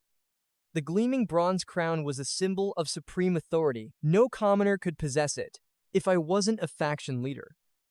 I was of royal blood. Forcing me into submission would ignite a catastrophic, blood-soaked clan war. Elite guards presented my confiscated gear. Chief. His weapons. Nara gripped my bronze spear, its golden tip radiating lethal intent. With such devastating firepower, capturing me was incredibly suicidal. She picked up my bow, turning it awkwardly. Completely baffled, Ren snatched the bow and plucked the string. Twang. Like strumming a cheap lute, I ground my teeth. Idiot dry firing shatters the weapon. Was this brat insane? Nara then readied an arrow. She sensed its terrifying potential, but had absolutely zero clue how to wield it. The language barrier was absolute, but her clumsy handling said it all. I roared. Cut these bindings, I'll show you its true devastation. Nara could not understand me, but her instincts were razor sharp. Shoving the hemp in my face, she snarled, "How dare you steal our harvest?" Suddenly, Fox shouted behind the net, "We didn't know this was your land. Release us now, or you'll deeply regret it." The border tribe froze. "We are fellow leaders here," Fox roared. "I lead the nomad tribe. We master all languages just to survive." Nara narrowed her eyes, recalling the nomad tribe's reputation. "And this man," she pointed. "Why call him your chief? His tribe is a nightmare." Fox smiled bitterly. "His army is massive. And that weapon. You saw it. Back down while you can." Cold calculation filled the air. War meant absolute ruin. As Nara prepared to release me, Ren whined, "Liars. I want this man to stay." Fox sneered at the brat's arrogant demands. But secretly, he was sweating bullets. Even he hadn't seen the true power of my crossbow. His instincts screamed of danger, seeing Fox's smirk. Ren exploded with fury. "You deceitful scum, he stays here." Nara fell silent. The crossbow was a mystery, but my bronze spear radiated bloodlust. Such lethal weapons meant endless prey. The key to glory. Seeing my bronze crown, Nara knew my status was legendary. She pulled Ren back. "You may leave, but you must pay for the ruined harvest." "What is your price?" I demanded coldly. Ren went hysterical. "Mother, don't let him go, I want him." But Nara knew her chief priorities. The whining was ruthlessly silenced. Fox's patience was wearing terrifyingly thin. "Just name your ransom. State your price and let us leave." Greed flashed in Nara's eyes as she pointed at my weapons and mount. "Leave your gear," and that horned monster Fox went completely pale. "Madness. Those are not mine. And he will never surrender them," Fox argued desperately. I looked on, confused. "Fox, what is she demanding?" "She says we ruined her harvest," Fox stuttered. "She wants your weapons and mount as compensation." My blood boiled. This was pure extortion. My cuts were perfectly clean. Not a single root was pulled. How was it ruined? The price was absolute nonsense. Wait. Something felt wrong. "Fox, ask her a question." My mind sharpened. "Do they only harvest this hemp once a year?" Fox looked confused but translated. "My boss asks, do you only harvest hemp once a year?" Nara blinked in absolute shock. Wasn't that obvious? Her face gave away everything. "These people were agriculturally blind, Fox. Tell her, the gear is mine, and I'm taking more hemp. In exchange, I'll teach her to harvest 5 times a year." Dead silence choked the border tribe. 5 times the yield. That number was completely unfathomable for primitive minds. This knowledge was absolute treasure. They lived by weaving hemp into clothes and ropes, making this plant their ultimate currency. Hemp was traded for meat and survival, the heart of their civilization. If I spoke the truth, the threat of starvation vanishes forever. The temptation was absolute. At Nara's command, her troops quickly cut our ropes. My dominant aura flared. Gesturing to my weapons, I held the reins. Ren still pouted, furious that I was set free. She turned away, throwing a massive tantrum. Take them, but first, prove your toy's power, she challenged. I smirked, grabbing my crossbow. I loaded a bolt while hunting for prey. Target locked.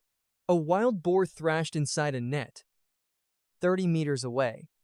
Without hesitation, I pulled the string taut and fired. The sound of the wind violently splitting echoed out. Swish! The bronze tip pierced the beast.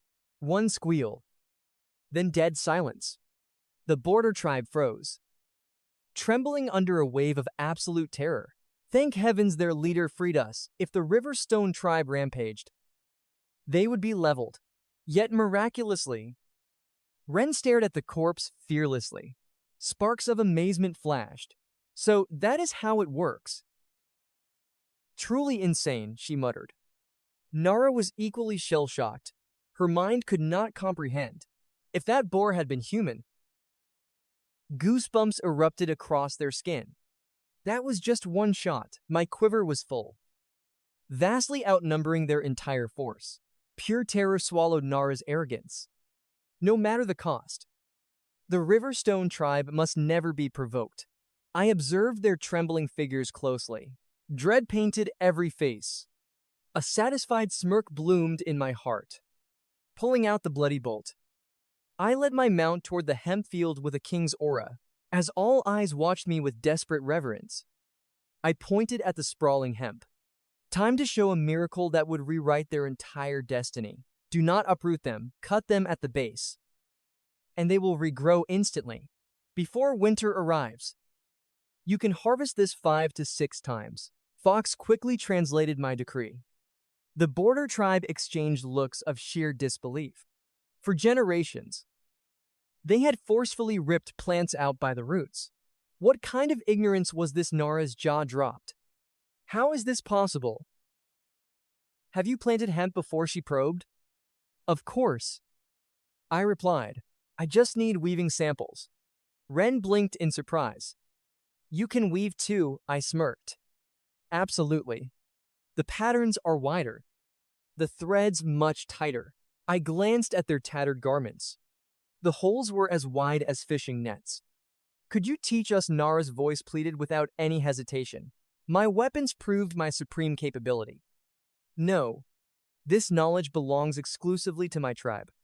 Unless you swear absolute loyalty under my banner. A massive taboo. Nara's pride violently rejected the idea. I didn't need an instant answer. I was planting seeds of domination. Shrugging, I signaled Fox. Nara stood in stunned silence. The pact was finalized.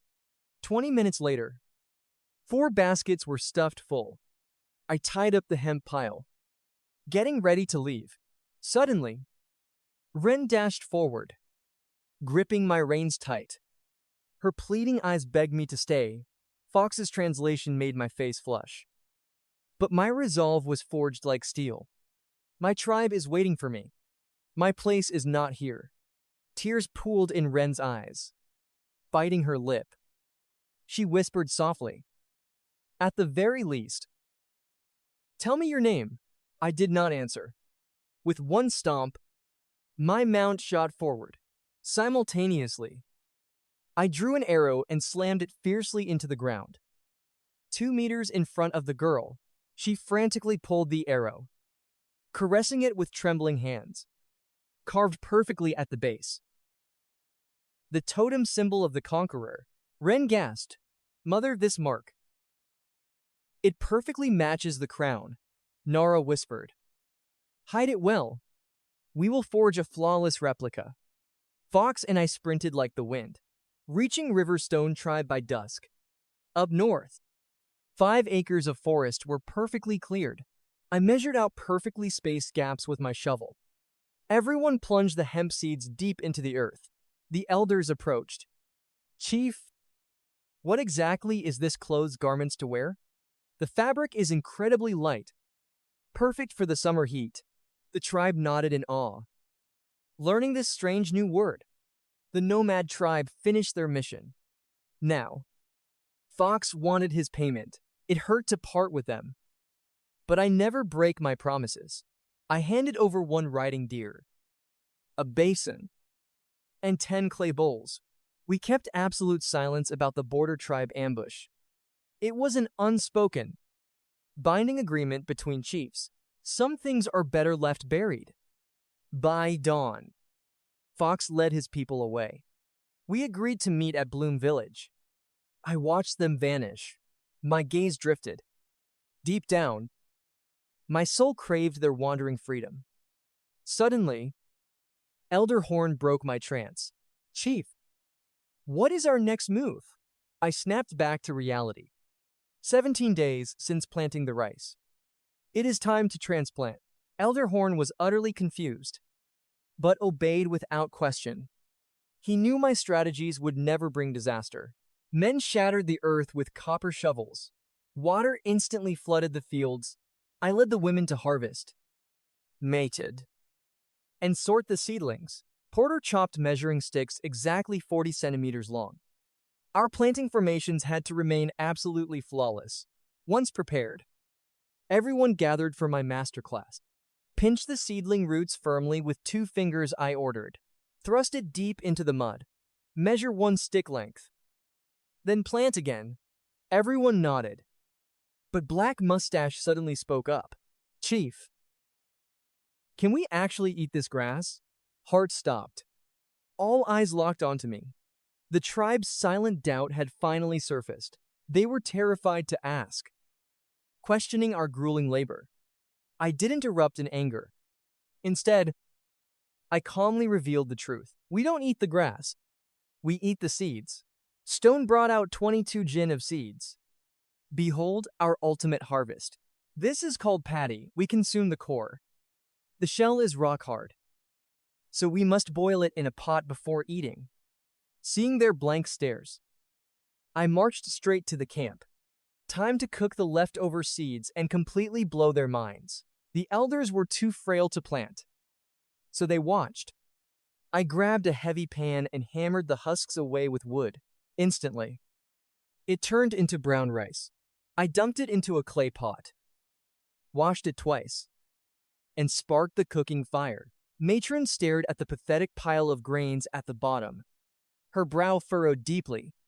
Chief, there is so little.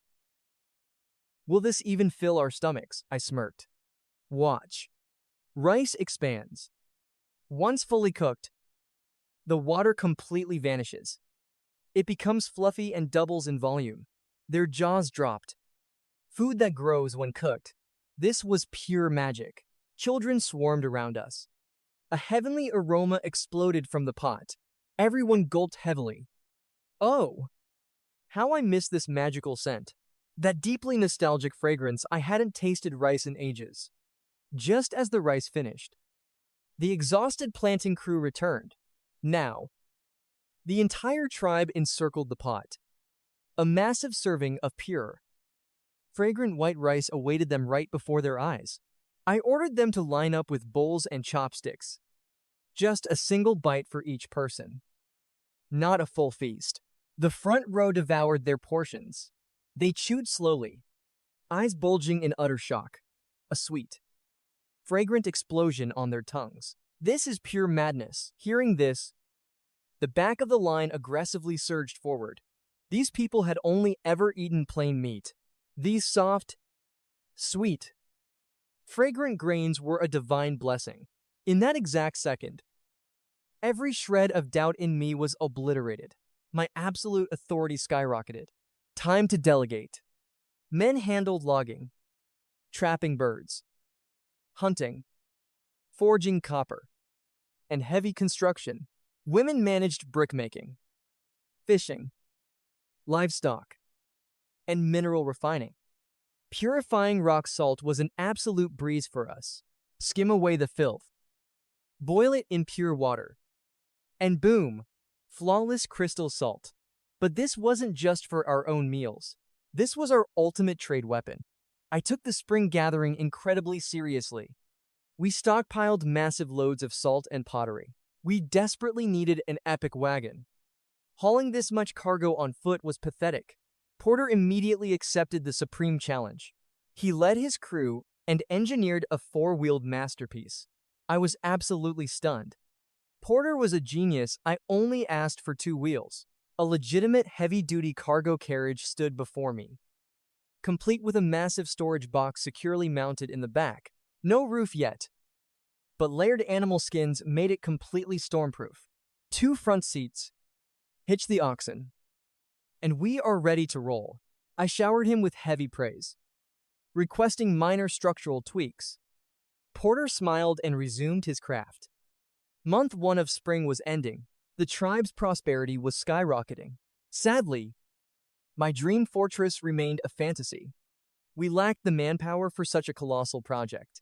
We only had 350 citizens.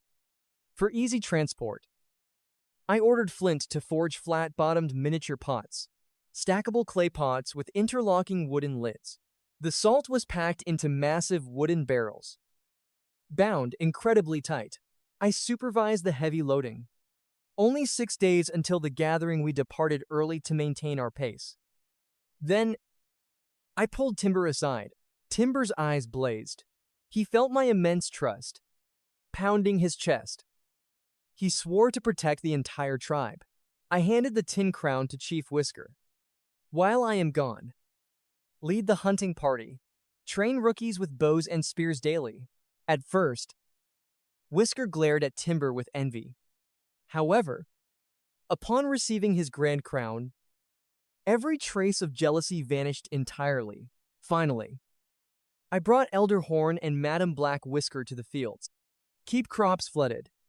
Maintain the water at palm depth. Despite their age, the elders' determination burned bright. Entrusted with this massive duty, their eyes sparked with fierce resolve. Preparations done, I rallied the troops and set off. For this grand expedition, I brought a highly agile elite squad, guarded by healed veterans. Ox and Scar. We had Fang, Stone, and fierce youths. Skip and Chirp. 20 combat-ready warriors total. Stump steered the ox cart. 5 veterans and I rode battle deer. The rest mounted 10 regular deer. Full speed to Bloomville. At nightfall, we camped in the open plains. Blazing bonfires formed our defense. And I organized the night watch. Barely asleep, Fang shook me frantically. Chief, an unknown faction approaches our camp's rear. I pierced through the pitch-black night. It was Nara clad in signature hemp garments. The border chief brought a massive crowd, 10 grown men, plus 20 youths and women. Suddenly, Ren cried out, "Mother, I am so thirsty, we have no water. I refuse to seek a husband in Bloomville." Nara harshly scolded. "He is a rival chief. He will never join us. Abandon that dream." A scout rushed over. "Chief, a camp ahead. Shall we approach?" Hearing this, Ren tugged Nara's arm. "Mother, please, ask for help. I am so thirsty," she cried. Nara checked her pale followers, drained from half a day without water. She nodded in utter defeat. Ren stepped up, recognizing my Riverstone hair bun. Her face beamed. "Mother, look, it is him." But Nara sneered inwardly. His journey was far longer. He cannot have spare water. Meanwhile, I casually strolled forward. In the dark, Nara and Ren's silhouettes were easy to spot. Nara gazed with hope. "Chief Riverstone, got any water? Can we trade?" I frowned. Trade for water? Only they themselves held any value. I rejected the trade and motioned them to follow, leading them to the big cart. I climbed aboard and revealed a giant clay bowl. The tribe gasped in shock. What artifact was this? A moving house, full of giant stone barrels, but where was the water? Empty vessels cannot quench thirst. But a second later, I tilted the wooden barrel, pulled the plug, and clear water gushed out. The youth's jaws dropped in shock. That artifact holds water. It is as big as a human. Ignoring their shock, I handed the bowl to Nara. Drink it. No trades, I stated coldly. Nara bowed with gratitude. Then with Ren. They chugged the water like desperate travelers. Seeing them gulp their saliva, I gave the bowl to Chirp to share. Nara asked cautiously, Chief, attending the spring gathering too, shall we travel together? I saw through her. She only wanted my water. Without refusing, I let her tribe camp beside us. While some slept, others remained alert. They whispered in awe, discussing the impossible miracle they had just witnessed. At dawn, the delicious aroma of grilled fish spread through the camp. A luxurious Riverstone breakfast was ready. The aroma woke the border tribe, crying over their tough dried fish. Meanwhile, I casually roasted rabbit liver skewers with irresistible spices. That deadly, heavenly aroma instantly captured Ren. The girl froze, her eyes glued to the sizzling skewers over the fire. Once cooked, I cut a piece and gave it to her, pitying her endless drooling. With a huge smile, Ren viciously devoured the skewer. 2 bites in, her face exploded bright red. Her mouth hung open, fanning her tongue brutally. Yet strangely, she refused to spit. I almost laughed at her. I gave her cold water, gulping it greedily. She panted happily. What spice is that? Torturing, but addictive. That is called chili. That burn is called spicy, I explained. Ren pointed to another pouch. That white stuff, I put salt in her hand. Pure white salt. It tastes savory. It restores your stamina to work much longer. Instantly, Ren's eyes widened in pure awe. Realizing this was a treasure, she ran straight to Nara. Without hesitation, Ren shoved the salt into her mouth. The savory shock made Nara flinch. Chief Riverstone gave us this. And he has plenty more. Ren forcefully dragged Nara toward me. No one noticed my devious smirk. The bait was taken, Nara asked hopefully. Chief Riverstone, where is this pure white salt from? Can we trade? We make it ourselves, I replied. And yes, 1 bowl of salt costs exactly 1 man. Nara pondered briefly. Those youths were to be sold anyway.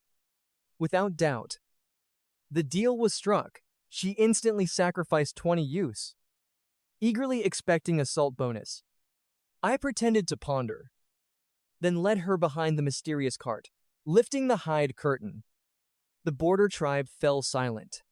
The cart was overflowing. Rows of giant clay jugs and barrels were fully exposed to them. All were massive storage containers. Opening the barrel's lid, their mental defenses completely shattered. Every barrel overflowed with pure white salt. Nara's legs gave out. Pure salt was a symbol of immense wealth. At this second, her oath to never submit to another tribe completely crumbled to dust. I scooped a full bowl of salt. It weighed over 3 jin, this exact amount per head. That is my absolute final offer. Snapping out of shock, Nara ordered Ren to gather leather pouches. 2 sacks were instantly filled.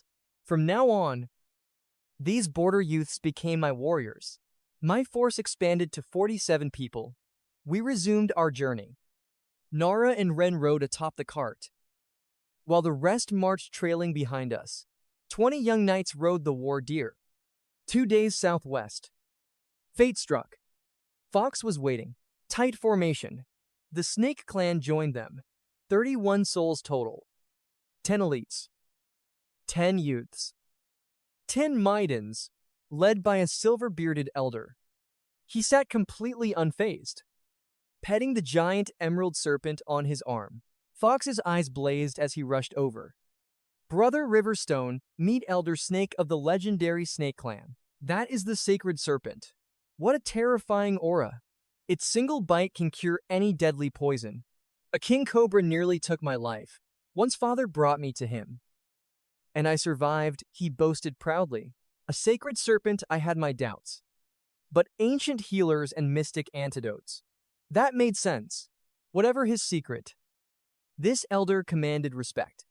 Hand on my chest. I offered a dignified, deep bow. The elder nodded back. 4 clans merged at last. 160 souls united. Fox walked beside me. Brother, any new missions?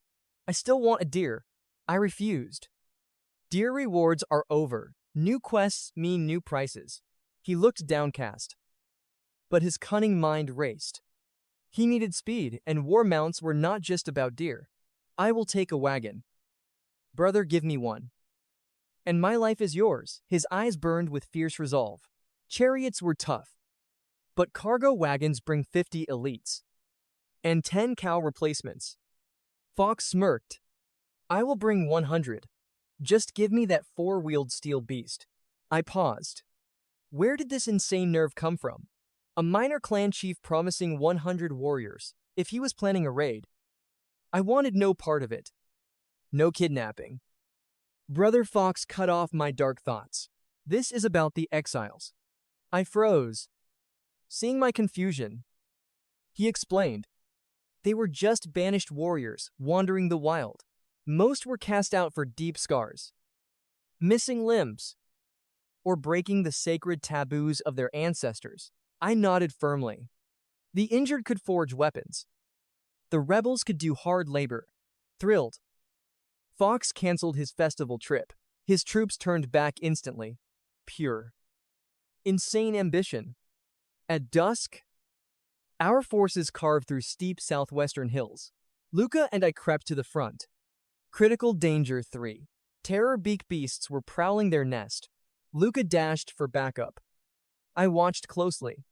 Those 3 demons were brutally shredding prey in their crimson den. The bloody feast left them wide open. My main force soon arrived. Alongside 6 elites from the Snake and Forest border clans. I narrowed my eyes. Why bring so many for 3 beasts? They were desperate. Our fierce hunts had drained their food reserves. Take 1 beast for yourselves. But the eggs are mine, I declared, assigning them to gather firewood. I dropped my hand. 15 knights split into wings behind me. Our overwhelming bloodlust made the monsters flinch. A blinding ambush. The giant beast tensed up, unleashing an ear-shattering, hellish screech.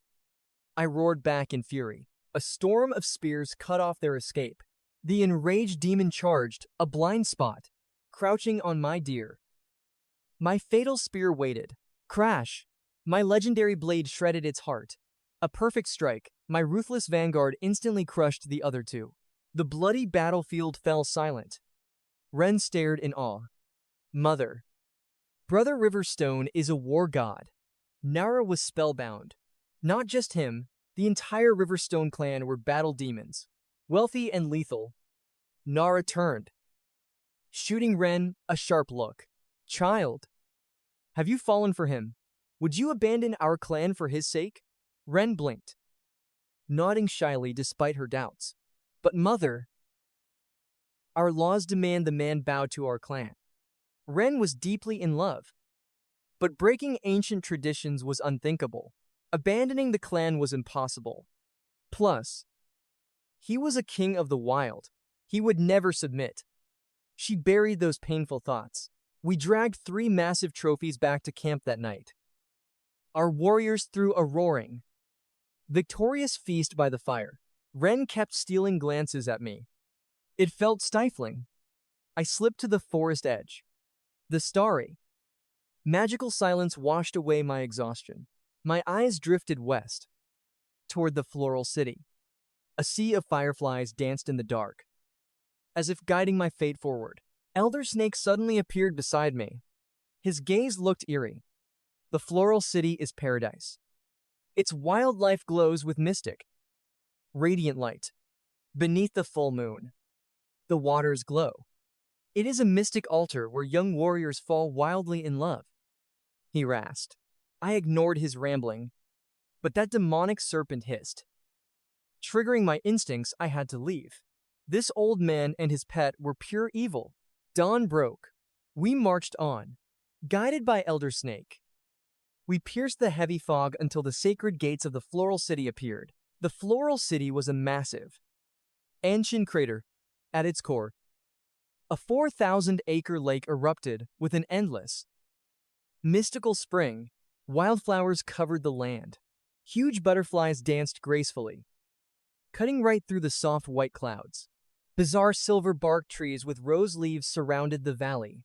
Our maidens were instantly captivated by the magic. The girls scattered into paradise. I kicked my awestruck men. Hey, you gaping fools. Hurry up and unload this damn cargo. The boys grinned sheepishly and set up shop. A dozen elites hauled stone altars, displaying clay urns and crystal salt for trade. The border tribe camped near me, stringing sleeping nets between the heavy trees. Hemp, straw sandals, and ropes lined their stalls. Nearby, the snake tribe pitched their tents, trading serpent scales and rare herbs. Tribes poured in, but my gaze locked onto the Feather Mark clan.